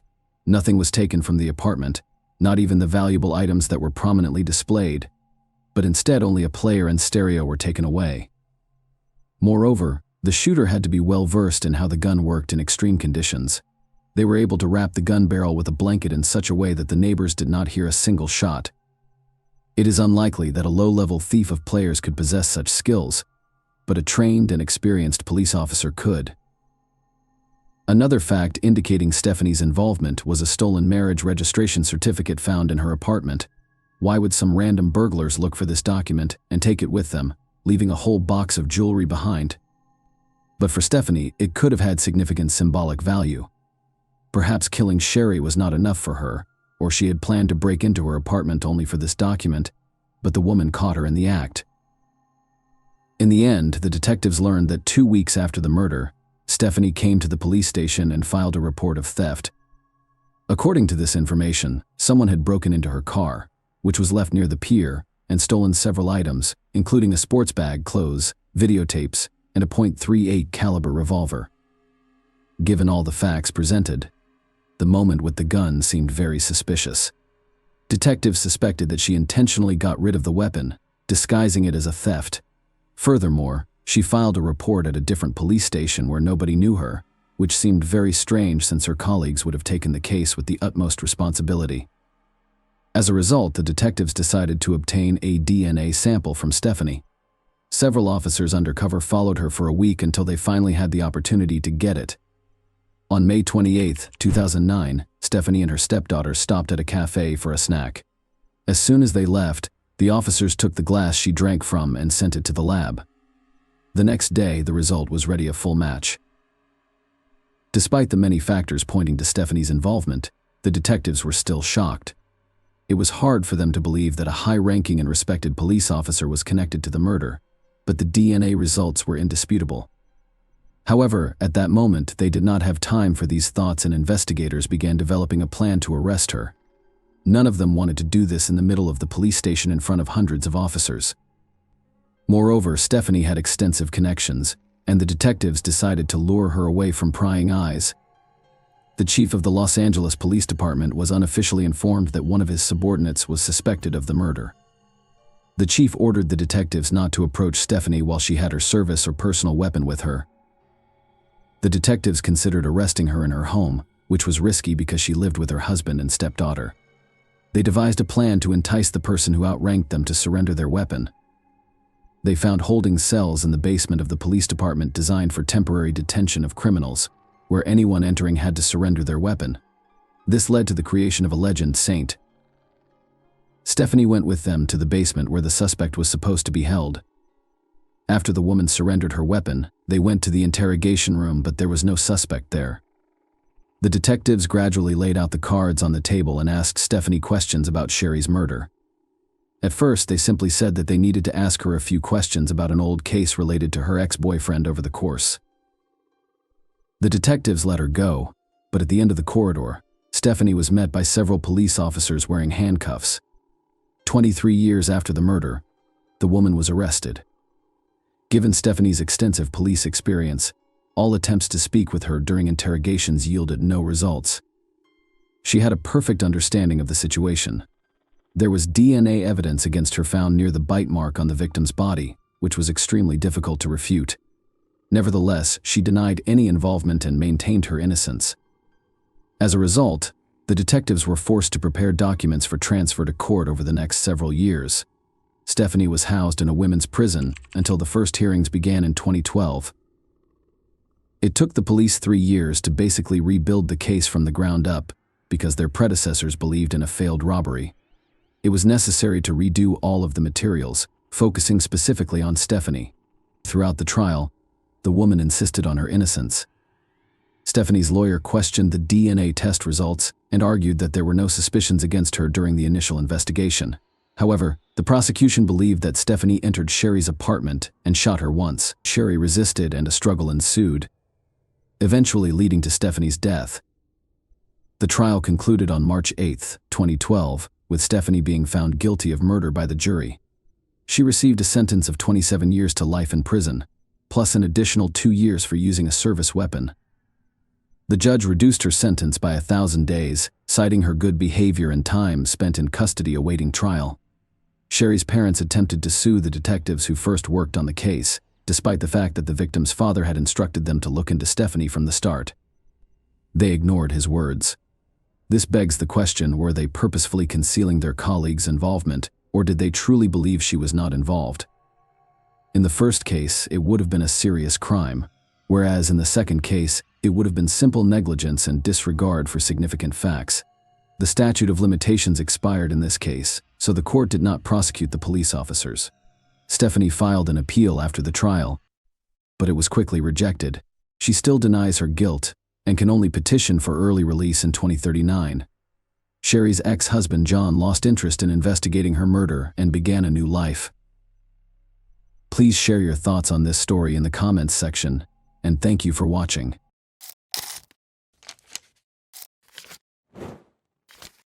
Hey guys, welcome to my channel, and today we're going to take a look at another horrible case with you.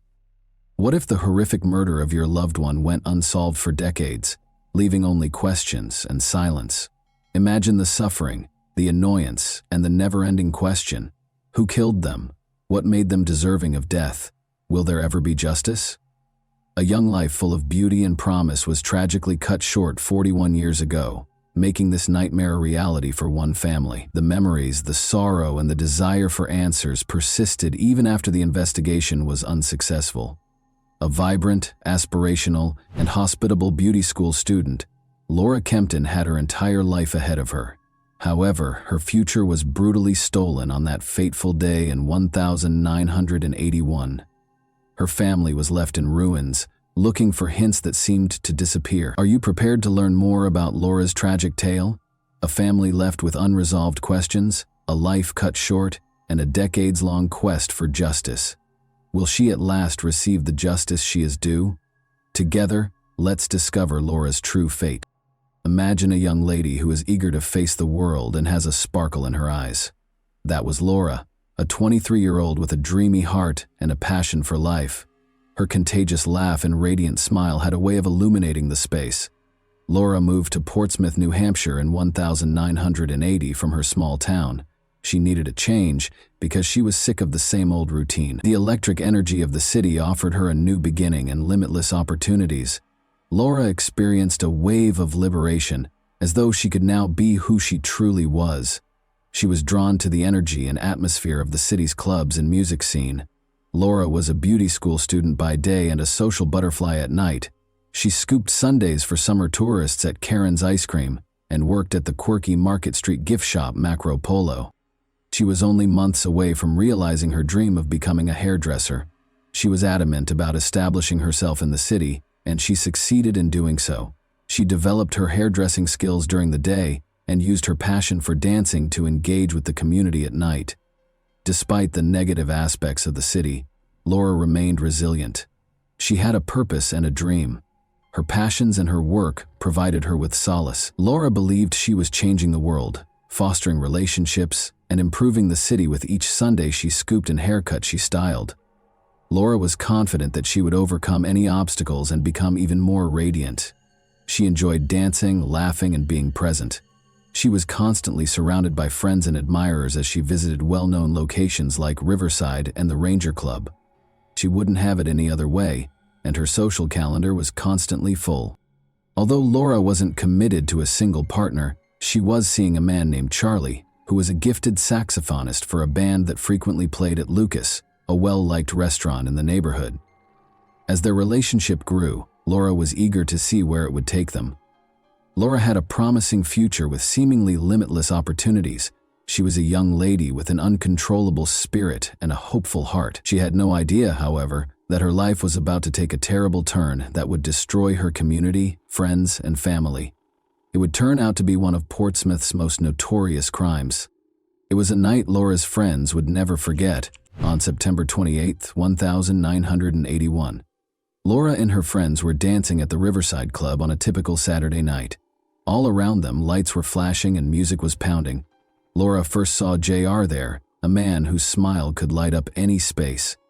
Laura and JR were dancing together, grew closer to one another as each song was played. They returned to Laura's house at the end of the evening and continued to chat and laugh until the wee hours of the morning. JR gladly accepted Laura's invitation to stay over since she truly liked him. They stayed up late, telling each other stories and making each other laugh until they were unable to stay awake. Still grinning and making jokes, they stopped by Goldie's Deli for a quick breakfast the next day. However, Laura had to leave quickly for her job at Macro Polo, which she genuinely loved. She was buzzing with energy as she left the house that morning, and her friends noticed how excited she appeared. Laura was thinking about JR during her lunch break at Cafe Petronella. After work, she was eager to see him again. She couldn't help but smile when she thought about what they had. Laura and her friend Karen got together later that night and made the decision to visit Lucas, a bustling place on Hanover Street that is well known for its fantastic dancing and music. Together, they had a great time laughing until their sides ached and dancing as if no one else was around. Laura was only interested in having fun with Karen and enjoying the music, despite several guys trying to get her attention. At 1 a.m., Karen bid Laura farewell as the evening came to an end. On 20 Chapel Street steps. They had no idea that danger was close by. A curious 13-year-old boy named R.R. Seath lives across Sheath Street, left his bedroom to go to the restroom. As he walked through the living room, he noticed his mother sitting in the dark room, still awake. However, the living room window, which provided an excellent view of the first-floor apartment across the street, caught R.S.'s attention instead.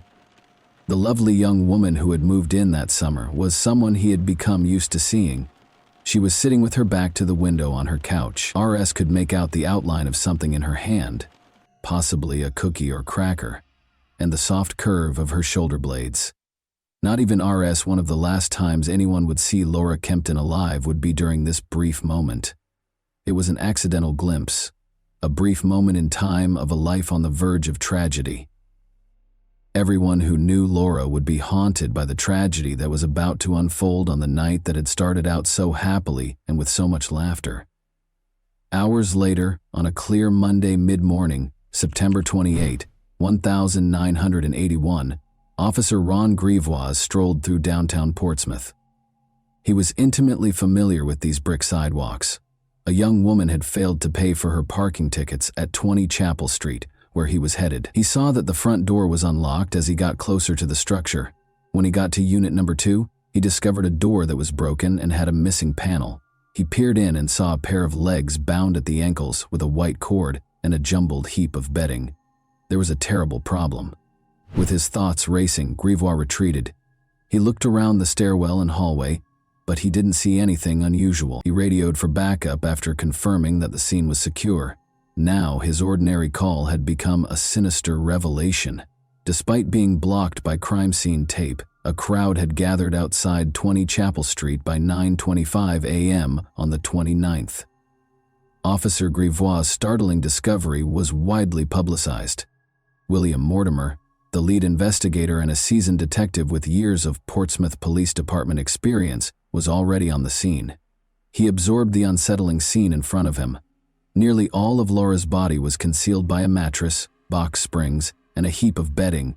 From the knees down, only her legs were visible, restrained by a white cord from an electric blanket. Beneath her, a big blood stain had seeped into the rug. Mortimer saw evidence of a bloody struggle as he scanned the room. The walls were splattered with blood, Laura's possessions were all over the place, and drawers and closets were looted. Mortimer realized he had a difficult case ahead of him.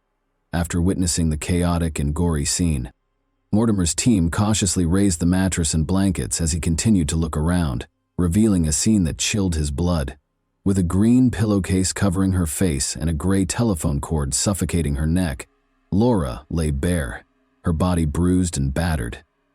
Mortimer gently took off the pillowcase and his heart fell.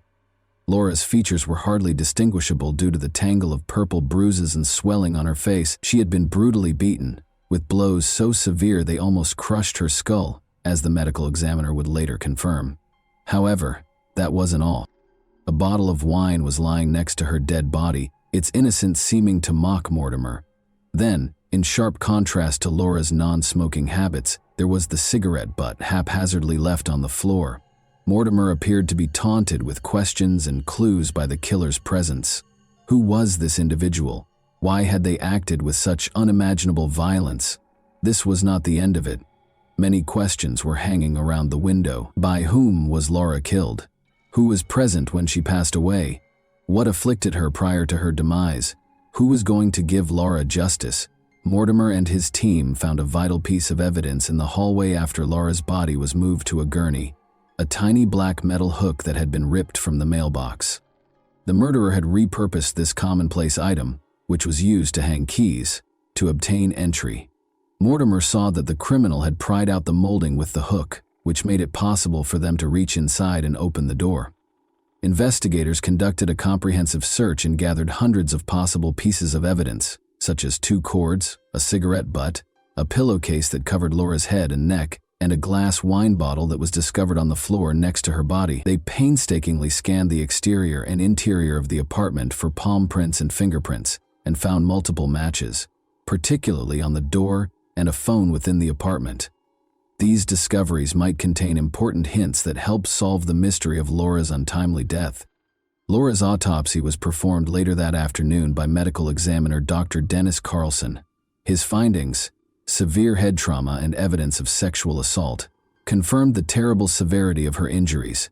Skin scrapings from Laura's upper left thigh, vaginal swabs, and swabs from the telephone cord around her neck were among the crucial pieces of evidence that Dr. Carlson gathered. Mortimer was determined to put the pieces together and determine who was responsible for her death, even though the investigation had only just begun.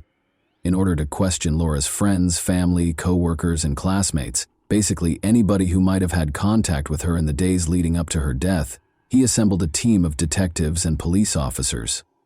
These interviews painted a picture of Laura as a happy, gregarious young lady with a vibrant social life. It was hard to think anyone would want to hurt her. Speaking with JR was of special interest to the police because of his recent relationship with Laura. Before leaving for breakfast on Sunday, September 27, he affirmed that they had sex early in the morning and again later that day. Even though he took a shower afterwards, JR admitted that samples taken from Laura's body may include his semen. He gave some interesting information about Laura's habits and mentioned that she had no visible cuts or bruises from their time together. First of all, Laura always made sure to lock the door of her apartment, even when they left for a quick snack at around 3 in the morning. The Sunday, she questioned JR to make sure the front door was locked. Secondly, JR noticed that as they got ready to leave in the morning, Laura put a wad of cash into a plain envelope on her kitchen table. Although she didn't say so, the money might have been for rent or a utility bill. Later, it was found that the envelope and its contents were missing, most likely taken by the criminal. Additional information about what happened after Karen left Laura early on Monday morning was given by her neighbors. RS, and at around 1:30 a.m. his mother, who lived across the street, noticed Laura in her living room. When Daniel, a 40-year-old resident of Laura's building, got home about 30 minutes later, he saw that the ground floor hallway light was out. He suspected someone was fixing Laura's door, possibly following a break-in, after noticing a missing wooden panel and hearing sounds coming from inside her apartment. Later, it was discovered that the light bulb in the hallway had most likely been purposefully loosened. If Daniel's timing was correct, Laura's killer was most likely the source of the sounds he heard. Vital samples were taken from Laura's body by Dr. Carlson, including skin scrapings from her upper thigh and vaginal swabs and smears. The New Hampshire State Forensic Lab received these for examination. The lab was able to identify blood types from the samples even though DNA testing was not yet available 4 years before its potential in criminal investigations was realized. According to the results, Laura's blood type A was found on the wine bottle, suggesting that it was probably used in the crime. Additionally, type A blood was discovered on the pillowcase and door molding.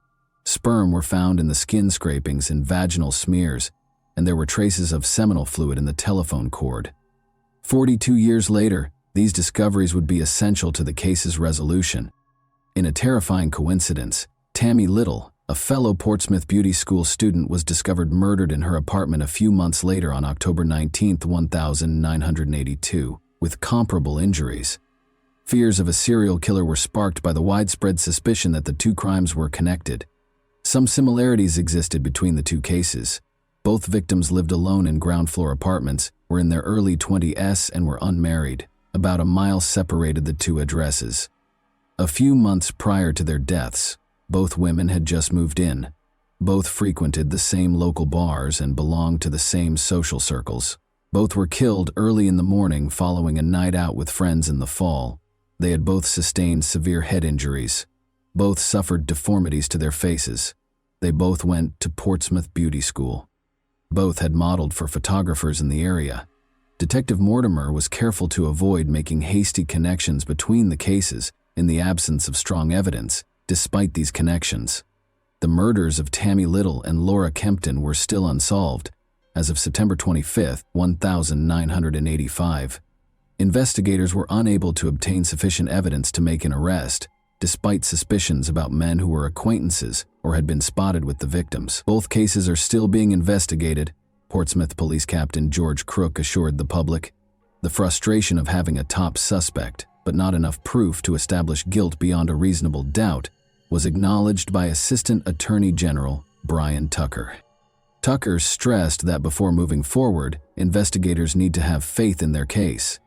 It's ironic that in 1985, Alec Jeffreys, a trailblazing scientist, solved a double murder in England using genetic fingerprinting, but it would be more than 10 years before this technology was taken into account in U.S. investigations. The development of cases like Kempton's and Little's was hampered by the fact that New Hampshire wouldn't set up its own DNA testing facility until 2002.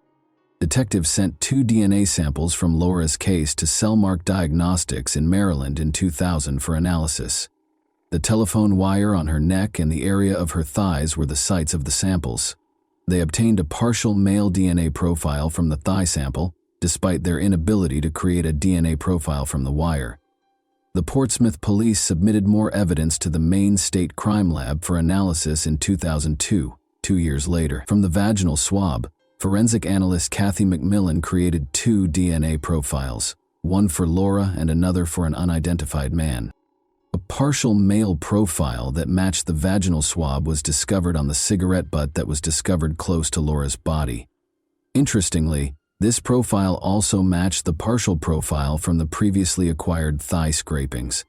When J.R. Laura's last known sexual partner was tested and turned out to not match the DNA evidence, the investigation took an unexpected turn.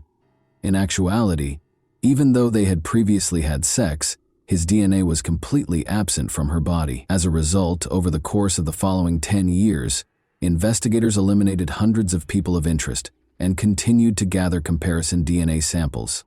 An investigation into the use of genetic genealogy to solve cold cases, such as Laura Kempton's, was initiated in September 2021 by the Attorney General's Office, New Hampshire State Crime Lab, and Portsmouth Police. To reanalyze the vaginal swab samples, they contacted Identifinders International. The lead investigator learned that the DNA profile of the unidentified male had been successfully acquired and matched to a close relative in the GED Match database in May 2022, 8 months later. The unidentified male was soon recognized by genetic genealogist Linda Doyle as the child of 2 particular people who had only one biological child. The lead detective took a blood card from the autopsy, but the child had died almost 20 years earlier, and sent it to the Maine State Crime Lab for comparison. Laura's vaginal swab and the DNA on the blood card matched exactly, proving that Ronnie James Lee was the murderer. Authorities finally had a name to link to the anonymous suspect after more than 42 years. On January 16, 1960, Ronnie James Lee was born in Fort Myers. Charlie James Lee and Janie Mae are listed as his parents in his obituary, but it's unclear if they were both his biological parents. Of Charlie and Janie Mae's 6 children, Ronnie was the third. When he was growing up, his parents got divorced. Although not much is known about Ronnie's early years, he joined the Army as a teenager in the late 1970s and remained there until May 15, 1981.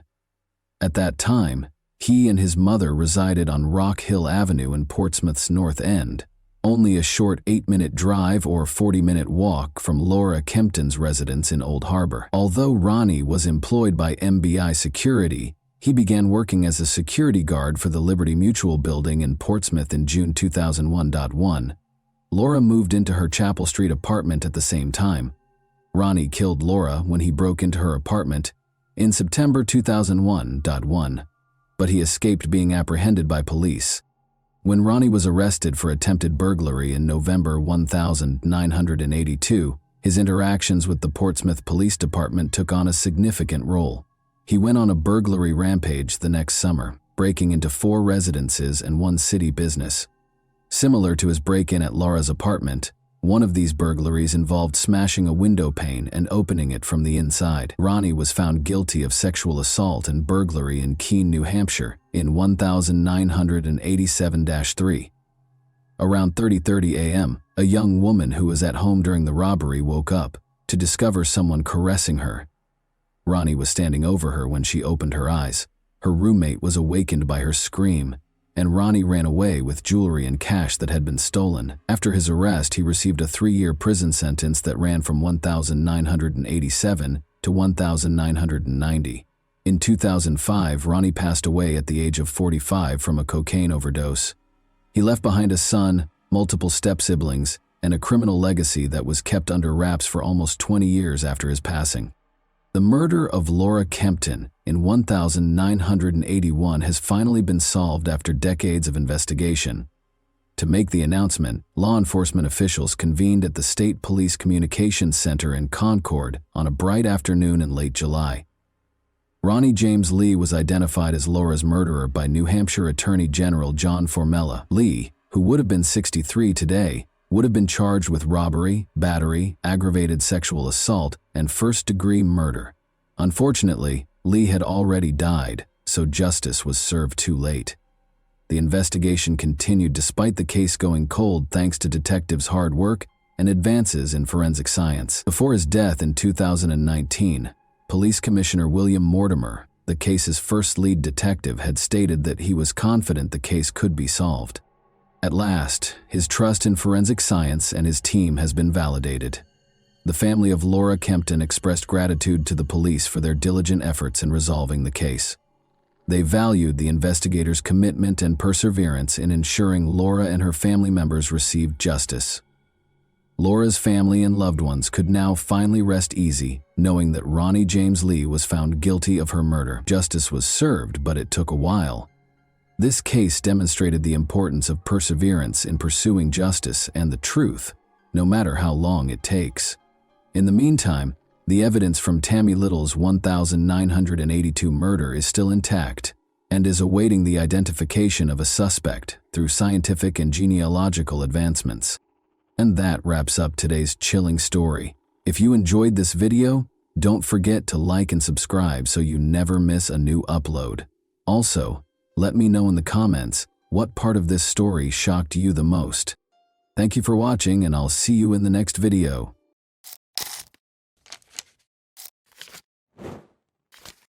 Hey guys, welcome to my channel, and today we're going to take a look at another horrible case with you. In the suburbs of Manchester, Karen Spooner and John Lewis, their children Jane, Nicola, John, and Jamie, were a typical family. In 1997, everything was different. In Britain, May 5th was a holiday, therefore kids were exempt from attending school. 11-year-old John and 8-year-old Jamie, the family's youngest sons, were having fun in a nearby supermarket parking lot. They were great friends even though they were 3 years apart in age.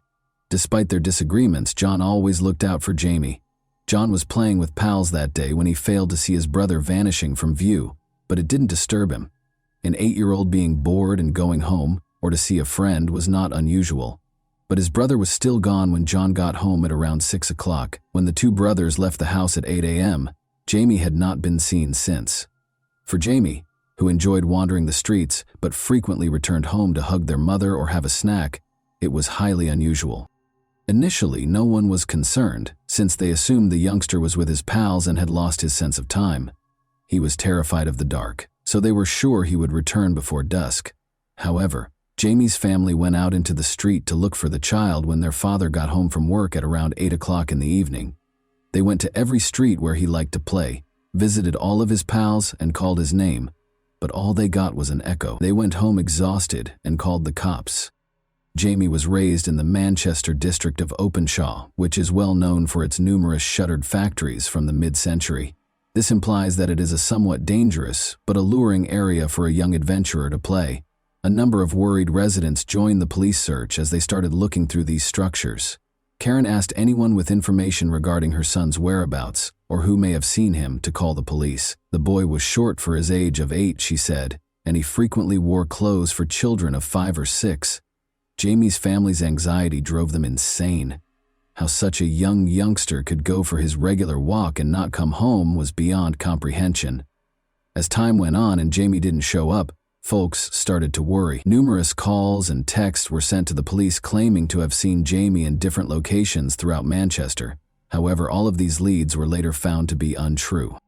A few days following Karen's public appeal, a man claiming to have seen Jamie's sibling approached Jamie's older sister. The girl nodded in agreement when he inquired as to whether the boy was dressed in a dark blue suit. The man was identified as 28-year-old bus driver Darren Vickers. He reported seeing Jamie on his bus to the police and his family, He clarified that the boy was able to travel all day on any bus in Manchester, since he had bought an all-day rider ticket. Darren's bus was the one Jamie had picked, and they rode it together all day from Ashton to Manchester on Route 219, looking out the window and getting off at the same stop where he had boarded. Because Jamie enjoyed automobiles, railroads, and buses like most boys his age, his parents thought it was their kid right away.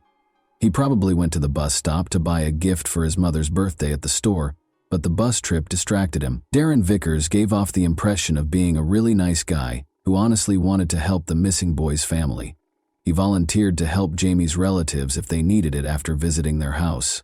He was invited to supper by Karen and John, who were astounded by his kindness and empathy. Jamie's family was going through a lot at this trying period. To assist in caring for her brother and sister, their 15-year-old daughter Nicola even dropped out of school. Darren sympathized with their predicament and offered assistance. By serving as their spokesperson, he attempted to lessen the load that had been placed on them. Speaking on the family's behalf, he encouraged anyone who may have seen the boy to call the police. He appeared to be a gift from God, and John and Karen had complete faith in him. On the other hand, the police did not fully believe that Darren Vickers was as amiable as he seemed. His story contained contradictions that made the investigators suspicious right away. First off, it was illegal to sell tickets to minors, so the boy could not have had the one that Darren claimed he had, allowing him to go all day on any bus in Manchester. Why then would the driver let Jamie accompany him for 6 hours? Out of compassion for a youngster who is enthralled with transportation, or for a worse motive? Other travelers on Route 219 also started calling the police.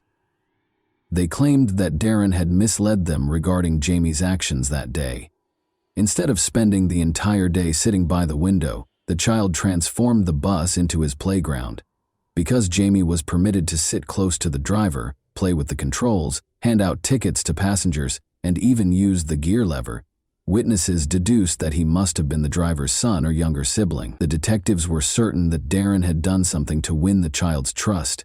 They discovered that Vickers had been lying to them from the start after watching the security camera tape. The camera at the bus stop captured Darren getting off the bus and going up to the boy. Before they boarded the bus, Darren even brushed the child's hair during their brief talk. In the evening, Jamie and Darren did not show up at the same bus stop. Prior to the youngster going missing, Darren had only been a bus driver for 2 weeks, the police found out. Darren had submitted bogus references on all of his prior employment applications, with the exception of one that belonged to a convicted felon with a history of targeting minors, according to more research into his background. The investigators invited Darren Vickers, who was a very nice person, to the station to be questioned when he unexpectedly became the main suspect. Unexpectedly, Jamie's family was incensed by this. They thought the cops were desperate, so they concentrated all of their attention on their new acquaintance, since they had no other suspicions. They waited for him outside during his time at the station, supporting him in the same way that he had always supported them. The detectives had to free Darren because they had no concrete evidence against him, and their investigation of his house turned up nothing. Jamie's family organized a party for him right away. Not only that, but Darren also moved in with them, taking up residence in Karen and John's bedroom while the parents, unable to find any rest, slept on the living room sofa. This was shocking and unbelievable to the police and many residents of the community who suspected that Darren was not who he claimed to be. The more he spoke to the media on behalf of the family, the less people thought he was innocent and sincere. Darren specifically gave himself away during interviews by repeatedly shaking his head and shrugging his shoulders when addressing reporters, according to body language and gesture expert Cliff Lansley.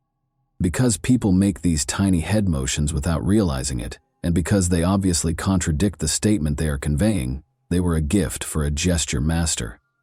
In an attempt to restore control, Darren called a radio station and begged everyone to stop holding him responsible for the kidnapping of the boy. He said that because he lived close by, he offered Jamie a ride home in his own car after the boy had spent the entire day on his bus. This claim exposed more contradictions in his account. After all, he first stated that he had driven him to his grandmother's house after dropping him off at the same bus stop where he had picked him up. Darren seemed to have taken the child home now. The man's feigned affection and his desire to bring their kid home alive blinded the Lewis family, despite the fact that everyone could see through his falsehoods. He stayed with them all the time, going to locations where they might have seen the youngster and occasionally even taking the lead in the hunt. One of the cops even claimed that the family trusted him more than the police because of his peculiar behavior, which made their job much more difficult. Given that the police have a duty to tell the victim's family during the inquiry, Darren likely believed it was shrewd of him to try to persuade them to back him. However, it was not a good idea to be as open with the family as he wanted to seem when the police knew that the enemy was inside the family. They had to be separated by the investigators. Luckily, the police used Darren's traffic infractions as justification to put him in jail for 10 weeks in September. The investigators searched for any evidence against him during this period. They determined on October 14 that they had sufficient circumstantial evidence to accuse Darren of kidnapping the child. Even though they were certain that Jamie was dead, they were still unable to charge him with murder. Luckily, Darren's frequent TV appearances worked against him. 2 adolescents came to the police and told them a terrifying story about how a man who looked like Darren had attempted to kidnap them one night. After luring the kids to a quiet area of the neighborhood park, he showed them a picture of Jamie and yelled, "There he is! He was there, you see!" and tried to guide them deeper into the park. The children, however, were alarmed by the man's peculiar actions and were able to flee. The detectives shared their findings with Jamie's family. When Jamie's brother John told them a similar story, they were even more shocked. John held himself responsible for his younger brother's disappearance during this period. Darren became aware of this and began to show John more love by buying him gifts and supporting him all the time. But Darren took John to the park a few days after he moved in with the family, handed him a smoke, and said that his younger brother was there. However, John would wind up there himself if he spoke to anyone, and neither he nor Jamie would ever be seen again. John was frightened and startled by this confession, so he honored his oath and vowed to remain silent. It's interesting to note that the boy's older sister acknowledged that she was first uneasy about Darren's treatment of John. He obviously became attached to him, purchasing him a variety of things, such as a bicycle and pricey shoes, while utterly disregarding the older girls. Like the rest of the family, though, she soon came to feel that the man had been sent to support them at their darkest moments. The police and forensic specialists started searching the location that the teenagers had told them was where Darren had tried to lure them. Police found a jacket that matched Jamie's outfit and children's sports pants during the search. They discovered a piece of a jawbone when they took the garments to the lab for analysis and spread them out on the table to dry. According to experts who examined the bone, it was a human bone and belonged to a child between the ages of 7 and 9. The jawbone was identified as belonging to Jamie Lewis by subsequent DNA testing. Jamie's torso was eventually found in a secluded area of the park close to Stockport by the Reddish Vale Golf Course. A sizable percentage of the remains, nevertheless, were never located. The investigators came to the conclusion that Jamie was still alive when the murderer carried him to the spot, which was hard to get to. When Vickers gave his cellmate a different account, he was charged and in prison awaiting trial. He said Jamie was fatally struck after he fell and struck his head on a handrail in the bus. The bus driver threw him in the trunk and hurried him into the woods in a frenzy. The prosecutor, however, was certain that this account did not accurately reflect the events that took place. Even though it was challenging to pinpoint the exact cause of death due to the body's decomposition, Jamie's family's suffering persisted as the trial got underway. They were the targets of the murderer's horrible charges, in addition to being made to listen to what he had done to their son. Darren claimed to have a close relationship with Karen and that she was expecting his child. He also claimed that his father John killed Jamie. Even pictures of Darren and Karen touching hands were used as evidence by the defense lawyer. In order to show that Darren was lying and to stop the rumors that were spreading about her behind her back and creating repulsive graffiti on the walls, poor Karen had to submit to a DNA test. Darren Vickers was convicted guilty of kidnapping and murder by the jury following 7 weeks of trial proceedings. He was given a life sentence in jail with the chance of release after 25 years in April 1999. He unexpectedly asked to speak with the case's main investigator a day after the guilty verdict was handed down, and he admitted to killing, raping, abducting, and dismembering Jamie. According to the murderer's detailed account of the incident, Jamie called for his mother, but that didn't stop him from strangling him. He then made several trips back to the crime scene, most likely to dispose of the body pieces one at a time, Darren made this startling admission in the hopes of receiving a lighter sentence, but as his ruse backfired, he made a last-ditch effort to recover control by calling the media and taking back his confession. Another prisoner used a hammer to strike Darren in 2014. He suffered multiple severe head injuries. Despite spending some time in the hospital, the man recovered completely. In 2024, 3 years later, he is requesting a parole hearing. The police in the case pledged to do everything in their power to keep him from being released if the parole board determines that it is feasible. And that wraps up today's chilling story. If you enjoyed this video, don't forget to like and subscribe so you never miss a new upload. Also, let me know in the comments, what part of this story shocked you the most? Thank you for watching, and I'll see you in the next video.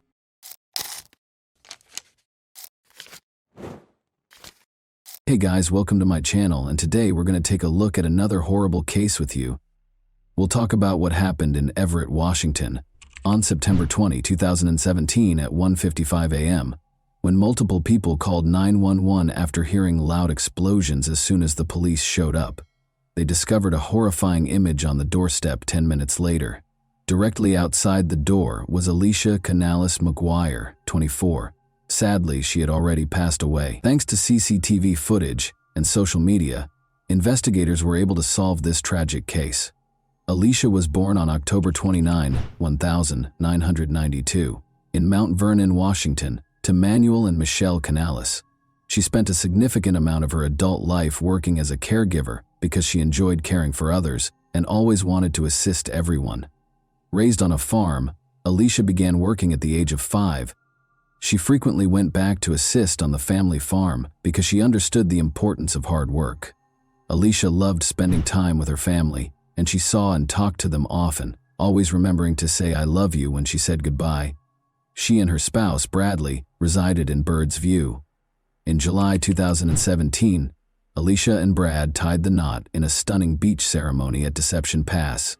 As a result, investigators quickly discovered that Alicia did not reside in the home where she passed away. It belonged to her sister, Amanda Canales, who shared it with her 3 kids. Amanda asked Alicia to watch her kids while she was away because she had to travel to New York for work. Alicia was glad to assist because she loved her nephew and nieces. 2 months prior, she had tied the knot and was eager to begin a family of her own. One of the people who called 911 was the stay-in nanny who was in the house with her. When she went downstairs after hearing gunshots, she discovered Alicia motionless and lying at the front door. When the police officers got to the scene, they looked at the house first. They had to see if the criminal was inside. They made sure that the only people in the house were Amanda's kids and the nanny. By closely inspecting everything, the police began searching for evidence after the terrified kids were removed from the house. The house had a car parked in front of it. Beside it were shell casings.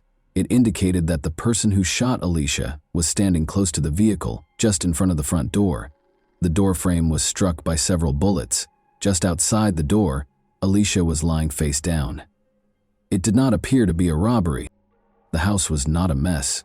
Furthermore, it appeared that the criminal had not even gone inside the house. However, why and by whom would someone wish to kill Alicia? The detectives suspected that it was a case of mistaken identity after learning that it was her sister's home. The investigators questioned Amanda, who may have been the target, but she was in New York when the nanny, who was also present in the house when the crime was committed, relaxed. They inquired as to whether she knew who would want to harm her or if she saw the person who shot Alicia. The nanny claimed that when she heard gunfire, she was upstairs. She noticed that Alicia was motionless and face down on the floor when she looked down. She called 911 because she was afraid and didn't see the person who had shot Alicia, the nanny. As far as she was aware, she told investigators, Alicia and her husband Bradley got along well, but she provided the first important lead to the police. According to her, there were issues between Amanda, Alicia's sister, and her former spouse, Kevin Lewis. The detectives discovered from looking through the local sheriff's office reports that this was not the first time the police had been called to this address. Every incident had something to do with family disputes between Amanda and Kevin Lewis. The detectives were therefore intrigued by this version. Kevin Lewis lived in a different area of Everett, so they located his home address and went there before dawn to speak with him. It was dark in his home. During the conversation, Kevin answered the door when they knocked. "Talk to Lewis." "She should be home," he said in response to the officer's question about his ex-wife's whereabouts. He appeared to have just awoken. He was asked to tell the detectives where he had slept. He claimed that his mother and sister could verify that he had spent the entire night at home. When the detectives told him that there had been a shooting in the home where his children lived, he didn't inquire as to why they were there. It was odd that he didn't show any emotion. He should have inquired about his children's well-being as a parent, but he chose not to do so. Kevin looked shocked and said, "Really, that was the end of our conversation?" when the detectives informed him that Amanda had been out of town on business. While strolling down the street, the detectives noticed that 2 nearby homes had security cameras that they could use to verify Kevin Lewis's story. He said that instead of going out, he spent the entire night at home. However, after reviewing the video, the investigators discovered that approximately 40 minutes prior to the assault on Alicia, a car was pulling up alongside Kevin's driveway. Then someone who looked a lot like Kevin came out the front door, approached this car, and got in. The vehicle drove off a short while later. The quality of the recording prevented the police from conclusively identifying Kevin as the next victim. The footage was seen by the investigators from a different camera. Despite being able to examine the car more closely, they were unable to identify it. They could only make out that the car was light in color. About 20 minutes later, they saw the car return after fast-forwarding the recording. But they had one important detail to notice. This car's front right rim was different from the other 3. The front right rim was dark, while the other 3 were light. Kevin Lewis, who was in the first recording, got out of the car and went back to his house when the car came to a stop close to it. Approximately 20 minutes prior to the 911 calls regarding a shooting, this man, whoever he was, entered the house. The car then drove off and never came back. The drive from Kevin's house to Amanda's was 15 minutes. This could indicate that the car had enough time to reach Amanda's house, or it could indicate that the car was unrelated to the shooting. It was too soon to say. Amanda learned of her sister's passing. She was in New York a few hours later when their father called to inform them that Alicia had passed away. Alicia married, was content, and hoped to start a family of her own, but now her family had to grieve for her. Amanda said she had no doubt that her ex-husband Kevin was the one who shot Alicia when the investigators asked her if she believed he could have done it. Amanda Canales wasn't prepared to publicly acknowledge how toxic her relationship with her ex had been, even after her 8-year marriage ended. Despite having 3 young children, 2 girls and a boy, and spending 10 years with Kevin Lewis, Amanda had been extremely unhappy and continued to live in fear of him even after their June 2017 divorce. Amanda had been bruised by Lewis's previous physical abuse, and even after they had parted ways, he continued to threaten her. Amanda was granted full custody of their children in August 2017. Lewis was ordered to pay $800 a month in lieu of child support. For Amanda, it was a new beginning. As a single mother, she was grateful for the support she received from her family and concentrated on her home in Everett, Washington. Amanda was threatened by Kevin. He threatened to kill her. He had the training because he had served in the military. Although her sister passed away, Amanda thought she was the one who had been attacked. Rather, she even obtained a restraining order against Kevin, which he repeatedly broke. Amanda and their 3 kids were both terrified when he wandered outside her house and peered in the windows. Kevin was not charged by the police with any of the restraining order violations.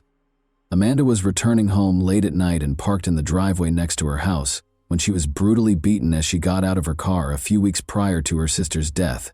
Someone attacked her as soon as she opened her car door. She didn't have time to see the attacker's face because everything happened so quickly, but given everything, she was certain that Kevin Lewis, 30, was responsible for Alicia Canales McGuire's death. The investigators thought he was planning to kill his ex-wife. At the time, Kevin was unaware that she was in New York. He was unaware that Alicia had been asked by Amanda to watch her kids while she was away. Today, though, this version contained an error. Kevin would have been at his house when the shooting occurred, if the man in the video was indeed him. He was also given an alibi by his mother and sister. As a result, the police kept looking into the incident and took into account various theories. After going back to Amanda's house to take another look at everything and analyzing the bullet trajectory, experts came to the conclusion that Alicia was shot while the door was partially open. and that the shooter fired at least 7 shots that entered the house from the outside. According to the evidence found at the scene, someone fired a shot while standing next to the garage, then proceeded to the house's door and fired once more inside. Multiple gunshot wounds to the head and torso were determined by the medical examiner to be the cause of Elisa's death. She was hit by 5 shots. There were gunpowder stippling injuries in 2 of the wounds. The last 2 gunshot wounds to the head were most likely the last 2 wounds administered, according to the medical examiner, who testified that he was unable to ascertain the order of the 5 shots. The 7 shell casings discovered at the crime scene were fired from the same firearm, the experts concluded. Alicia was shot at close range, resulting in head injuries. After examining this version, the investigators were unable to locate any proof to support this. Due to the rarity of this particular brand of shell casings, the police were also interested in the ones discovered at the crime scene. These casings were produced in Russia and sold under the Tulimo name. The investigators hoped to identify the seller of these cartridges and possibly the buyer because the brand was not very popular.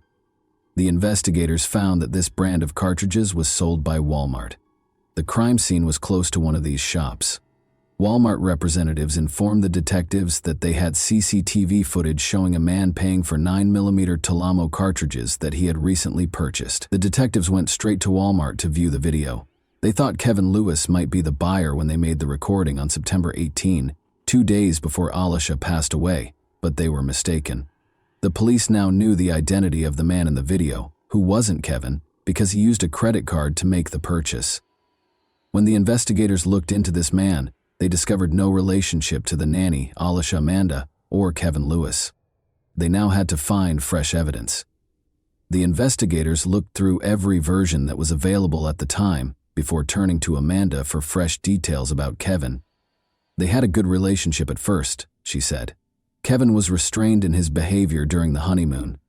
She didn't anticipate that he would start hitting her and grow more hostile over time. After their relationship ended, Amanda was granted full custody of the children, a restraining order was issued, and they got divorced. However, a distraught Amanda was aware that Alicia wasn't supposed to be killed in the shooting and thought it was a case of mistaken identity. She told police that Lewis had somehow planned the attack and that Kevin was home when it happened. The footage from the night of Alicia's death has been examined by the investigators once more. They saw something now that they had never seen before. The man who left his house, Kevin, can be seen approaching the car and settling into the back seat behind the driver in this grainy video. Why, though, did he not take the front passenger seat? As the investigators searched for a solution, they came to the conclusion that someone else was already occupying the front passenger seat. As a result, by the time the car arrived at Kevin Lewis's house, there were most likely 2 people inside, which may have been the reason he had to take the back seat. There was insufficient evidence for the police to connect Kevin to Alicia's demise.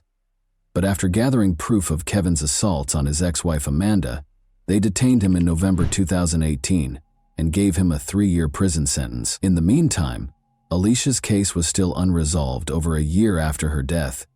The only break in this case came in 2019 when a woman with crucial information called the police station. A girl from nearby Spokane who had attended a party and boasted about being hired to kill someone on York Road, the street where Alicia was shot, was the source of the detective's tip. Given that Spokane was roughly 5 hours away from Everett, the police were unsure of what to believe. According to the caller, she was at a party when a young woman walked in. Angelica is who she is. The latter boasted about her involvement in the crime with her boyfriend. This woman claims that Angelica stated that a person died as a result of being shot in the head. They were hired to shoot from around the corner by the children's father. Additionally, according to Angelica, they killed the wrong person. A case of mistaken identity was involved in the incident. The specifics of this case have never been made public by the police. Alicia's head injury was only known to the investigators and her family.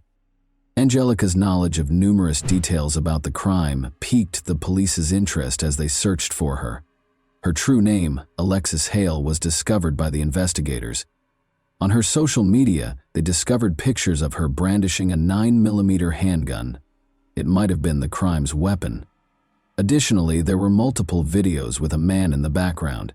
It was Jaredon Phelps, Alexis's boyfriend. Alexis Hale shared a video taken through a car's windshield that examined the road signs the night before Alicia passed away. The investigators were able to pinpoint the precise location of the car at that time, which was roughly 10 minutes away from Kevin Lewis's home. A few hours after Alicia's passing, Jaredon Phelps boasted about a wad of cash in the video below. One of the 5 comments that the investigators saw on Phelps's social media photo was from his aunt. They identified his aunt as Kevin Lewis's mother after clicking on her social media profile. As it happened, Kevin's cousin was Jaredon Phelps. The police had good reason to make an arrest. Alexis Hale was the first to be placed in handcuffs. She screamed and claimed that because she was only 17 years old, the police were unable to arrest her. She demanded a lawyer because she understood why she had been arrested.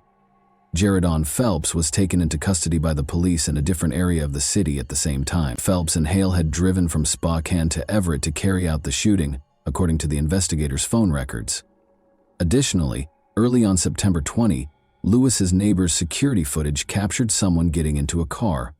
At 1:13 a.m. EM, the man in the white top departed, and at 1:37 a.m. he returned. Following Alicia's passing, Lewis was wearing a white top when the police visited him. Alexis kept everything from the investigators. At the time, Kevin Lewis was serving a 3-year prison sentence for assaulting Amanda. As a result, the researchers were hoping that Phelps would provide some information. The investigators suspected it was Kevin Lewis, and now the police had a confession and the name of the man who hired Hale and Phelps. Phelps provided them with additional information about the crime when they brought him to the scene. Following Alicia Canales McGuire's death in September 2017, Kevin Lewis, who was already incarcerated on an unrelated charge, was charged with aggravated murder with a firearm, conspiracy to commit murder, and solicitation to commit murder in July 2020. At the age of 20, he entered a guilty plea to first-degree premeditated murder.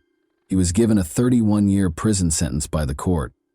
At age 18, Hale entered a guilty plea to the same charge and received a 15-year sentence. During the trial, Phelps testified that he had committed the crime for financial gain and to gain notoriety.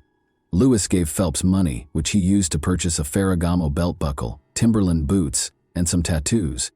He asserted that he had given his ex-girlfriend $200 after she obtained the pistol from a family member. Later that year, Lewis entered a not guilty plea and was put on trial by the prosecution.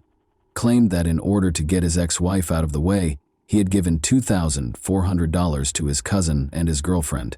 Although he had made them into adolescent killers, Alicia had unintentionally opened the door in a tragic case of mistaken identity. Lewis gave Phelps an envelope of cash on the way back. Phelps said Lewis had led them to the house, but that he didn't know who the target was. Phelps and Hale dropped Lewis back at his house and then went back to the spot Lewis had indicated. After getting out of the car, the two headed for the house. Hale went to knock on the front door and Phelps stopped beside the garage. Hale left as soon as Alicia opened the front door, and Phelps fired the gun until it was empty. The gun's muzzle crossed the threshold as Phelps fired the first few shots from his position close to the garage, and the final 2 after approaching the front porch. The final 2 shots were directed at the head and neck region. Phelps and Hale returned in their vehicle because of a glove that might have been left at the scene. They turned around and departed when they saw police cars upon their return. After getting GPS directions, they returned to Spokane by car. The defense contended that Lewis had only said to move the target out of the way and had never used the word kill in his conversation with his cousin. However, the court was reminded by the prosecution of Kevin's violent past and his threats against Amanda. They claimed that power and control are at the heart of this case, and it was obvious what the goal was. Amanda described him as pure evil. He had played with their kids, who were in the house when she was supposed to die, she remembered incredulously. I assumed you loved them, but a person who truly cares for someone would never want to put them in danger or cause them any trauma. Did you care that they would have woken up to find their own mother dead, lying in a pool of blood, if it had been just me home that night? She asked. She also discussed finding her kids a safe place to live. She informed Louis that, in spite of all the harm you caused, they are recovering and moving on. In case you were wondering, they never inquire about or discuss you. The jury found Lewis guilty of first-degree murder in less than 3.5 hours after a 6-week trial in November 2021.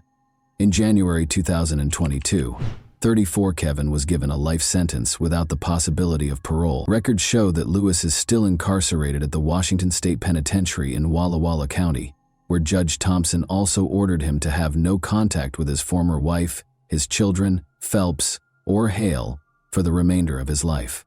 And that wraps up today's chilling story. If you enjoyed this video, don't forget to like and subscribe so you never miss a new upload. Also, let me know in the comments what part of this story shocked you the most.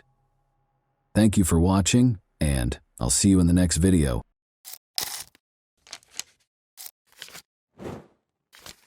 Hey guys, welcome to my channel, and today we're going to take a look at another horrible case with you.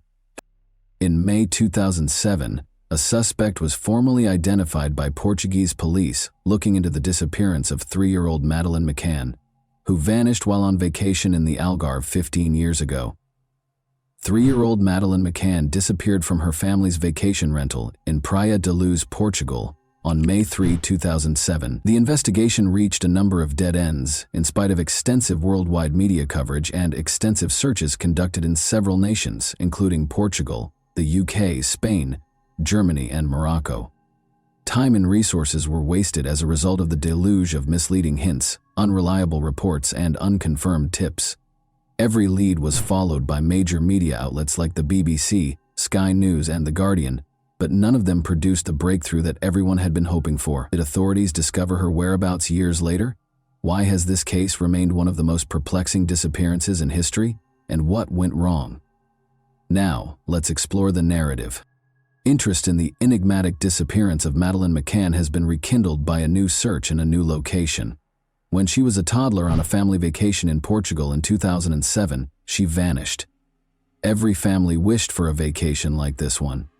Kate and Jerry McCann, both in their late 30s, had been putting in a lot of effort in their respective medical professions.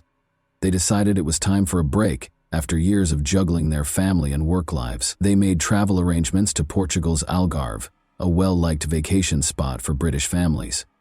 On May 3, 2007, they left for what was supposed to be a quiet week at the Ocean Club Resort in Praia da Luz with their 3 kids, twins Sean and Amélie, as well as their oldest daughter, Madeleine. At the time, Madeleine, their 3rd child, was 3 years old. The family stayed at the resort in a spacious, cozy apartment. Despite the basic lodging, the location was ideal for a restful vacation. The McCanns were a close-knit, loving, and well-educated family that was perfect in many respects. In addition to being doctors, Kate and Jerry were also loving parents who were very involved in their kids' lives. They chose a family-friendly resort with a kids' club and lots of activities because they had carefully planned their trip. They weren't the kind to take chances or neglect the security of their kids. Actually, the resort was known for being safe, so they were at ease knowing that their kids would be protected while they spent some peaceful time together. But everything would change on the night of May 3, 2007. A night that nobody could have foreseen. After spending the day at the resort, Kate and Jerry McCann made the decision to have a quiet dinner with friends at a nearby tapas restaurant on the evening of May 3, 2007. In their apartment, their 3 kids, Madeleine, Amélie, and Sean, were fast asleep. The couple took turns checking on them and felt at ease leaving them alone for brief periods of time. Kate checked on the children at 9:30 p.m. She discovered that everything was in order. Madeleine seemed to be sleeping soundly in her bed, and Sean and Amélie were both sleeping soundly. Their friend, who was staying next door, Matthew Oldfield, later offered to come see how the kids were doing. The door to the children's bedroom was open when he went to check on himself, but he didn't look any further and couldn't remember if the window or shutter was open. Kate returned to see how the kids were doing at around 10 o'clock at night. The patio doors were unlocked when she stepped inside. Due to an open window, the door of the children's bedroom slammed shut on its own as she attempted to close it. At that moment, she noticed that Madeleine was gone and that the window and its shutter were open. Kate yelled, "Madeleine's gone," as she hurried back to the restaurant in panic. "She's been taken." Approximately 10:10 p.m., Matthew Oldfield was asked by Jerry McCann to go to the resort's reception and call the police on May 3, 2007. At 10:30, Hotel employees and visitors started the resort's missing child procedure by looking around for Madeleine.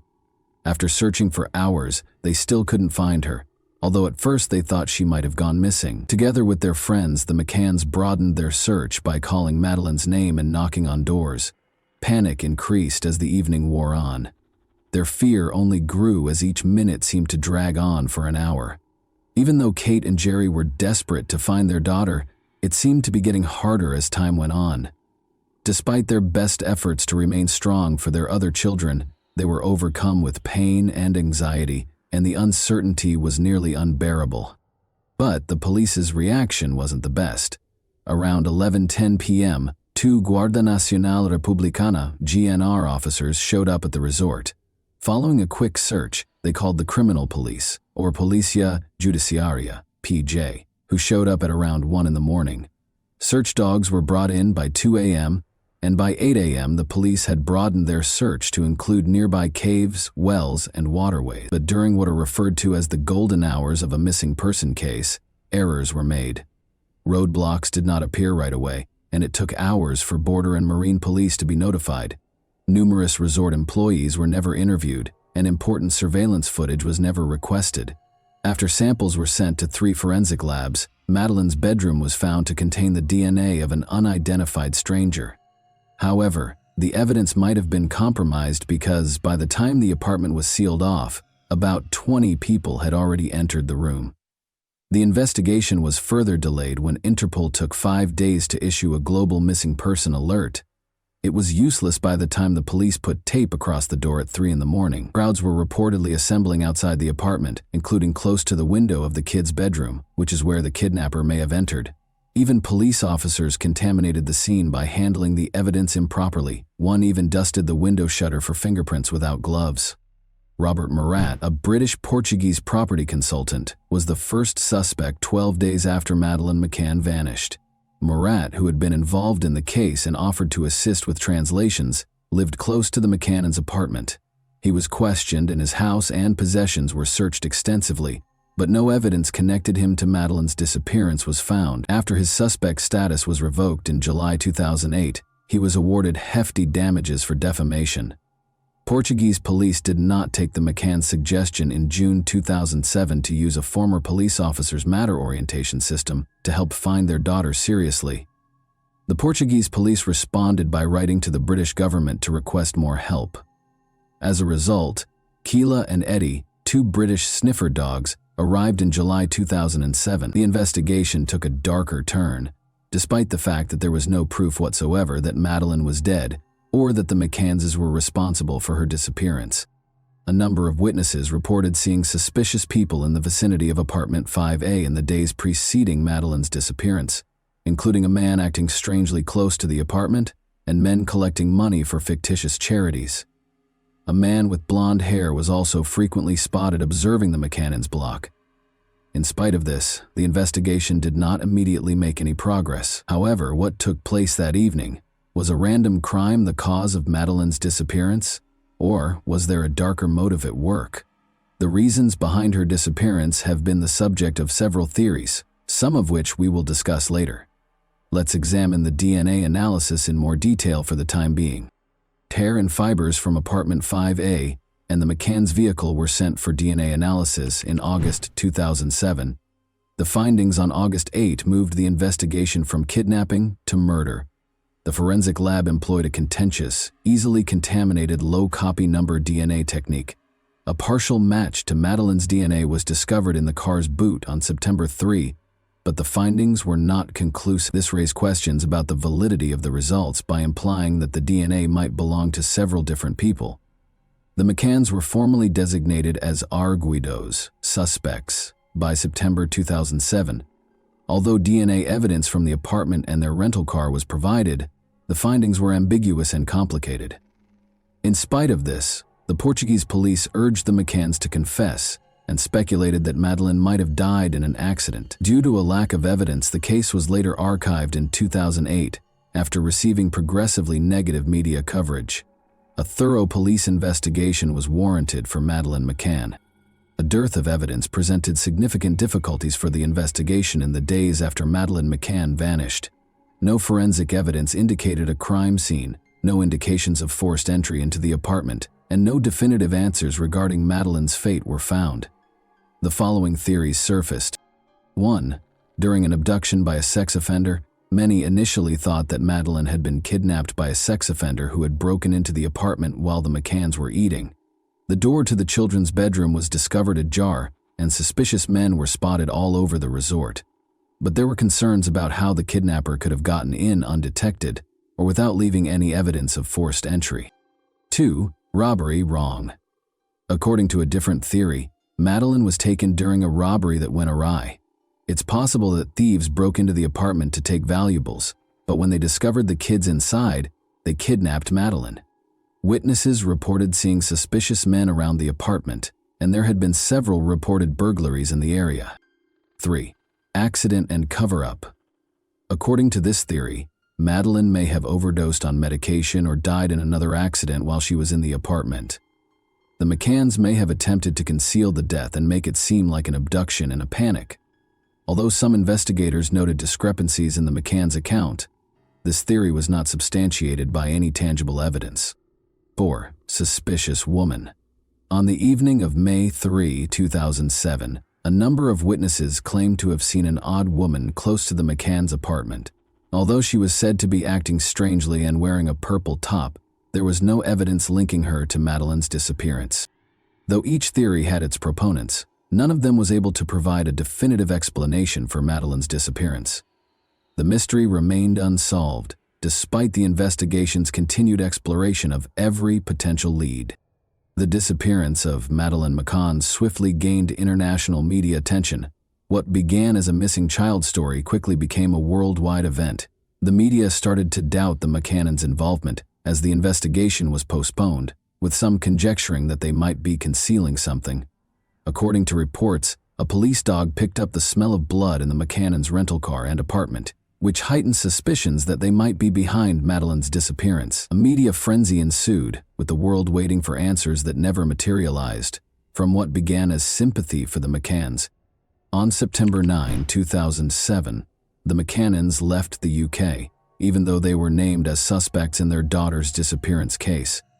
Chief Inspector Tavares de Almeida came to the conclusion in a report on September 10, 2007, that Madeleine had died inadvertently in the family's apartment, and that the McCannans had staged the kidnapping with the assistance of their friends. A leaked diplomatic cable from September 28, 2007, which showed that US and UK authorities were cooperating on the case, provided more evidence in support of this theory. Tensions with the McCanns grew when they declined to take part in a police reconstruction. Even though Portuguese police had broadened their investigation in October 2007, when the Portuguese Attorney General declared on July 21, 2008, that there was no evidence connecting the McCannans or Robert Murat to Madeleine's disappearance, the investigation was declared closed. But only a few weeks later, on August 4, 2008, the authorities acknowledged the lack of conclusive evidence and made thousands of pages of case files public. Following Madeleine McCann's disappearance, her parents established the Madeleine's Fund, which by March 2008 had amassed over PS 1.8 million. With assistance from individuals such as J.K., the fund provided a PS 2.5 million reward for leads, including Rowling and Simon Cowell. Control Risks and Mateto 3, two private investigators the McCanns hired, may have produced some results in Morocco. In 2008, tensions grew between the McCannans and the Portuguese police. They hired Oakley International, which produced e-fits of a suspect, 4 PS 500,000. When Scotland Yard released these e-fits in 2013, they caused a stir because they had been kept secret until then. The Sunday Times later paid the McCannans PS 55,000 in damages for publishing the story. The McCanns met with British Home Secretary Alan Johnson in 2009 to ask that Madeleine's case be reviewed. Jim Gamble's 2010 report, which criticized the British and Portuguese authorities' lack of coordination and suggested closer cooperation, was the result of this. The British government began Operation Grange, a thorough investigation of the case by Scotland Yard, in May 2011 under Home Secretary Theresa May. A petition from the Sun newspaper served as one of the catalysts for this. By July 2013, the investigation had grown from a team of 29 detectives to a full-scale operation. Over the years, the team looked into hundreds of potential sightings and sex offenders, translated documents, and published age-progressed photos. The investigation's scope was reduced by 2016, but in 2018, the Home Secretary authorized more funding, raising the overall cost to Ps $11.6 million. In order to continue the investigation, there were additional extensions in 2018 and 2019. Calls made close to the Ocean Club around the time Madeleine vanished were tracked by police in 2014 using mobile phone tracking. After being questioned, the former bus driver and his associates denied any involvement. Euclid Monteiro, a former employee of the Ocean Club whose phone was found close to the scene, was another important person. No evidence connected him to Madeleine's case, despite the fact that he had previously been questioned about break-ins, and he passed away in 2009. During the same raid on Scotland Yard, believing Monteiro was responsible, issued a request for information in March 2014 regarding a man implicated in sexual assaults in vacation homes in the Algarve. Interviews with 4 Portuguese nationals produced no leads, and a thorough search in Praia da Luz in June 2014 produced no fresh evidence. 11 individuals, including Robert Murat's associates, were questioned later in December, but once more, no significant results were obtained. More than 8,600 sightings of Madeleine had been reported globally by 2016, but none of them were deemed credible. Scotland Yard kept investigating every lead, but she was nowhere to be found.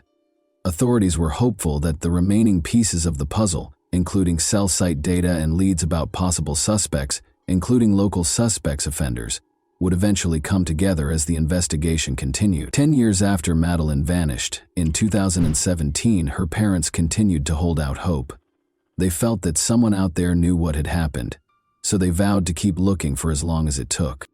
Meanwhile, authorities in Braunschweig, Germany, got a vital tip regarding Christian B., who allegedly admitted to a friend in 2017 that he was aware of Madeleine's fate. German police made a shocking announcement in June 2020. They had a new top suspect in Madeleine McCann's disappearance. Christian Bruckner, the suspect, was a 43-year-old convicted sexual offender with a history of unsettling offenses. This new lead gave the investigation new hope after years of dead ends. Bruckner had a troubling criminal history. He had a lengthy criminal history that included drug trafficking, sexual abuse, and burglaries during the previous 30 years. Authorities characterized him as an empathetic psychopath who preyed on defenseless girls. When Bruckner was found guilty of sexual abuse in Germany in 1994, his criminal career officially began. He carried on committing crimes after fleeing to Portugal, such as robbing hotels and vacation rentals close to the Praia da Luz resort.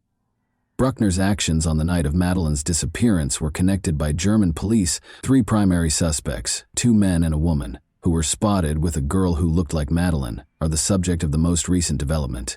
Investigators found that Bruckner's cell phone had made a call close to the resort an hour prior to her disappearance.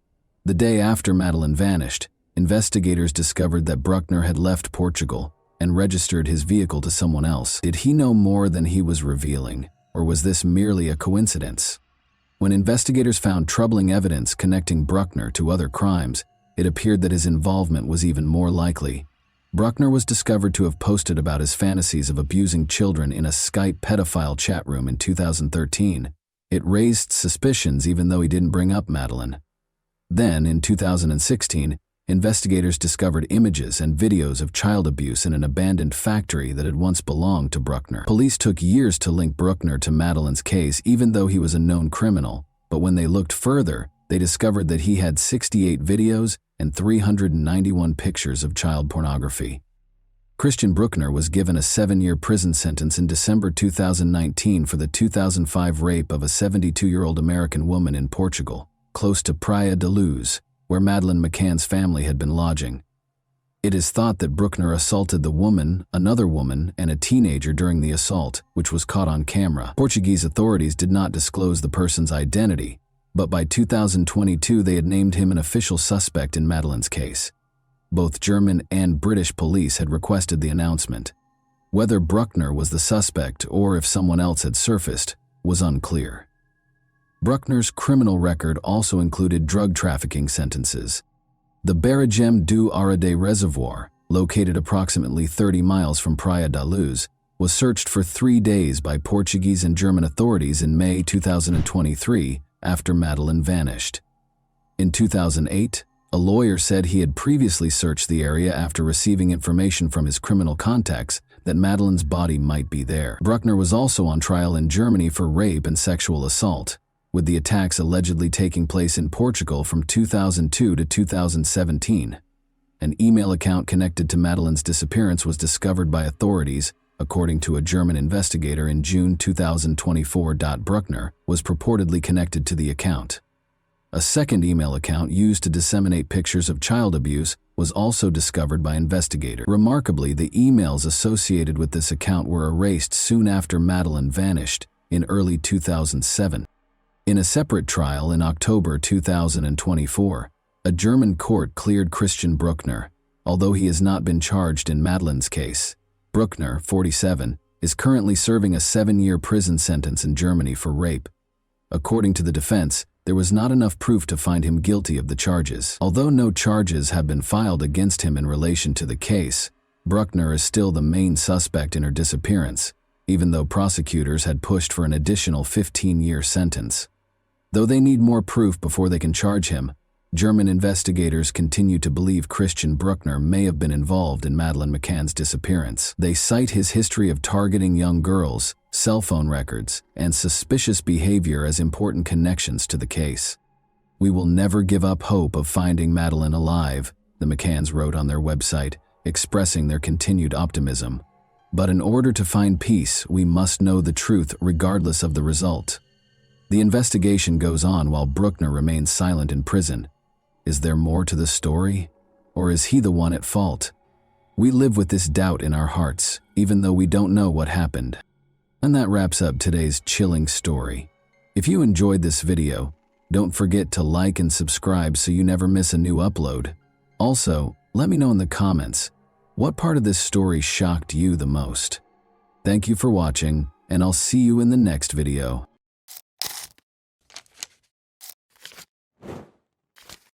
Hey guys, welcome to my channel, and today we're going to take a look at another horrible case with you. In this video, we examine what happened on December 26, 2011, in Kershaw, South Carolina. Hope Melton, 30, called her grandmother to report that she was being followed while driving down a country road. Hope was terrified and unsure of what to do. The call ended before she could provide her grandmother with any information.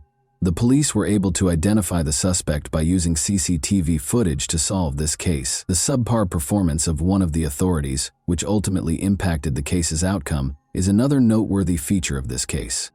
William Roger and Elizabeth Ray Hodge Roscoe were the parents of Beverly Hope Roscoe Melton, who was born in Cheraw, South Carolina, on December 4, 1981.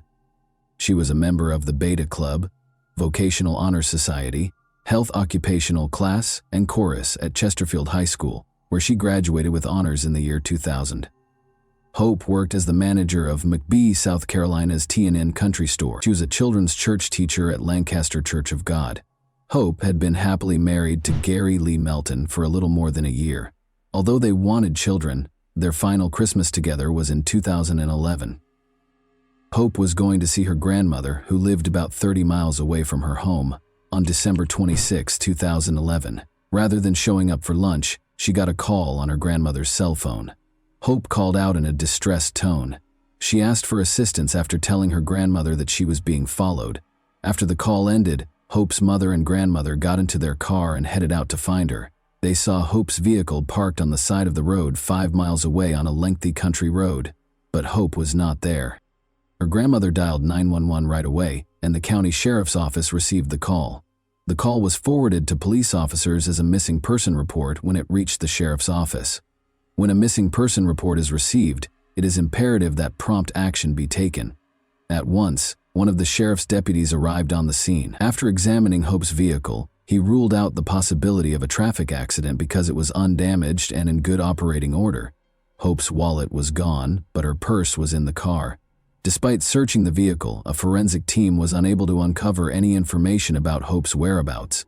Police and volunteers started searching the area for leads.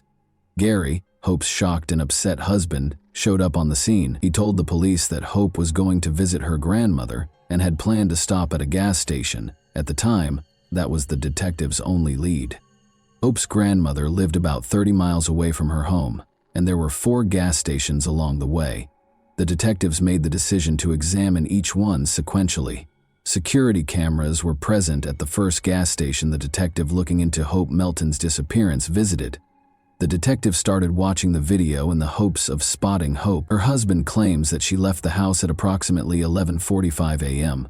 The manager was asked to show the detective the video from an hour prior to Hope calling her family in a panic. When a male customer entered the store at 12:19 p.m., everything appeared to be as usual.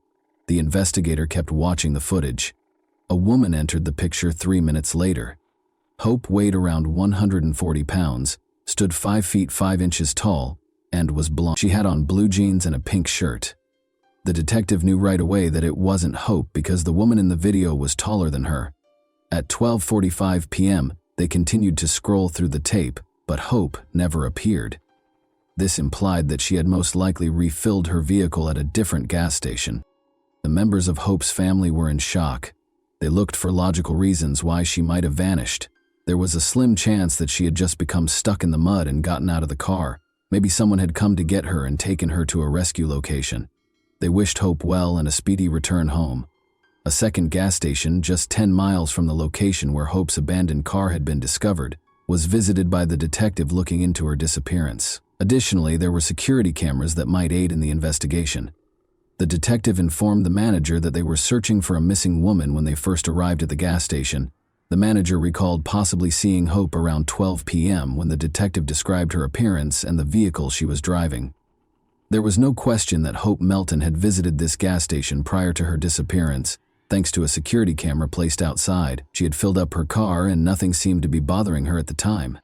Another camera captured a man holding the door open for Hope as she entered. Hope left the store after paying for her gas. She appeared content and in a positive frame of mind. She appeared to be eager to spend the remainder of the day with her grandmother.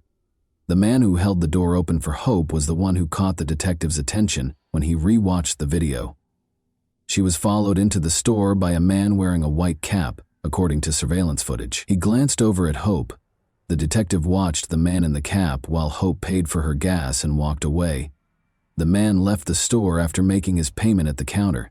Regretfully, nothing in the video could be used to identify the man. In an attempt to identify this man's vehicle, the detective once more looked at the surveillance footage. Hope was seen walking toward the store to pay for gas on one of the tapes. Just then, a dark minivan arrived and a man in a white cap climbed out. Regretfully, his car's license plate was hidden. Hope was seen driving away from the gas station when the detective flipped to another outdoor camera. She made her way back to her car, and just as she was ready to leave, a gray car arrived. Hope was not followed out of the gas station by the man in the white cap, or the man who got out of it and turned to watch Hope's car drive away. The detective repeatedly viewed the segment in an attempt to capture every detail. He had to locate the other hints he was certain were concealed in the gas station video. He was right. When Hope was making her way back to her car, he flipped to the first camera. An orange Chevy appeared in the frame. The Chevy turned back toward the exit after crossing the parking lot. The detective saw something significant as Hope pulled away. The orange car was following her. Prior to Hope's disappearance, the detective believed he had seen the car following her. The police had to determine what happened after obtaining evidence that Hope had been followed from the gas station. The search team discovered alarming evidence in the meantime. They discovered a blanket covered in blood and a pink bracelet 6 miles from Hope's abandoned car. Hope's husband was able to identify the bracelet. The bracelet was a Christmas gift from him. Hope's well-being was seriously threatened by all of this. The detective had to confirm that it wasn't a coincidence after watching the gas station surveillance footage that showed the orange Chevy pursuing Hope's vehicle. Hope had to pass an office building with multiple security cameras on her way to her grandmother's house. The building was still closed for Christmas when the detective arrived by car. Finding an office manager with keys and knowledge of the CCTV system took some time. The parking lot and the road Hope could take to get to her grandmother's house were both covered by numerous security cameras on the building. The detective's primary objective was to determine whether Hope was being followed by the orange Chevy, or if it had veered off course. The cameras were programmed to record only when they detected movement because the offices were closed for Christmas. The detective started watching the video, which had been taken shortly after 12 p.m.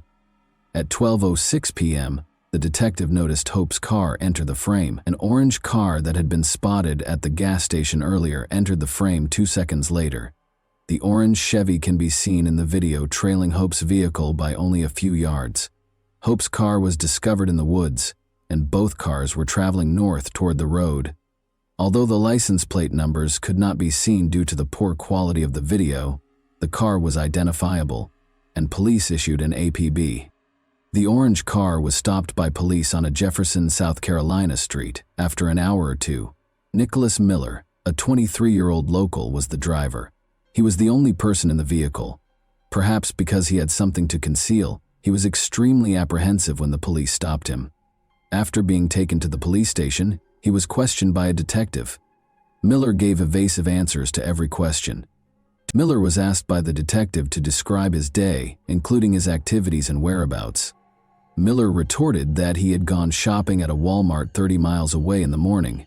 After that, he returned to Jefferson by car.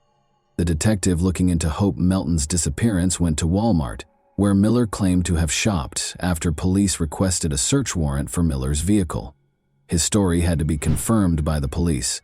Every action on the sales floor is captured by the store's many cameras. Walmart's video surveillance footage was a relief to law enforcement since it supported Nicholas Miller's account. At around 10 in the morning, his orange Chevy pulled into the parking lot.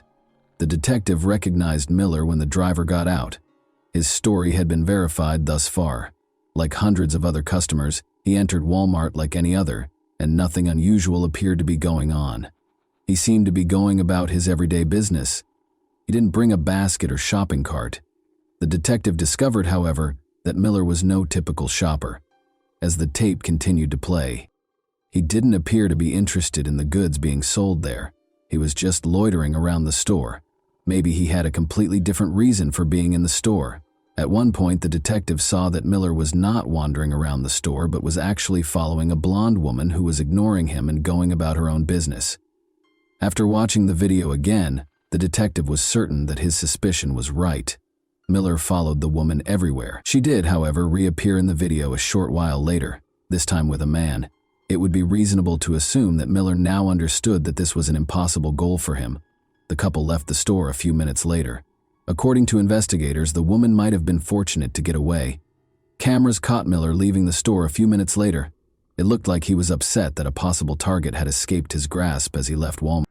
At this point, we can only presume that he was returning to Jefferson, probably to meet Hope at a gas station. Although Hope's family had hoped she would return home safely, it became evident that something horrible had happened to her when police were able to obtain a search warrant for Miller's vehicle. Forensic investigators discovered blood spatter on the driver's side bumper and the passenger side fender while inspecting the vehicle. Hope's wallet was also discovered in Miller's vehicle. The decision was made to question Miller once more in light of the new evidence. It's crucial to remember that Chesterfield County Sheriff Sam Parker conducted the interrogation. Keep that name in mind, it matters.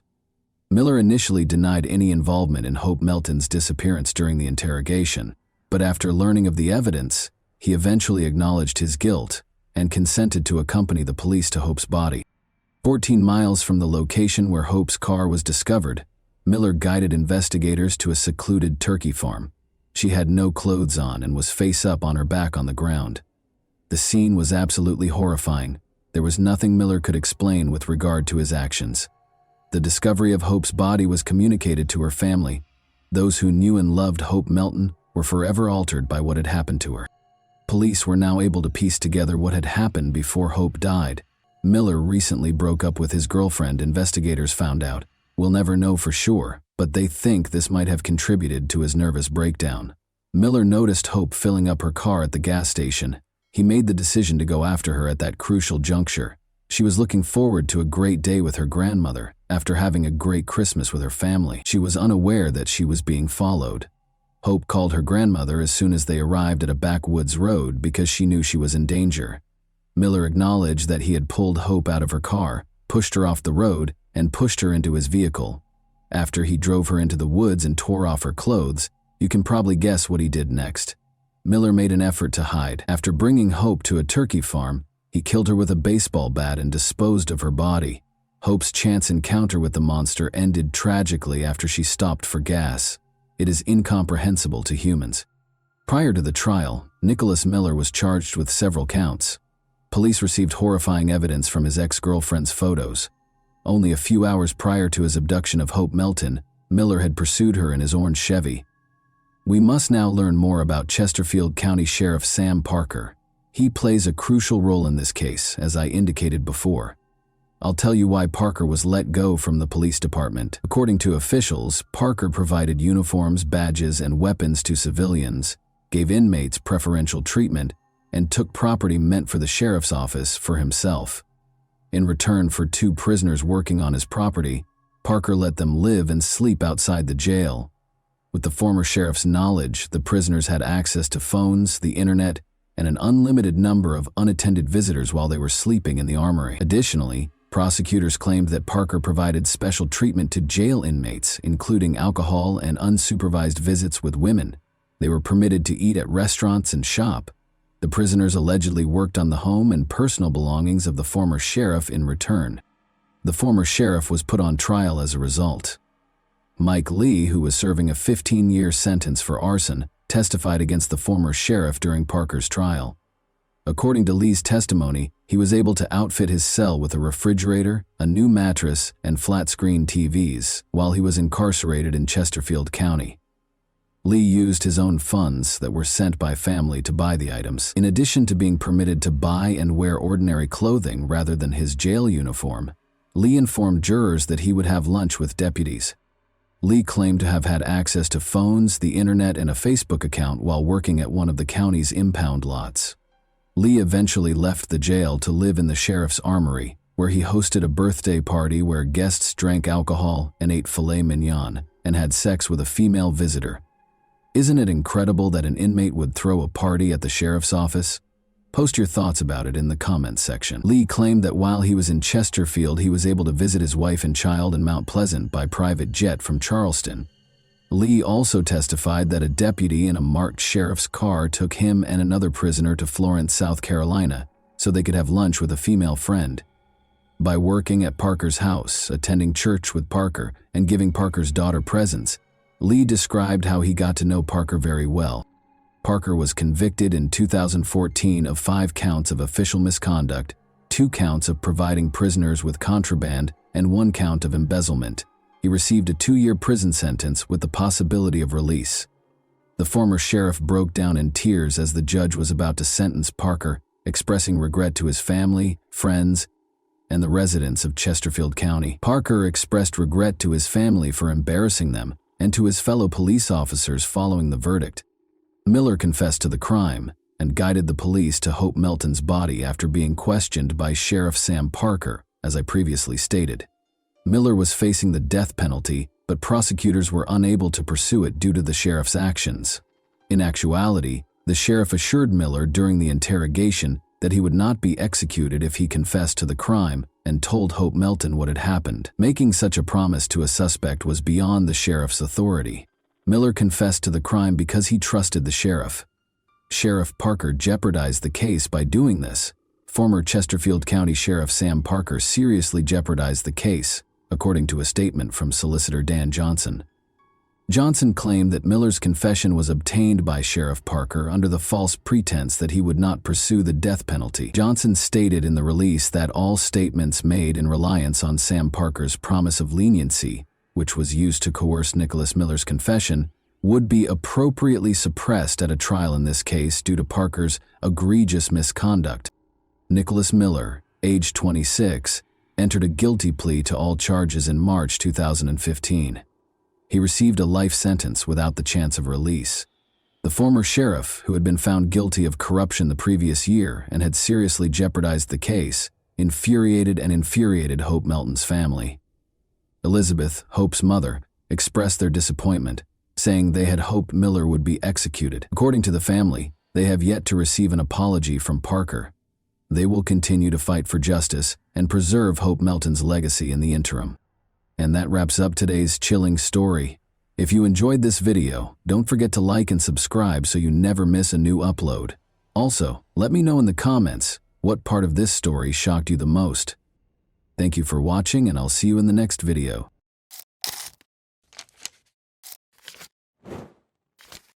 Hey guys, welcome to my channel, and today we're going to take a look at another horrible case with you. Why do some young women marry men who are significantly older than them? Rosanna Galliano's story wasn't the only one. A young college student married a man her father's age after falling in love with him. But this union's tragic demise stunned Argentina as a whole and became one of the most talked about subjects in the media. Who was Galliano? Rosanna? On November 24, 1978, Rosanna Edith Rodriguez Galliano was born in a Buenos Aires suburb. She was the youngest of Reynaldo Galliano and Graciela Rodriguez's 4 children. Rosanna grew up with her sister Monica and her older brothers Oscar and Gustavo. From their early years, the siblings had a close bond. Her father was a skilled mechanic who ran a small auto repair business. Her mother had previously taught at a nearby high school, but she chose to quit teaching after having children in order to focus on taking care of the family and raising her children. According to everyone who knew Rosanna personally, she was a happy, vivacious, and outgoing young lady. She participated actively in dance, had lots of friends at school, and was talented at drawing. One day, she hoped to pursue a career in interior design or art. After graduating, she enrolled at Argentina's National University of the Arts because she was determined to achieve her goals. If José Arce hadn't entered her life, she probably would have accomplished everything she set out to do. José Jacinto Arce brought his vintage car with a rather complex problem to Reynaldo Galliano's workshop in 2001. The skilled mechanic accepted the assignment. Rosanna stopped by her father's workshop to deliver lunch that her mother had made while they talked about the specifics and price of the repair. Rosanna immediately drew Arce's attention with her youthful beauty, big eyes, and bright smile. The man started going to the workshop every day, ostensibly to monitor the work and see how the repair was going. In the hopes of seeing Rosanna again, he always arrived during lunch. It's now necessary to give some background information about José Arce and his troubled past. Jacinto Pedro Arce and Elsa Dorotea Aguilar welcomed him into the world on November 28, 1948, in the Famela department in the northwest of the Argentine province of Tucumán. His mother's side of the family was Greek, and his father's was Italian. He spent a large portion of his early years in Naples and on the Greek island of Crete. According to some accounts, José Arce's father had strong connections to organized crime and accumulated a sizable fortune through illicit means. Jacinto's unexplained death in the middle of the 1980s suggested a targeted attack, perhaps planned by someone with a purpose. José was incarcerated for smuggling illegal substances at the time of his father's passing. José and his mother resided in the United States until 1996, but he was in danger of being deported for breaking immigration laws. But Elsa, his mother, became a citizen of the United States, purchased a house in Boston, and stayed there with her sister. José had been married twice, but he didn't stay in touch with either of his previous spouses or their kids. He disliked discussing his past and preferred to keep his marriages, criminal history, dubious family background, and the mystery surrounding his father's death a secret. José, who was over 50 at the time of the events detailed here, had 3 expensive cars, multiple properties in Buenos Aires and its suburbs, and a fashionable, opulent wardrobe. He was skilled at projecting an air of sophistication and charm that made an impression on others. Young Rosanna was soon won over by his charm. After exchanging phone numbers, Rosanna asked her out on a date a week later. Rosanna didn't fully comprehend how deeply she had fallen for a man who could have easily been her father, because their relationship developed so quickly. Rosanna's parents were initially unaware of the couple's covert relationship. Her older sister, Monica, was immediately concerned when she told her, but she also pledged to keep it a secret from their parents for the time being. José showed up at the Galliano home 6 months later to formally request Rosanna's hand in marriage. Rosanna was only 22 years old at this point, and he was 52. The proposal surprised her parents, who were unsure of how to respond. Graciela, Rosanna's mother, drew her aside and asked her bluntly if she really intended to wed this much older man. After a brief hesitancy, Rosanna informed her mother that she was prepared to marry Jose because she loved him, but Graciela had a feeling something wasn't quite right. Her daughter looked nervous, angry, and even afraid. Jose most likely exerted pressure on Rosanna to agree to his proposal. Jose, however, asserted that their 30-year age difference did not deter their love or prevent them from beginning a family. 7 months after first meeting, the couple got married at the end of 2001, and Rosanna moved in with Jose. Everything appeared to be ideal at first. Jose seemed to truly love and care for his young bride. He planned a lavish wedding reception, bought Rosanna pricey presents, and planned a romantic honeymoon by the sea. The spiral downward. Geronimo, a son, was Rosanna and Jose's first child together, born in 2002. However, significant issues started to surface in the family after the birth of their child. By controlling Rosanna's every action, Jose effectively imprisoned her in their house. He kept tabs on all of her phone conversations, and she was prohibited from communicating with her own family members as well as friends. Rosanna initially made an effort to hide her problems from her family. She hoped the problems in her marriage would be resolved and felt she could manage the situation on her own. However, the situation only got worse over time. Jose showed himself to be a controlling tyrant who was prone to violent outbursts and was jealous and cunning. In addition to verbally abusing Rosanna and disparaging her family, he even implied that she should be thankful for everything he did for her by saying that he had chosen her out of the trash. As Rosanna's fear of her husband grew, she made every effort to avoid upsetting him. In order to prevent upsetting Jose, she was prepared to forgo communication with her parents, brothers, and sister. However, he didn't really need an excuse to lose his temper or turn violent. The emotional abuse eventually became physical. Jose started using his fists to strike out nearly daily, and it was evident that he relished the authority it bestowed upon him. Rosanna was always afraid, but she was at a loss for what to do. She foolishly thought that her husband would stop torturing her and that the issue would eventually resolve itself. However, things only got worse. Jose had a number of weapons, including 2 handguns that he liked to show off to visitors and kept loaded at all times. With these guns, he regularly threatened Rosanna, saying that if she ever tried to argue with him or leave him, he would use them. Her brother Oscar happened to be an unintentional witness to one of these scenes one day. Oscar was concerned and had dropped in without warning after failing to get through to Rosanna. He went through the front door, which was unlocked, and discovered that the couple was having a heated argument. Jose slapped Rosanna several times while insulting her and her family before drawing his gun. He held the barrel to her face, took her by the hair, and jokingly mentioned how much he would like to pull the trigger. Oscar stepped in right away to protect his sister by putting himself between her and Jose.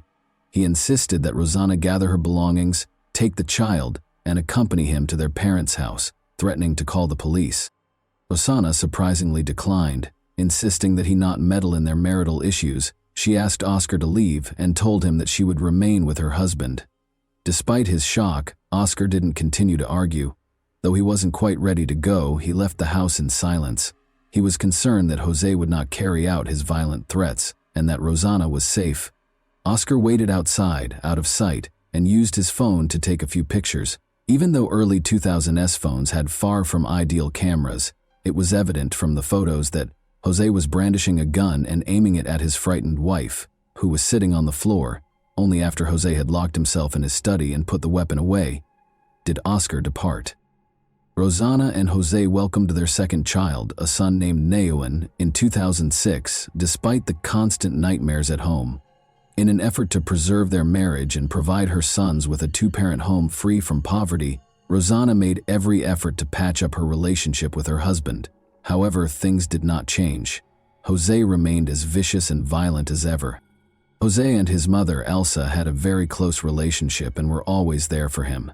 Although Elsa was a resident of the United States, she regularly visited Argentina and would spend months or even weeks at her son's home. These visits were a humiliating ordeal for Rosanna, a continual trial. She had to take care of her husband's aging mother while putting up with daily taunts and criticism. Rosanna, in Elsa's opinion, was a bad housewife, a bad mother, and a bad housekeeper.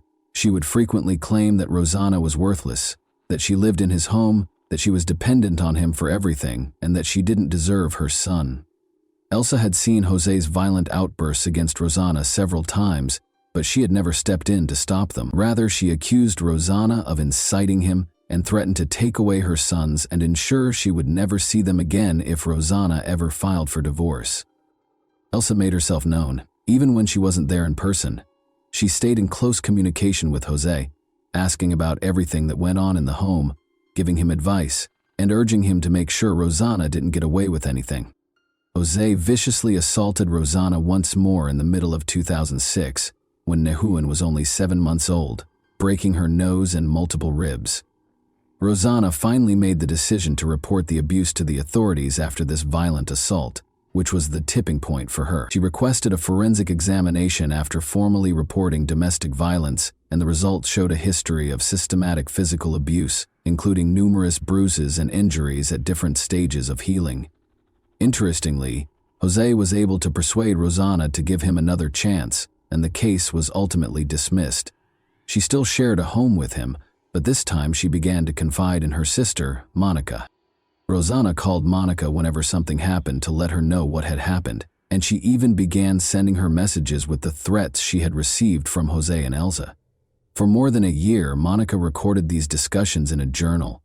Rosanna took her 2 sons and spent days hiding out at her sister's house as she repeatedly ran away from her husband's abuse. At least 5 times during these escape attempts, she was forced to return to Jose after he threatened to kill her or take her sons away, according to close family members. Rosanna filed for divorce at the end of 2007 and was successful in getting a court order that barred Jose from being around her and their sons. Jose, however, filed a countersuit, asserting his right to see his sons. For these visits, the court set a schedule that had to be adhered to. They agreed that Jose's vacant country home would be the venue for the meetings. Rosanna was afraid of Jose and felt safer with someone who could step in if something went wrong, so she frequently went to these meetings with her brother Asgar. Rosanna became friends with Daniel Gonzalez, a local gardener, and told him about her terrifying ordeal. Daniel was sympathetic and saw multiple instances in which Jose used derogatory language to publicly humiliate Rosanna. He would subsequently testify in court regarding these incidents. Rosanna met Oscar Lugo, a young man, in August 2007.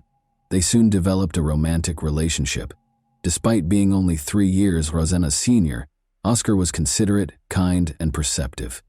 He took to her sons right away. After her divorce from Jose was finalized, the couple even began organizing their wedding, giving the impression that she had finally found the right partner.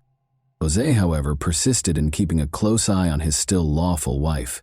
When physical violence and threats failed to control her, he turned to bribery.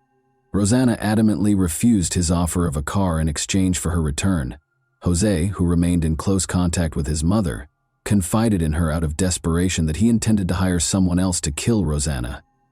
Elsa not only endorsed the concept but also gave her son financial support, sending him a sizable sum of money to commit the crime. Jose had to come up with a thorough plan and locate a hitman for almost 2 months. Rosanna, her sons, and her sister Monica visited Jose at the country house on January 16, 2008, as part of a planned visit. Jose left the women in the house that day to wait for the boys to return after taking them for a walk. Jose sent a message around 9 p.m. stating that he was taking Geronimo, one of the boys, to the hospital because he was feeling ill and had a fever. Rosanna became worried and texted Jose multiple times in an attempt to find out what was happening, but he didn't pick up. Hosanna gave Rosanna a call at around 10 o'clock. The phone call would prove to be a fatal trap. Rosanna would go outside to get a signal, and he knew that cell reception was bad in the house. Monica hurried to investigate after hearing 6 gunshots as soon as she left the house.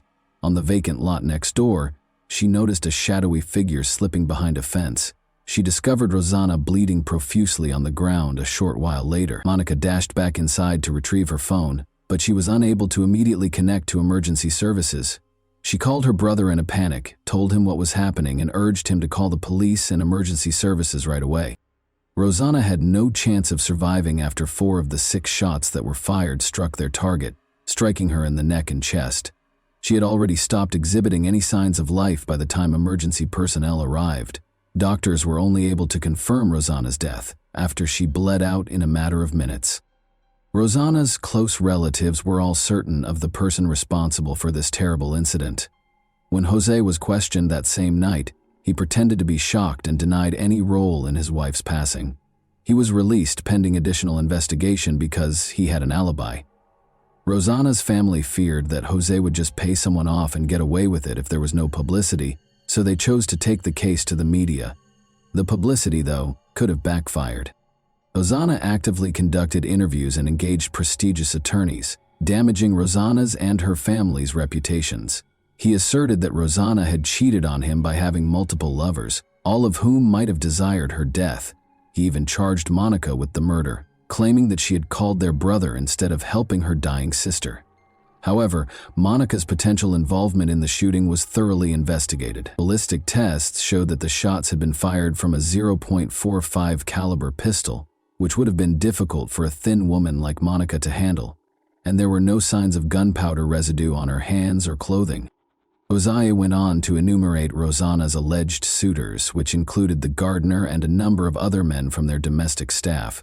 At first, the investigation proceeded slowly, but with the help of multiple witnesses' testimonies, Monica's thorough diary, and images on Oscar's phone, authorities were able to prove that Jose had been physically abusing his wife for years. Subsequent inquiries turned up multiple instances in which Rosanna had reported domestic abuse to the police, accompanied by medical documentation.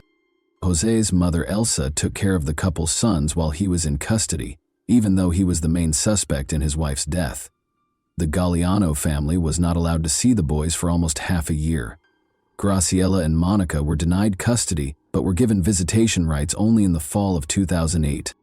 Oscar, who had pictures of Jose pointing a gun at his sister on his phone, was put under witness protection and started getting anonymous threats.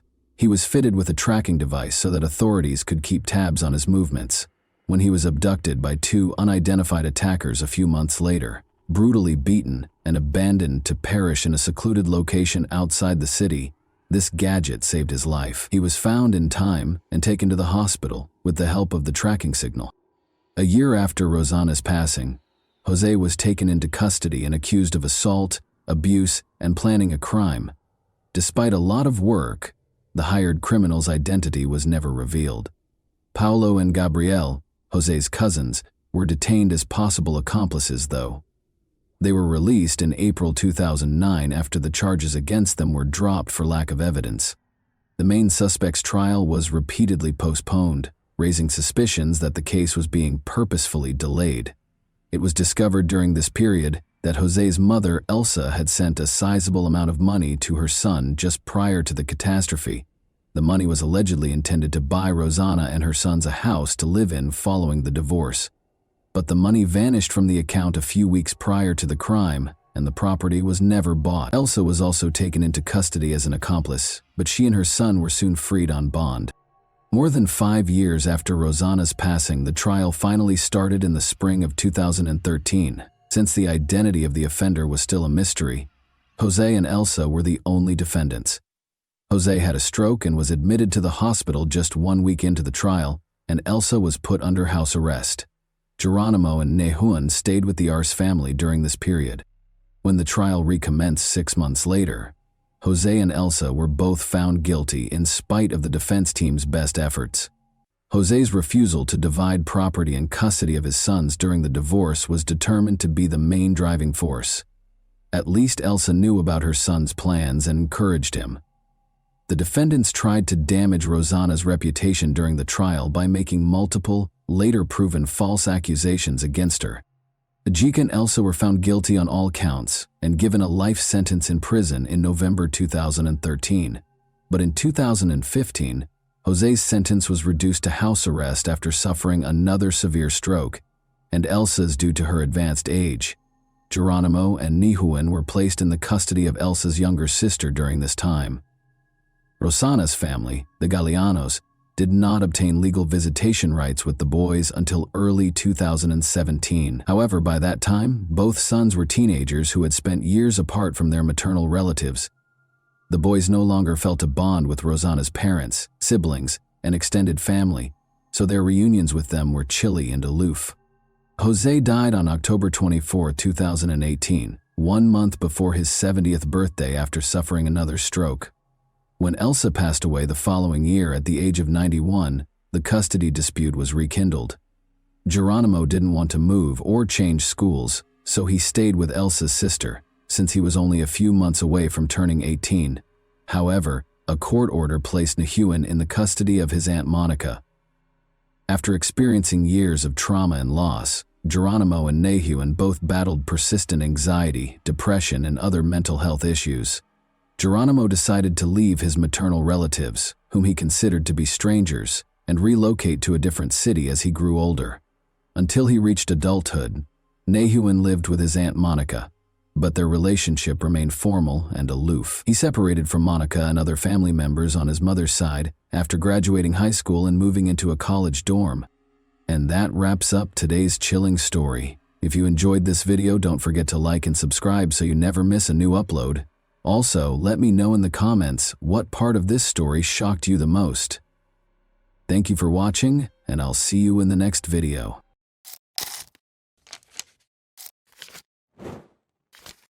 Hey guys, today we're diving into another truly horrifying case. If you want to support my channel, make sure to subscribe and stay active. It really helps me out. I'd be super grateful for that. Let's get started. A young woman's lifeless body was found in the state of Morelos on the side of an abandoned road. When they discovered her, the onlookers called the police right away. The body was still. She had obvious bruising and abrasions on her skin, and her clothes were wrinkled and discolored. Authorities were unable to locate any personal possessions or documentation that would have helped identify her in the area. This signaled the start of an inquiry to clarify the events and determine the causes of this catastrophe. Born in one of Mexico City's impoverished districts on July 5, 1995, Ariadna Fernanda Lopez Diaz, despite having few finances, her early years were filled with love and affection. Her mother and her older brother Omar made up her family. Mutual support kept the small family together in spite of the lack of a father figure who was uninterested in his kids. Omar gave Ariadna constant support and became into a protector and role model for her. Because of their strong relationship, Ariadna felt secure knowing that she could always count on someone. Ariadna was well liked by her peers because of her friendly and affable demeanor. She stood out for her genuineness and willingness to assist people, and she had a natural aptitude to make friends. She spent a lot of her school years with close companions, with whom she frequently discussed her future aspirations. But in 2018, when Ariadna was only 23, her mother was afflicted with cancer, leaving her youth tainted by a devastating loss. The family eventually had to confront the inevitable as the sickness advanced quickly. For both Ariadna and Omar, losing her mother was a heartbreaking blow. In addition to deepening their relationship, this catastrophe made Ariadna grow up fast and accept responsibility for her own life. She made sure her mother's presence was always with her by getting her name permanently inked as an homage to her mother. Ariadne had met a young man and quickly started seeing him before to the death of her mother. Ariadne soon found out she was expecting a kid, as their romance progressed swiftly. The young couple quickly recognized their paths were separating though, since the arrival of her kid did not provide the stability she had hoped for. Following their separation, they continued to have a cordial relationship while sharing custody of their son. Having a child presented new difficulties. In order to support herself and her son, Ariadna had to juggle the responsibilities of parenthood with her job search. Getting a job at a well-known bar in Mexico City was the first step on this adventure. This place, which was frequented by wealthy customers, had high standards for its employees. Ariadne developed her capacity to communicate with a diverse range of people here. She thrived in her position in spite of the problems, overcoming them with her charm and tenacious work ethic. Her life was drastically altered by the pandemic. Despite losing her job because the company where she worked closed, Ariadne resisted giving up. Instead, she opened her own beauty salon during this time to fulfill a lifelong dream. This endeavor came to represent her will and ambition to create a life free from other influences. Using her vast network and skills, she was able to start a business that gave her a reliable source of income. A new connection came into her life at this period. She clicked with a man she met right away. She found security and happiness in her relationship. Between her spouse, her job, and her son, Ariadna managed her time well. Despite having a busy schedule, she managed to find joy in every new chance. By the time Ariadne was 27, her life had taken on the appearance of a finished puzzle, with each obstacle and accomplishment adding to a picture of tenacity and accomplishment. She had experienced loss, started over, taken care of her son's future, and become independent. But what appeared to be the beginning of a happy chapter was actually the beginning of a tragedy.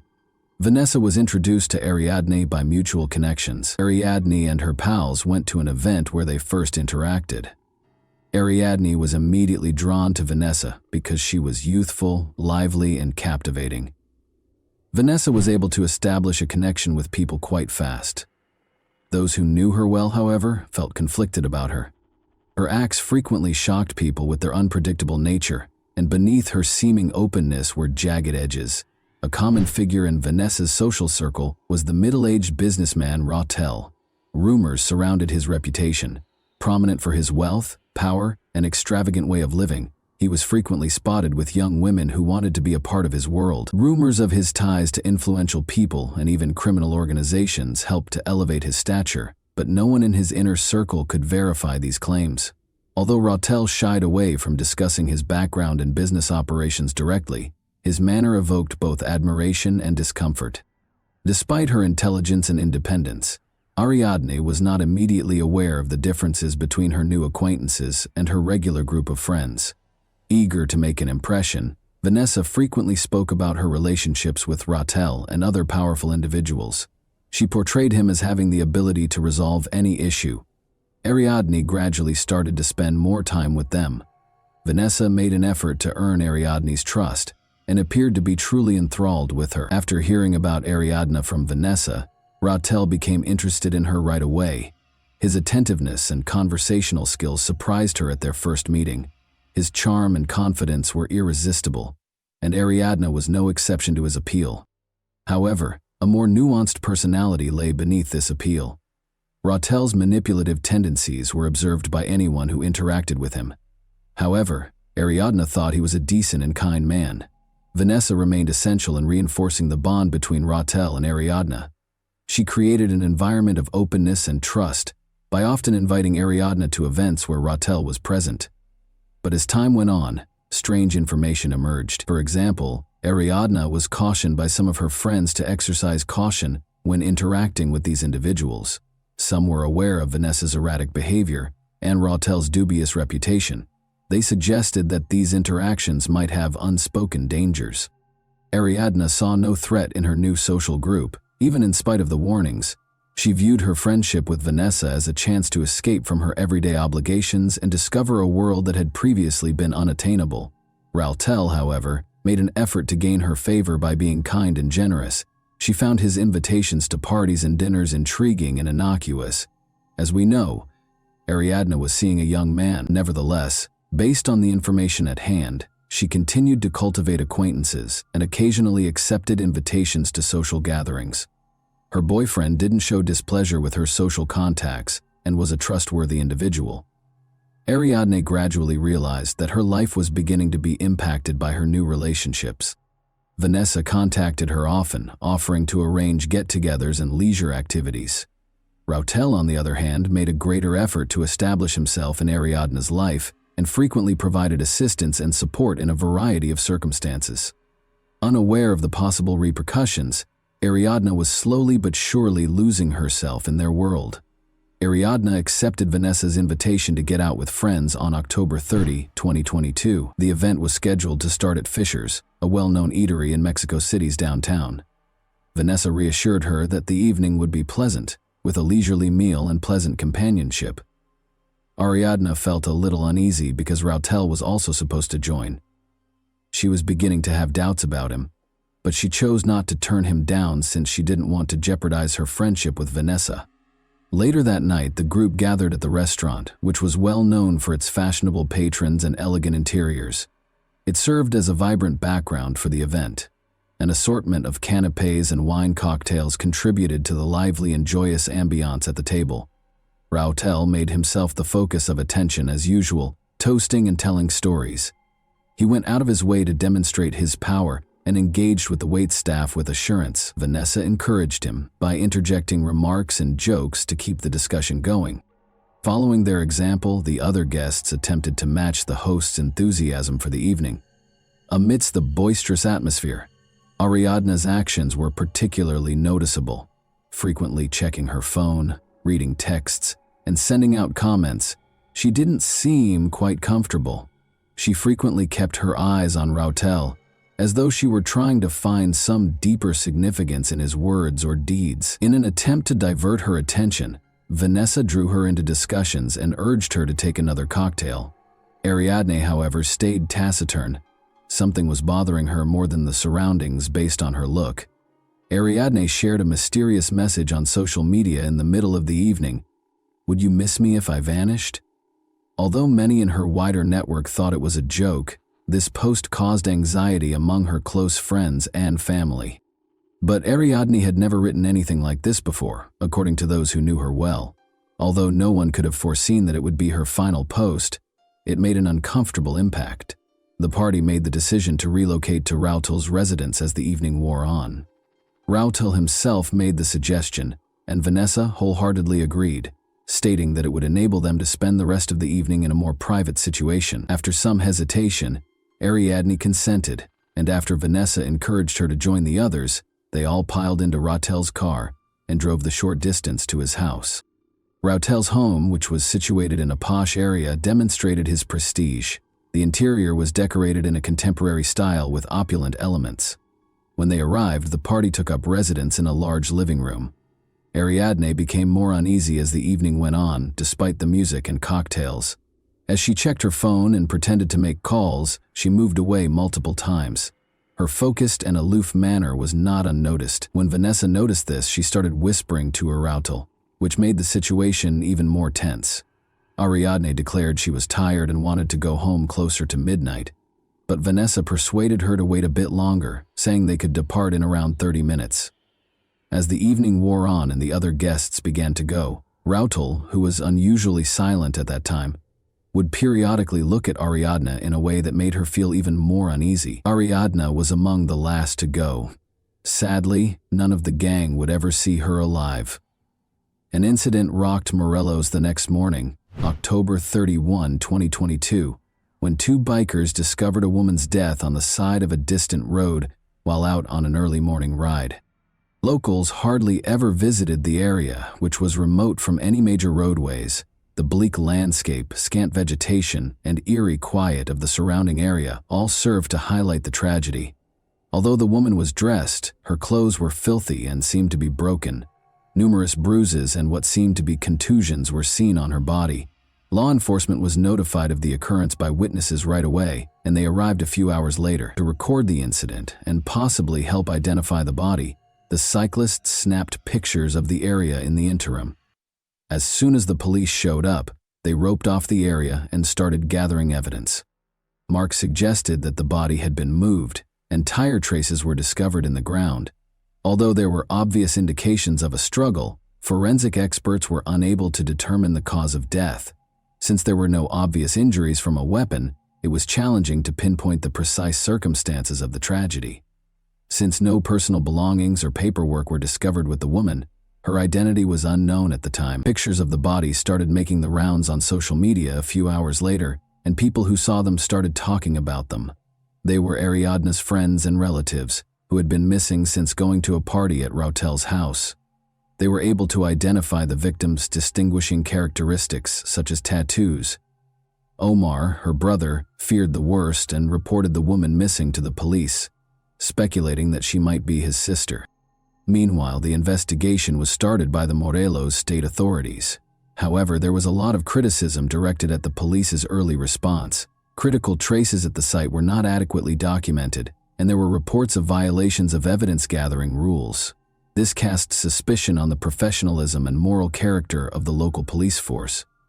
Their suspicions were validated when Ariadne's family members showed up to formally identify the body. His sister had a tattoo honoring their late mother on her shoulder, which Omar recognized.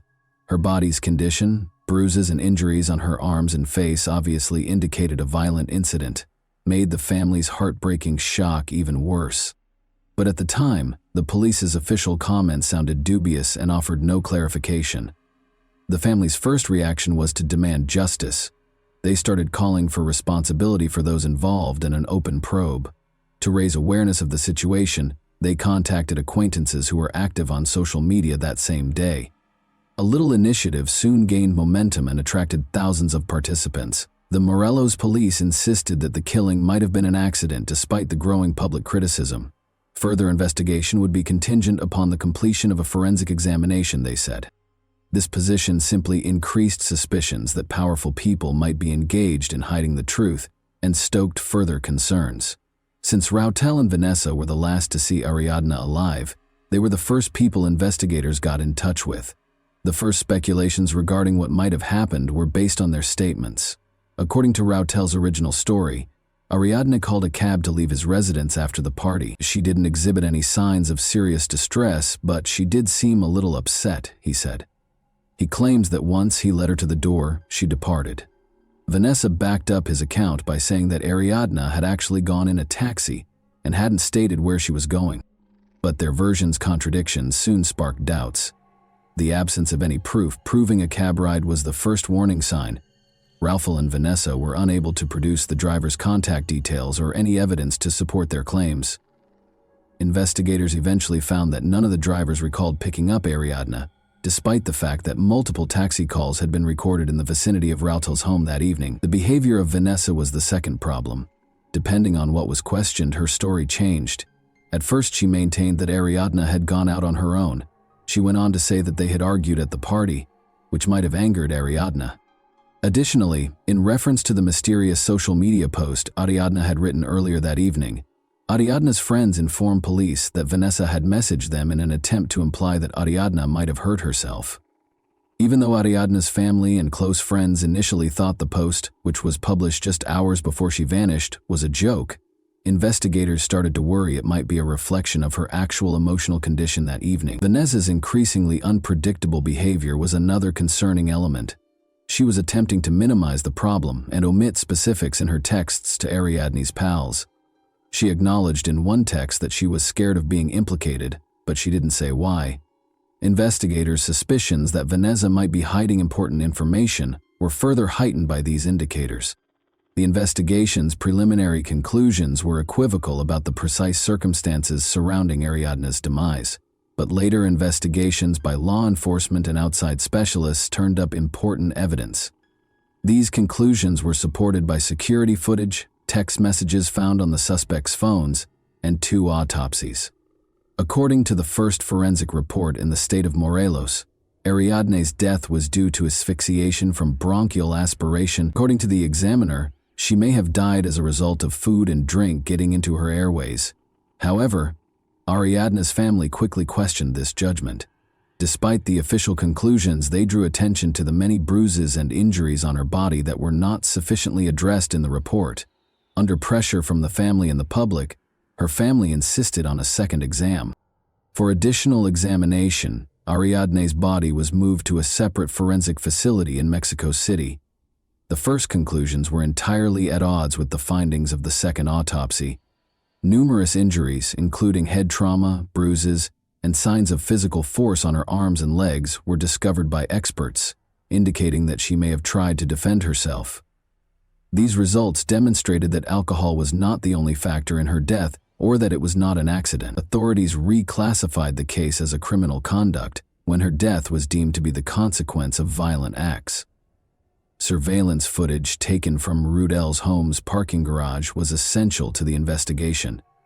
In one video, the morning after the party, Rautel was seen taking Ariadna's motionless body to his car. He was also seen on camera packing her body into the car and driving off. These recordings turned into unquestionable proof linking him to the body's movement and eventual concealment. Investigators found communications about Rautel and Vanessa's behavior after the party after seizing their phones. Attempts to coordinate their accounts for law enforcement and defend their actions to Ariadna's pals were exposed in the texts. Rautel assured Vanessa that everything was under control, but Vanessa voiced worry about the pressure from Ariadna's family. Even specific guidelines on how to respond to inquiries without arousing suspicion were included in one reply. Vanessa frequently implied that Ariadne might have been experiencing emotional turmoil and perhaps considered self-harm in her chats with Ariadne's acquaintances. Ariadne's acquaintances claimed that she was a happy, energetic girl who showed no indications of such tendencies, which ran counter to this story. Suspicion of Vanessa's involvement was heightened by these discrepancies.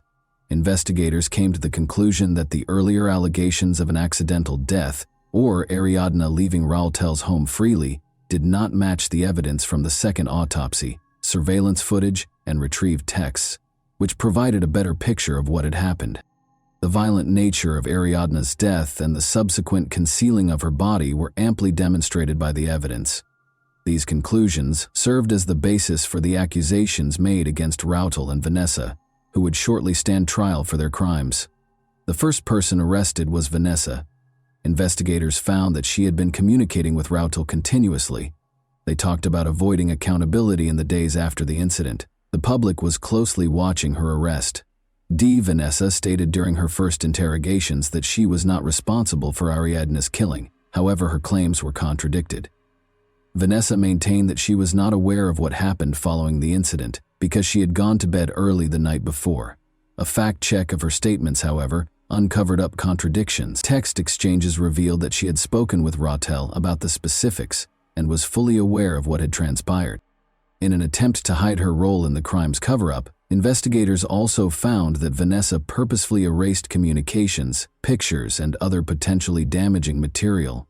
Rautel decided to turn himself in to the police after realizing the growing evidence against him.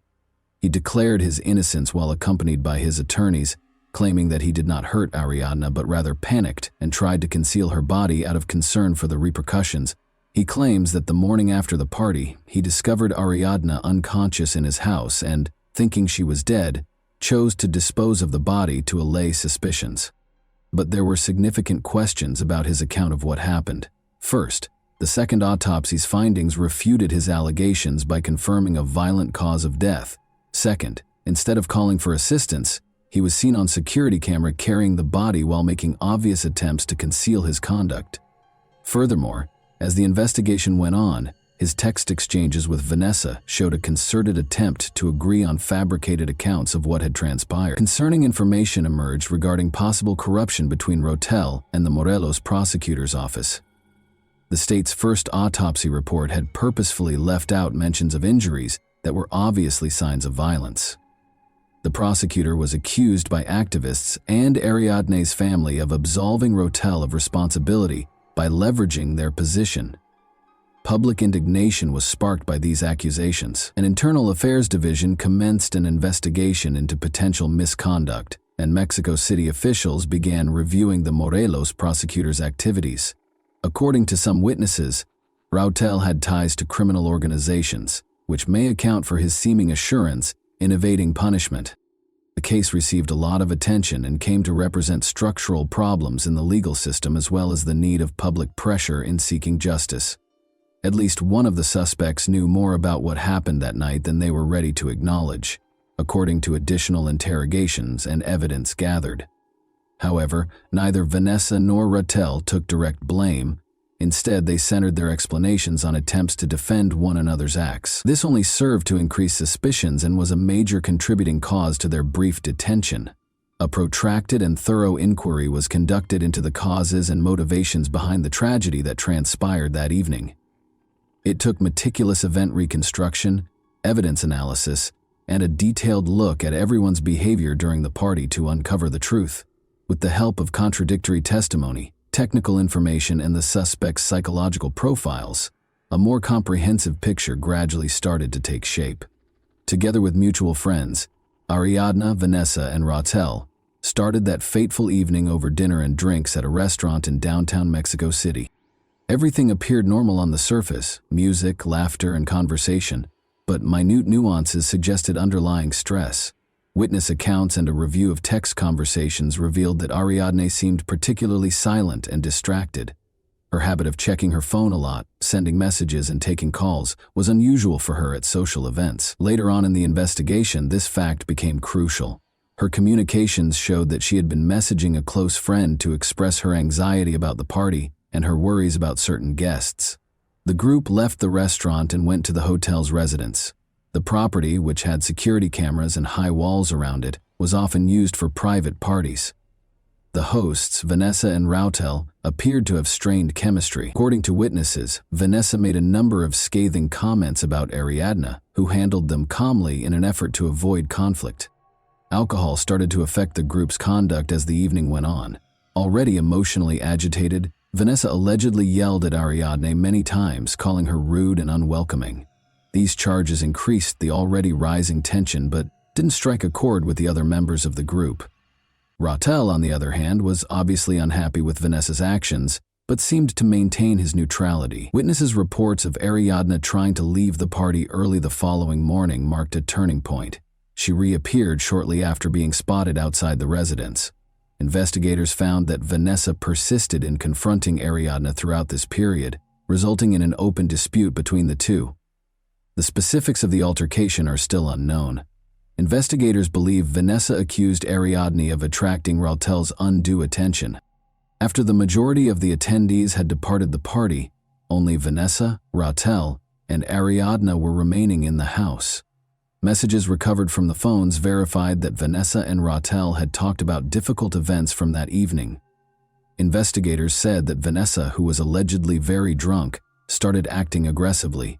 An incident that is thought to have occurred during this time is what caused Ariadne's fatal injuries. What was the reason behind Ariadne's peculiar social media post that evening? After being written off as a joke at first, the message gained significance as the inquiry progressed. Friends subsequently acknowledged that Vanessa's actions and the general ambiance of the event might have made Ariadne uncomfortable.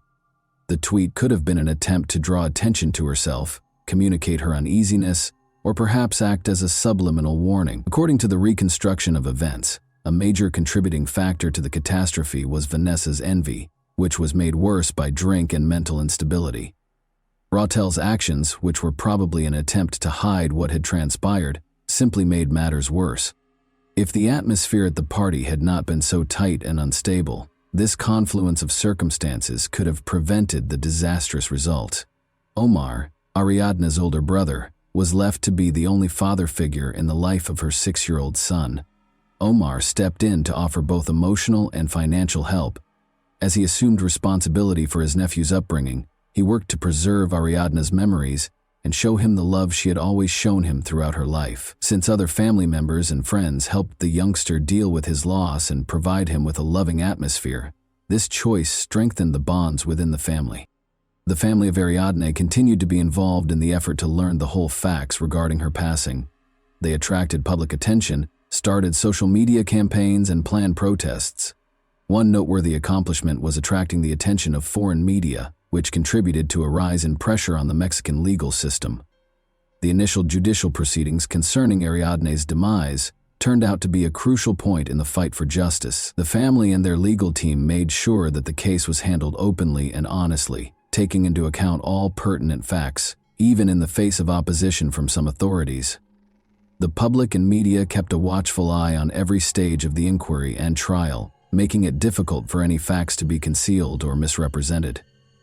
Rautel and Vanessa's positions in court proceedings were the main topic of discussion at the start of the trial. Key evidence offered by the prosecution included text message data, phone call logs, and security footage. These documents showed the defendants' possible involvement in the violent acts that resulted in Ariadne's death, in addition to their involvement in hiding the body. By claiming that the tragedy was an unfortunate accident, the defense tried to refute the facts, although a number of testimony and forensic analyses seriously put doubt on that account. Determining the motivations behind the crime was one of the trial's main goals. According to witnesses who knew Vanessa well, she was impulsive and prone to aggressive conduct, which was frequently made worse by drink.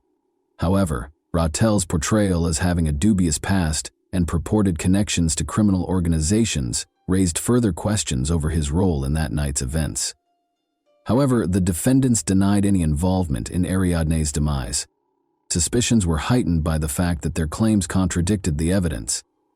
The investigation and judicial proceedings in Ariadne's case are still ongoing, so a verdict has not yet been rendered. Prosecutors have charged her with femicide, a felony including gender-based violence that is thought to be an aggravating factor under Mexican law. based on the evidence they have acquired. Both suspects may spend up to 70 years behind bars if found guilty. Thanks for watching, everyone. Your support means a lot to me, and you can help my channel grow by hitting that like button, dropping a comment, and sharing this video. Your engagement really makes a difference. See you soon.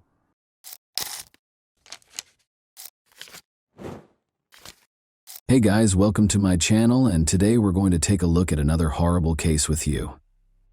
When 16-year-old Carol Sue Klaber was discovered strangled to death on June 5, 1976, her family and the entire northern Kentucky community were left in shock and desperation. The case remained unresolved for decades, with no leads or suspects until the advent of new technology, which was essential in resolving this mystery. How did the murderer escape punishment for so long, and who might have done this to Carol? We'll explore the enigmatic case of Carol Sue Klaber today.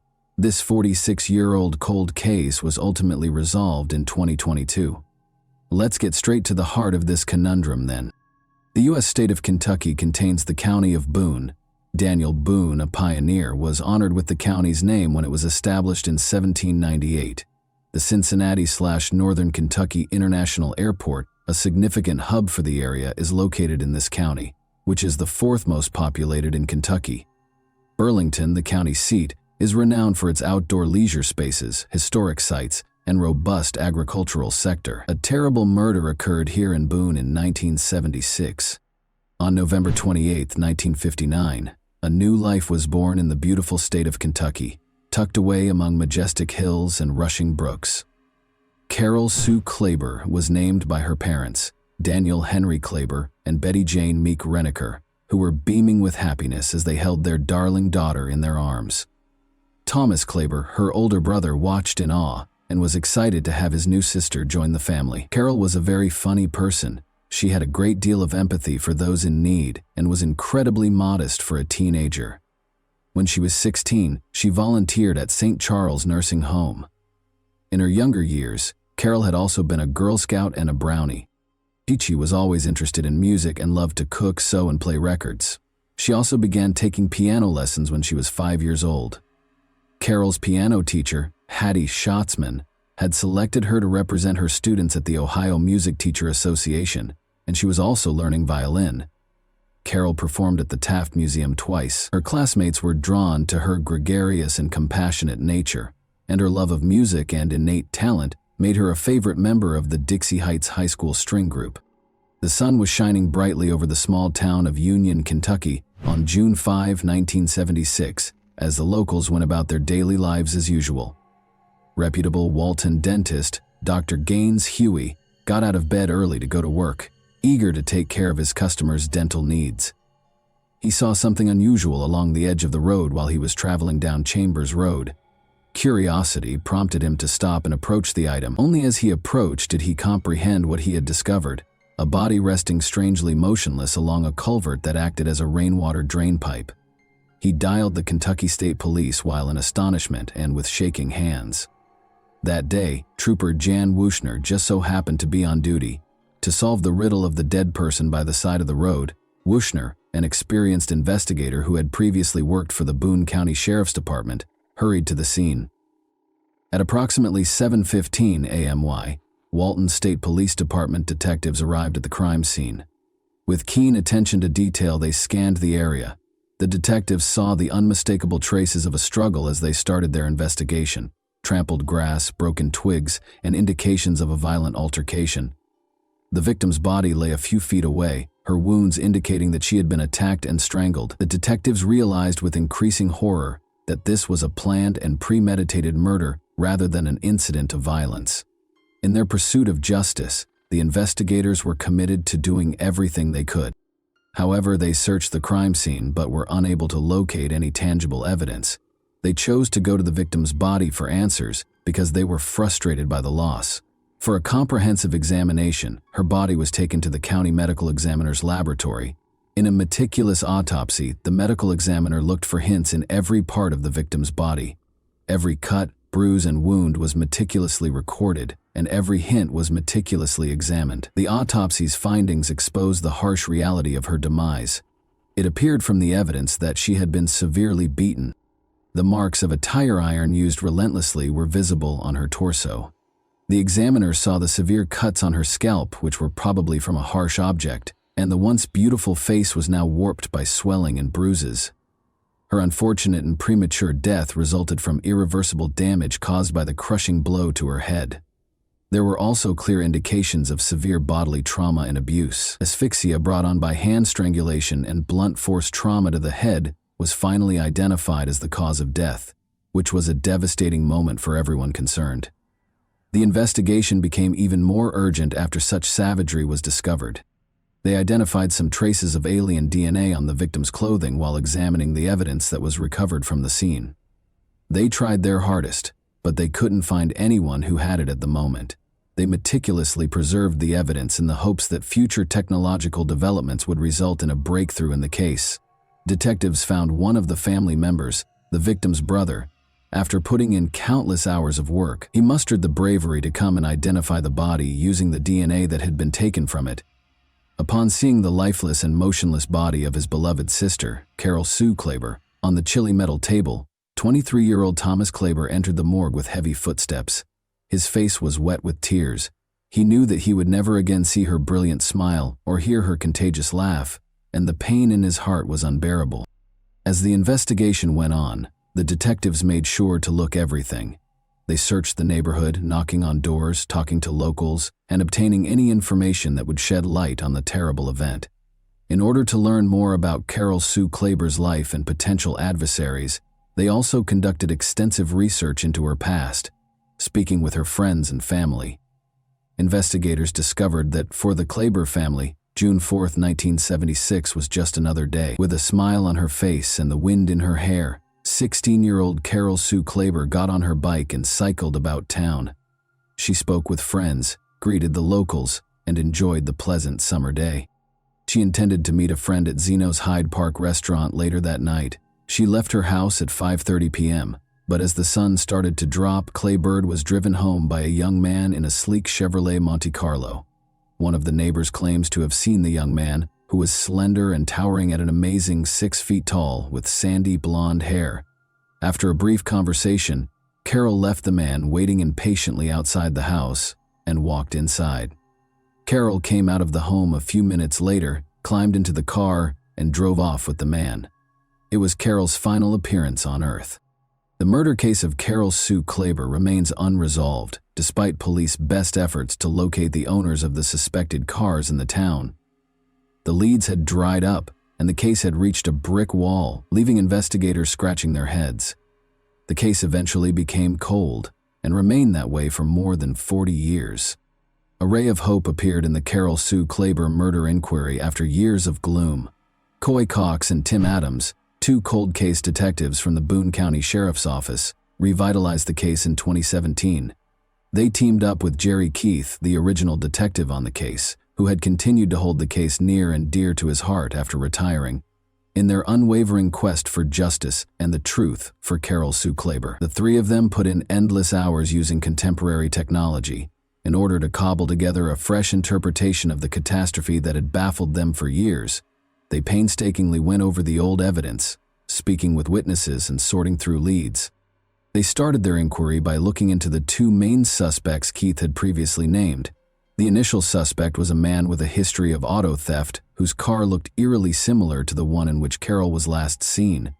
This individual was the target of the detectives, who scrutinized him closely in an attempt to get any useful information. The man denied any involvement in Carol's murder, even though he was a suspect in the case. He confided in the detectives about his previous transgressions, but he maintained his innocence in Carol's death. Thus, the police took his DNA and compared it to the DNA recovered from the victim's clothing in 1976. Following the anxious wait for the findings of the DNA tests, Cox and Adams finally called the man in December 2018. Since his DNA test was negative, he was no longer considered a suspect in Carol's murder. The realization that he could finally breathe easily and start over made the world feel lighter. Cox and Adams then returned their focus to their unrelenting hunt for the murderer. They had to start over, because the leads on their first suspect had dried up. However, in 2020, they made the decision to pursue their second suspect, who had been found guilty of a violent sexual assault in the same neighborhood just 2 years prior to Carol's 1978 murder. He was now 77 years old and went as Michael Dean Tate. In order to strengthen their case against Michael Dean Tate, Cox and Adams contacted the victim of the 1978 assault in 2020 to get her version of what happened. Her name would not be revealed, but she remembered the night clearly, when she was viciously attacked in her own garage at around 2 a.m. on October 1, 1978.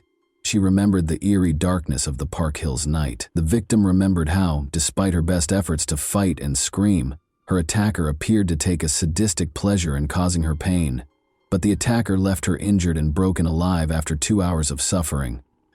The emotional and physical wounds that Tate had inflicted on her on that fateful and gloomy night took years to heal. When Tate's involvement in the 1978 case was revealed, Cox and Adams were unable to rule out the possibility that he was responsible for Carol's death. Tate was a prime suspect in the case, since he frequently traveled to the region for work in the 1000, 970s, and 1980s, which coincided with Carol's murder. Tate, however, insisted on his innocence and denied any role in Carol's death, despite the growing evidence against him. It had been the investigators' hope that they would eventually find the offender. Their hopes were quickly crushed, though, as the DNA study did not match Tate's, and court records showed that Tate had been in Cincinnati in 1976, precluding him from committing the crime. The investigators questioned whether they would ever solve this long-standing enigma. The case remained mysterious for almost 50 years, as it once again fell into obscurity. However, the Boone County Sheriff's Office contacted the Othram Lab experts on September 17, 2022. The Season of Justice offered financing for the Othram team to work on this case because of their proficiency in genetic genealogy. A DNA sample taken from the crime scene in 1976 was delivered to Othram Labs by the Kentucky State Police Central Forensic Center. Othram's highly qualified experts were able to create a comprehensive DNA profile for the elusive suspect by using sophisticated forensic-grade genome sequencing. They were able to uncover important genetic data that had been concealed for decades, thanks to their state-of-the-art technique. Based on the thorough DNA profile they had created, the genealogy specialists at Othram Labs produced investigation leads using forensic genetic genealogy. After receiving the DNA samples on November 25, 2022, Othram Labs produced an answer in less than 2 months, which was a surprising turn of events. They found a link to a man called Thomas W. Dunaway, who died in 1990 at the age of 33, by examining the genetic evidence left by the murderer. The fact that Dunaway had a son who had never known his father was disclosed. In order to get DNA samples for comparison, the detectives traveled to meet with Thomas Dunaway's son, whose name was kept secret. The answer to the conundrum that had long eluded law enforcement would lie in the outcomes of these vital laboratory tests. They meticulously gathered the required samples with an unwavering dedication to justice and a will to find the truth. On December 12, 2022, the protracted investigation into the matter was finally concluded.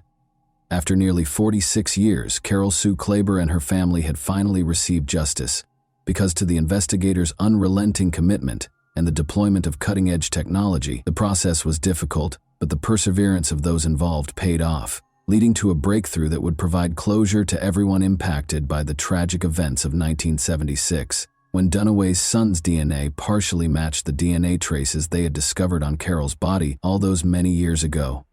The Carol Sue Klaber murder case was never abandoned by the police. Born on May 20, 1957, and only 19 years old at the time, Thomas W. Dunaway remained undiscovered for many years.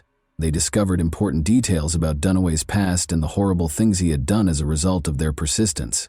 He resided close to Deval Park, where Carol was last spotted with a man who resembled him, the police found out. More incriminating information against Dunaway surfaced as they dug deeper. Dunaway was more than a single offender. He had been committing crimes for 6 months, and the cars he used to flee each crime scene left a trail of evidence.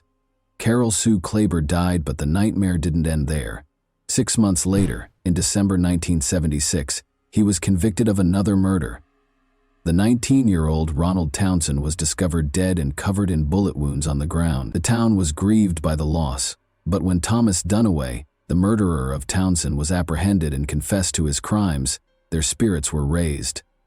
Dunaway was given a life sentence, but regrettably, he was only imprisoned for 7.5 years before being freed in 1984. It is still unclear if justice was done, or if it was only a passing illusion. The disturbing pattern of violence and gloom that pervaded Dunaway's life was discovered by Detective Coy Cox. Even though Carol's murder may not have been solved, the police were able to reveal the full scope of Dunaway's lethal and frightening reign of terror. There was an unsettling similarity between Ronald Townsend's murder and Carol Sue Klaber's murder. As though the murderer wished to make a statement, both bodies were left in plain sight, only a few inches from the road. As the inquiry went forward, investigators discovered a concerning detail regarding Dunaway. He was not in the Army on leave at the time of Townsend's death. Just 9 days after Carol's passing, Dunaway joined the military and was assigned to Fort Knox before being moved to Fort Carson in Colorado.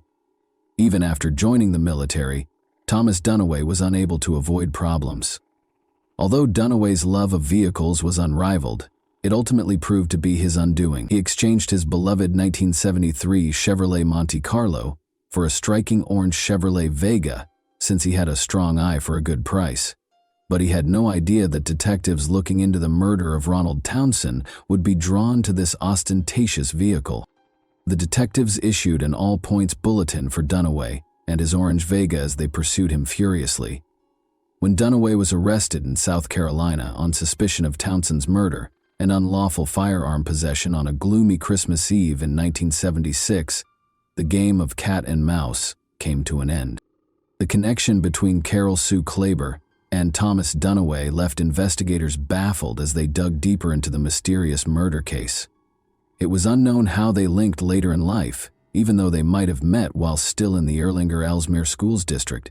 But in the middle of the chaos, Detective Coy Cox gave a crucial hint that might help solve the case. Carol had a particular place in her heart for Val Park, this green haven, and it's likely that her love of the park brought her and Dunaway together by happenstance.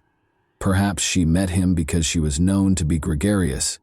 Maybe they happened to cross paths at the park, where they laughed and told stories to each other in a serene environment. Given that Dunaway lived a short distance from the location where Carol used to ride her bike, there is no doubt that the park plays a significant role in their relationship. There was a mixture of relief and sadness when Thomas Dunaway was identified as the murderer of Carol Sue Klaber. Although the authorities considered the case closed, the family was left feeling torn after learning that Dunaway had died on December 28, 1990, at the young age of 33. The Klaber family still feels that justice is unattainable, even after learning the truth. As Thomas Klaber moaned, he wished he had the opportunity to speak with Dunaway before to his tragic passing, and wondered what justice meant now. Her brother has been haunted by the memories of Carol's murder. He has been carrying that burden for nearly 50 years. He was never completely able to get rid of the worry that his family would experience another tragedy. He calls his 28-year-old son Daniel late at night to check on Since. He is constantly concerned about his safety. In the same way that he lost his sister, he fears losing everyone else he cares about. He is reminded of the value of each moment and the significance of cherishing people we love by this terror, which holds him fast like a vice. The thought of disrupting his sister's last resting place was intolerable to Thomas Klaber. His heart ached at the idea of upsetting her sound sleep in order to find her killer. Fortunately, investigators discovered an alternative.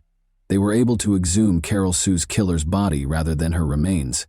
Thomas has found some small comfort in the knowledge that his sister's grave has not been disturbed, even though it may not be the justice he had hoped for. For Thomas, the knowledge that his sister can now finally rest in peace and the little triumphs are what matter. Detective Cox's recent court order to exhume Dunaway's body for DNA testing demonstrates his unwavering commitment to pursuing justice. Entering the DNA into CODIS might mark the start of a new chapter in the fight for justice, and Cox is prepared to face any obstacles that may come up. Carol Sue Klaber's killer cannot be convicted in a court of law, but justice was ultimately served for her after nearly 50 years. Lewis Kelly, the Commonwealth Attorney for Boone County, has declared the matter concluded. Detective Cox revealed the bittersweet experience of telling Carol's brother that the culprit had been found after all these years, and the news made him cry. The closure that comes with knowing the truth provides a tiny comfort in the face of such a tragedy, even though the past cannot be changed. By identifying the killer, Thomas W. Dunaway, Detective Coy Cox and his team were able to finally solve the 46-year-old murder mystery of Carol Sue Klaber. This case demonstrates how committed law enforcement is to seeking justice for victims and their families, regardless of the length of time required. And that wraps up today's chilling story. If you enjoyed this video, don't forget to like and subscribe so you never miss a new upload. Also, let me know in the comments what part of this story shocked you the most. Thank you for watching, and I'll see you in the next video.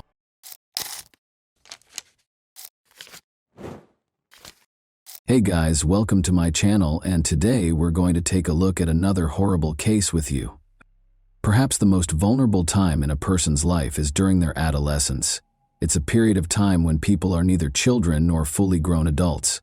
Even though they are still innocent and carefree, they frequently keep secrets, sometimes out of embarrassment or fear. Tragic events can occasionally result from an inability to communicate those difficulties to a loved one or trusted parent. Florida has been rocked by the case of Justice Garrett, whose life was tragically cut short in 2018 at the age of 16. Her mother's realization that she had failed to recognize or comprehend the nightmare her daughter had been living through was heartbreaking. Justice's story revolves around a horrible secret she kept out of fear of being judged, which ultimately resulted in an unthinkable tragedy that took her life. Born on March 19, 2002, Justice Mary Garrett was the oldest of two daughters born to Danielle and Sebastian Garrett. She grew up with Jeanette, her younger sister, who was 10 years her junior. The majority of Justice's early years and adolescence were spent in the tiny Florida town of New Smyrna Beach, which is situated in Volusia County. The sisters remained with their mother after Justice's parents divorced in 2016. After meeting Robert Kern approximately a year later, Danielle quickly started dating him. By the fall of 2017, Danielle and her two daughters had relocated to Robert's house in the little rural town of Sorrento, Florida, which has a population of just over 1,000. Justice had the most trouble adjusting to the new surroundings and the relocation. She missed her close friends who were still in New Smyrna Beach to start. Second, she had to change schools in the middle of the school year while she was a high school student. Third, she disliked both her mother's partner and her new home. Despite her frustrations, Justice acted politely and made an effort to avoid causing trouble. Justice made friends at her new school right away because of her outgoing, gregarious, and humorous personality. A classmate named Rochelle became particularly close to her, and the two were essentially inseparable. The girls even listed each other as sisters on social media, and Justice often stayed over at Rochelle's house. Justice missed the school bus on Friday, April 13, 2018, because he slept in too late. She didn't have time for breakfast that day because she was rushing to get ready for class. Her mother intended to take Jeanette to the hospital, but her younger sister stayed at home because she was feeling ill. Since school was just a few stops away, Justice chose to ride the public bus there. After packing her backpack and bidding her mother farewell, she departed from the house. Justice was last seen alive at that point. Danielle wasn't worried when Justice didn't arrive home from school on time. She figured her daughter, who frequently went to Rochelle's house after class, had done so. By nightfall, Danielle assumed Justice had made the decision to spend the night at her friend's house, as she had been doing often. She wasn't immediately alarmed by the fact that Justice's phone was off. On Saturday morning, though, Rochelle called Danielle and anxiously inquired as to Justice's well-being. With a shiver running down her spine, Danielle questioned in a shaky voice whether Justice hadn't spent the night at Rochelle's house. She was shocked by the answer. Since Thursday, Rochelle disclosed, she had not seen Justice. Justice's phone had been off for almost 2 days, and she hadn't arrived at school on Friday. Danielle went into a panic. She hurried to the local police station and reported her daughter missing after multiple unsuccessful attempts to get in touch with her. The hunt for Justice started right away. Officers initially thought Justice might have returned to her hometown for a weekend visit with friends, after learning that she had only been in the area 6 months prior. Authorities believed she would reappear soon, because teenagers of that age frequently leave home on their own initiative, whether in protest or for other reasons. Danielle, however, was adamant that her daughter would never do anything like that without telling her. Finding out Justice's social circle and whether she had a boyfriend, had been in a recent argument, or had any other information that could help piece together what happened the day she was last seen was the first step. All of Justice's possessions were still at home, and she had not taken any cash. Shortly after she left for school, her phone stopped working. She hadn't returned any calls or messages, and her social media accounts hadn't been active since late Thursday night. She hadn't gotten in touch with anyone, so none of her friends knew where she might be. Justice didn't experiment with illegal substances or drink alcohol, according to her close friends and family. She had never engaged in serious romantic commitments and was not in a relationship. Justice had never broken the law, had no enemies, and had no conflicts with other people. Her peers viewed her as sweet, kind, and compassionate, and her teachers at school gave her positive reviews. Police promptly reviewed all local traffic accidents, incidents, and crime reports in the region. One possibility they entertained was that she had been in an accident and was unable to speak. She was not, however, listed as having participated in any such incidents. Investigators were able to follow her movements on the morning of her disappearance by using information from her phone. Justice left her house at 7:30 a.m. and started to walk in the direction of the school. After about 15 minutes, she started acting strangely. After a brief pause, she made a sudden direction change. Her phone was switched off shortly after. The small, sleepy town was filled with rumors and conjecture after Justice vanished. Any incident became the focus of attention in a community where nothing ever happened. It was quickly spread by gossip and frequently embellished with lies. Some residents found amusement in spreading rumors, and they saw no harm in doing so. Many of Justice's classmates and friends sincerely wanted to assist with the investigation, but others saw it as a chance to attract attention, increase their own significance, or even experience a brief moment of fame. A number of people reported seeing Justice Garrett in various locations around town. According to some, she entered an enigmatic black vehicle with tinted windows. Some speculated that she had been recruited into a religious sect, while others suggested she was out on the street with a group of teenagers who didn't fit in. Investigators found it challenging to distinguish fact from fiction because these rumors appeared out of nowhere. Consequently, all information, no matter how unlikely, had to be carefully verified. A girl who was one grade up from Justice stood out for her actions. She claimed that the teenager had fled with a secret boyfriend and was expecting his child, and she created a whole blog devoted to Justice's disappearance. By spreading sensationalized and completely made-up stories, the girl was merely trying to gain popularity and attention at school. She was temporarily suspended from school while the investigation was underway as a result of her actions, which resulted in disciplinary actions. Her social media accounts were also deleted for disseminating misleading information. 4 days after Justice vanished, on April 17, a man called the police with a terrifying message. He claimed to have discovered something unsettling in a forested area outside of DeLand. An enthusiastic runner, the man frequently jogged along a remote path that wound through a park and into the woods. As he made his way farther into the woods that morning, he detected a potent, disagreeable stench of decay. He initially believed it to be a dead animal's carcass and considered reporting it to the proper authorities so that it could be taken out. But his curiosity overcame him, and he made the decision to look into the odor's origin on his own. The runner left the trail and ventured into the brush for roughly 15 feet. He saw a horrifying scene there, a severely decomposed human body that was completely deformed. It looked like a young woman, judging by the long hair and traces of clothing. To make sure he didn't unintentionally disturb any possible evidence, the man waited on the trail and called the police right away. Officers thoroughly examined the scene and the remains after they arrived. It became evident that a violent crime had been committed here, and the victim was, in fact, a very young woman. The fact that her clothes were ripped and her underwear was gone suggests that the crime was probably violent and intimate in nature. The legs bore obvious bite marks, probably from untamed animals, but a corrosive chemical had done the most serious damage. The girl's face had been eroded to the bone by this substance, which had also been poured over her intimate areas, lower abdomen and chest. It was evident that the offender had tried to remove any traces of DNA in addition to disfiguring the victim, a strategy that, as it turned out, worked. Investigators suspected right away that the girl who had vanished days earlier was the owner of the body discovered in the woods. However, DNA testing was necessary for confirmation because of the extensive chemical damage and decomposition. Sadly, the worst fears of the Garrett family came true. Justice had been discovered dead. About 30 minutes' drive from the town where she resided, her remains were found. Her nose, cheekbone, and several ribs were broken, which was evidence that she had been severely beaten prior to the crime. The precise cause of death was assumed to be mechanical asphyxiation due to the advanced state of decomposition, which made it impossible to determine with certainty. During his police interview, the man who found the remains gave important information. "I often ran along the same trail every other day," he explained. He had seen a suspicious-looking man come out of the woods close to the location where Justice's remains were later discovered 2 days prior to discovering the body.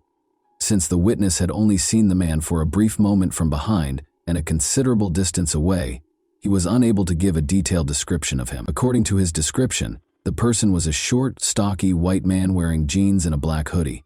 When the man realized he was not alone, he hurried out of sight and vanished behind the trees. The runner didn't give the encounter much thought at the time, but he thought it was strange.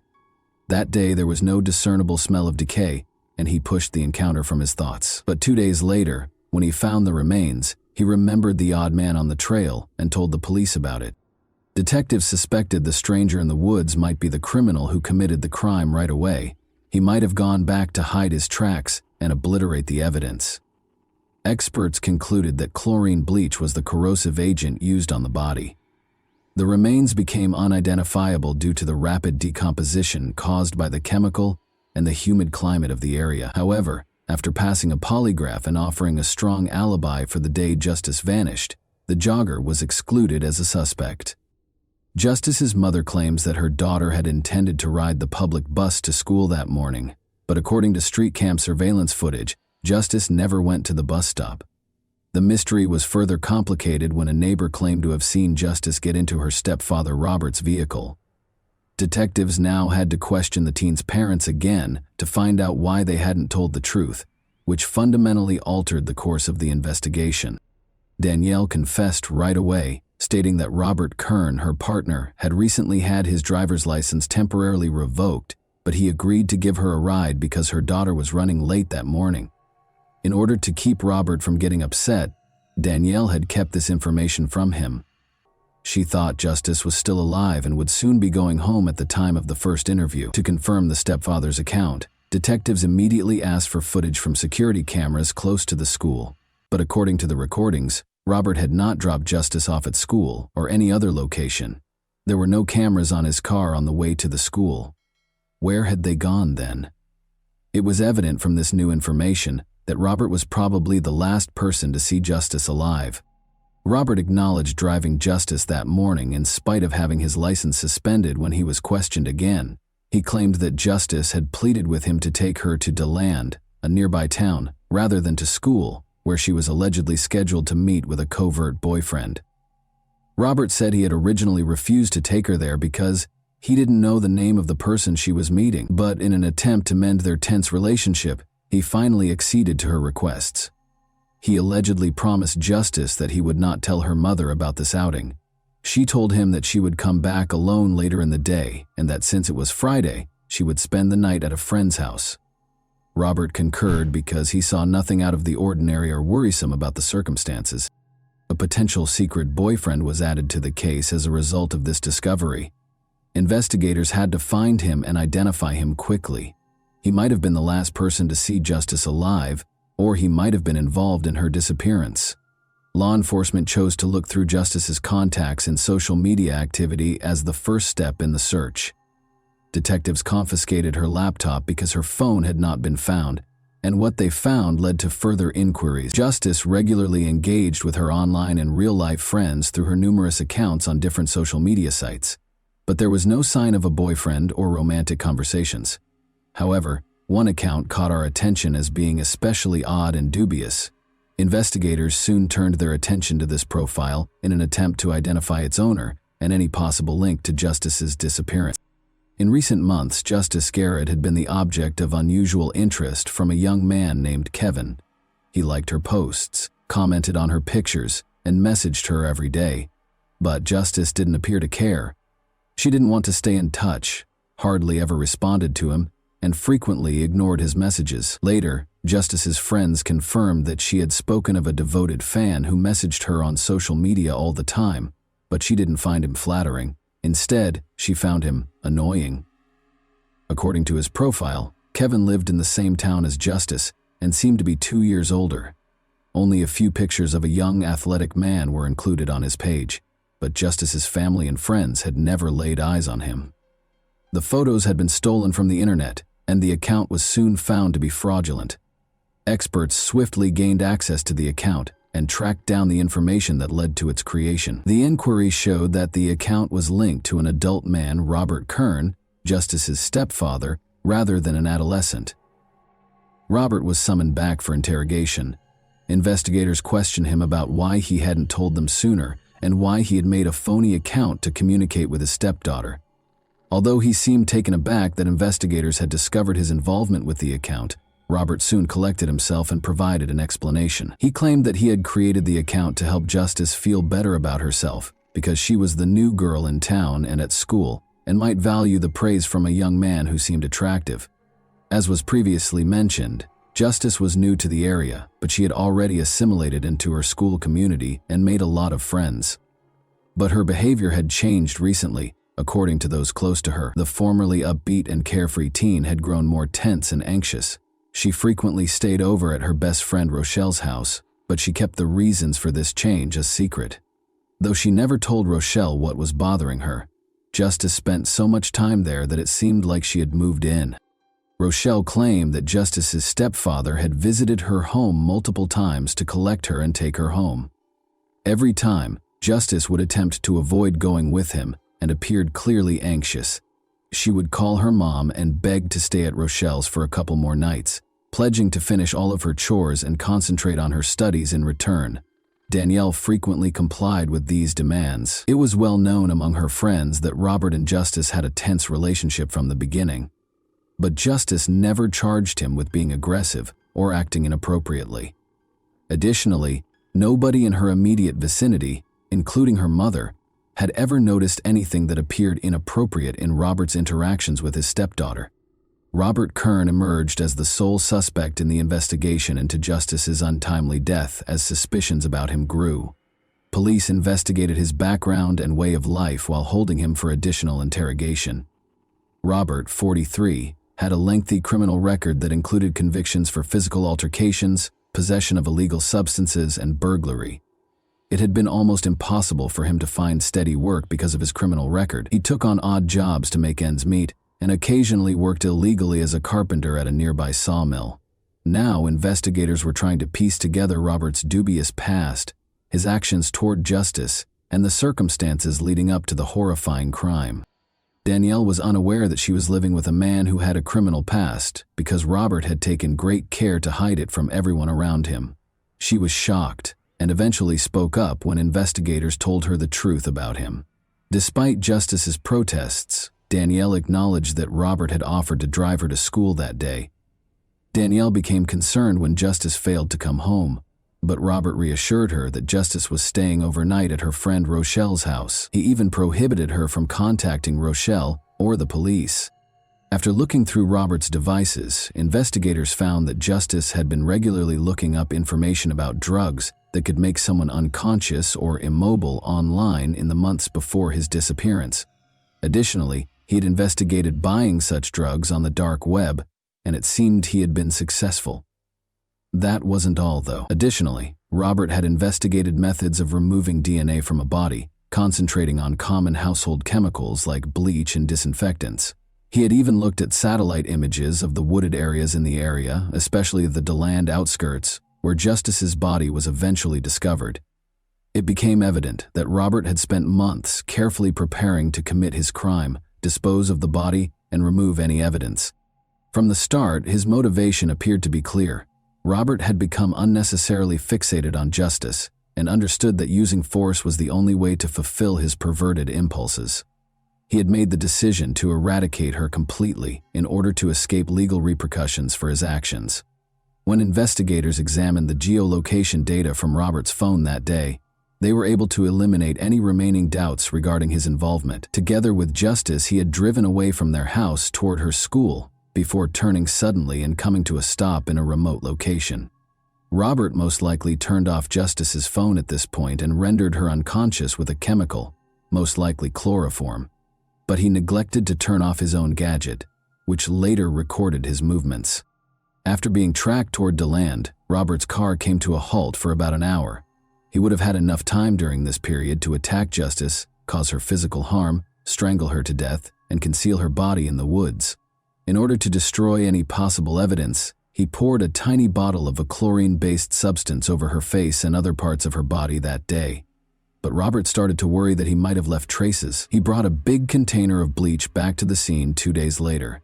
In a last effort to eliminate any last traces of Justice's involvement in the crime, he then liberally doused Justice's head, chest, and lower body with the chemical. The jogger later found Justice's body and reported it to the police after spotting the attacker when he returned to the crime scene for the second time that morning. Kern's alibi, meanwhile, was soon discredited. Unofficially working at a nearby sawmill, he had asked 2 co-workers to attest that he was on time that day, despite being almost 2 hours late. After being cautioned that they might be charged with perjury and hiding evidence of a violent crime, both witnesses eventually confessed to the truth when pressed further. Despite Robert Kern's denial of all charges, the case proceeded to trial due to the overwhelming evidence against him. According to witness testimony, Justice spent the final months of her life avoiding her home as much as possible because she was constantly afraid. But she never talked to anyone about her worries, not even her mother. Danielle never asked Kern about his past because she was too enamored with her new partner to notice what was going on around her. Kern's claims were methodically refuted by prosecutors, who demonstrated that he had carefully planned this horrible deed with the express purpose of ensuring Justice wouldn't live.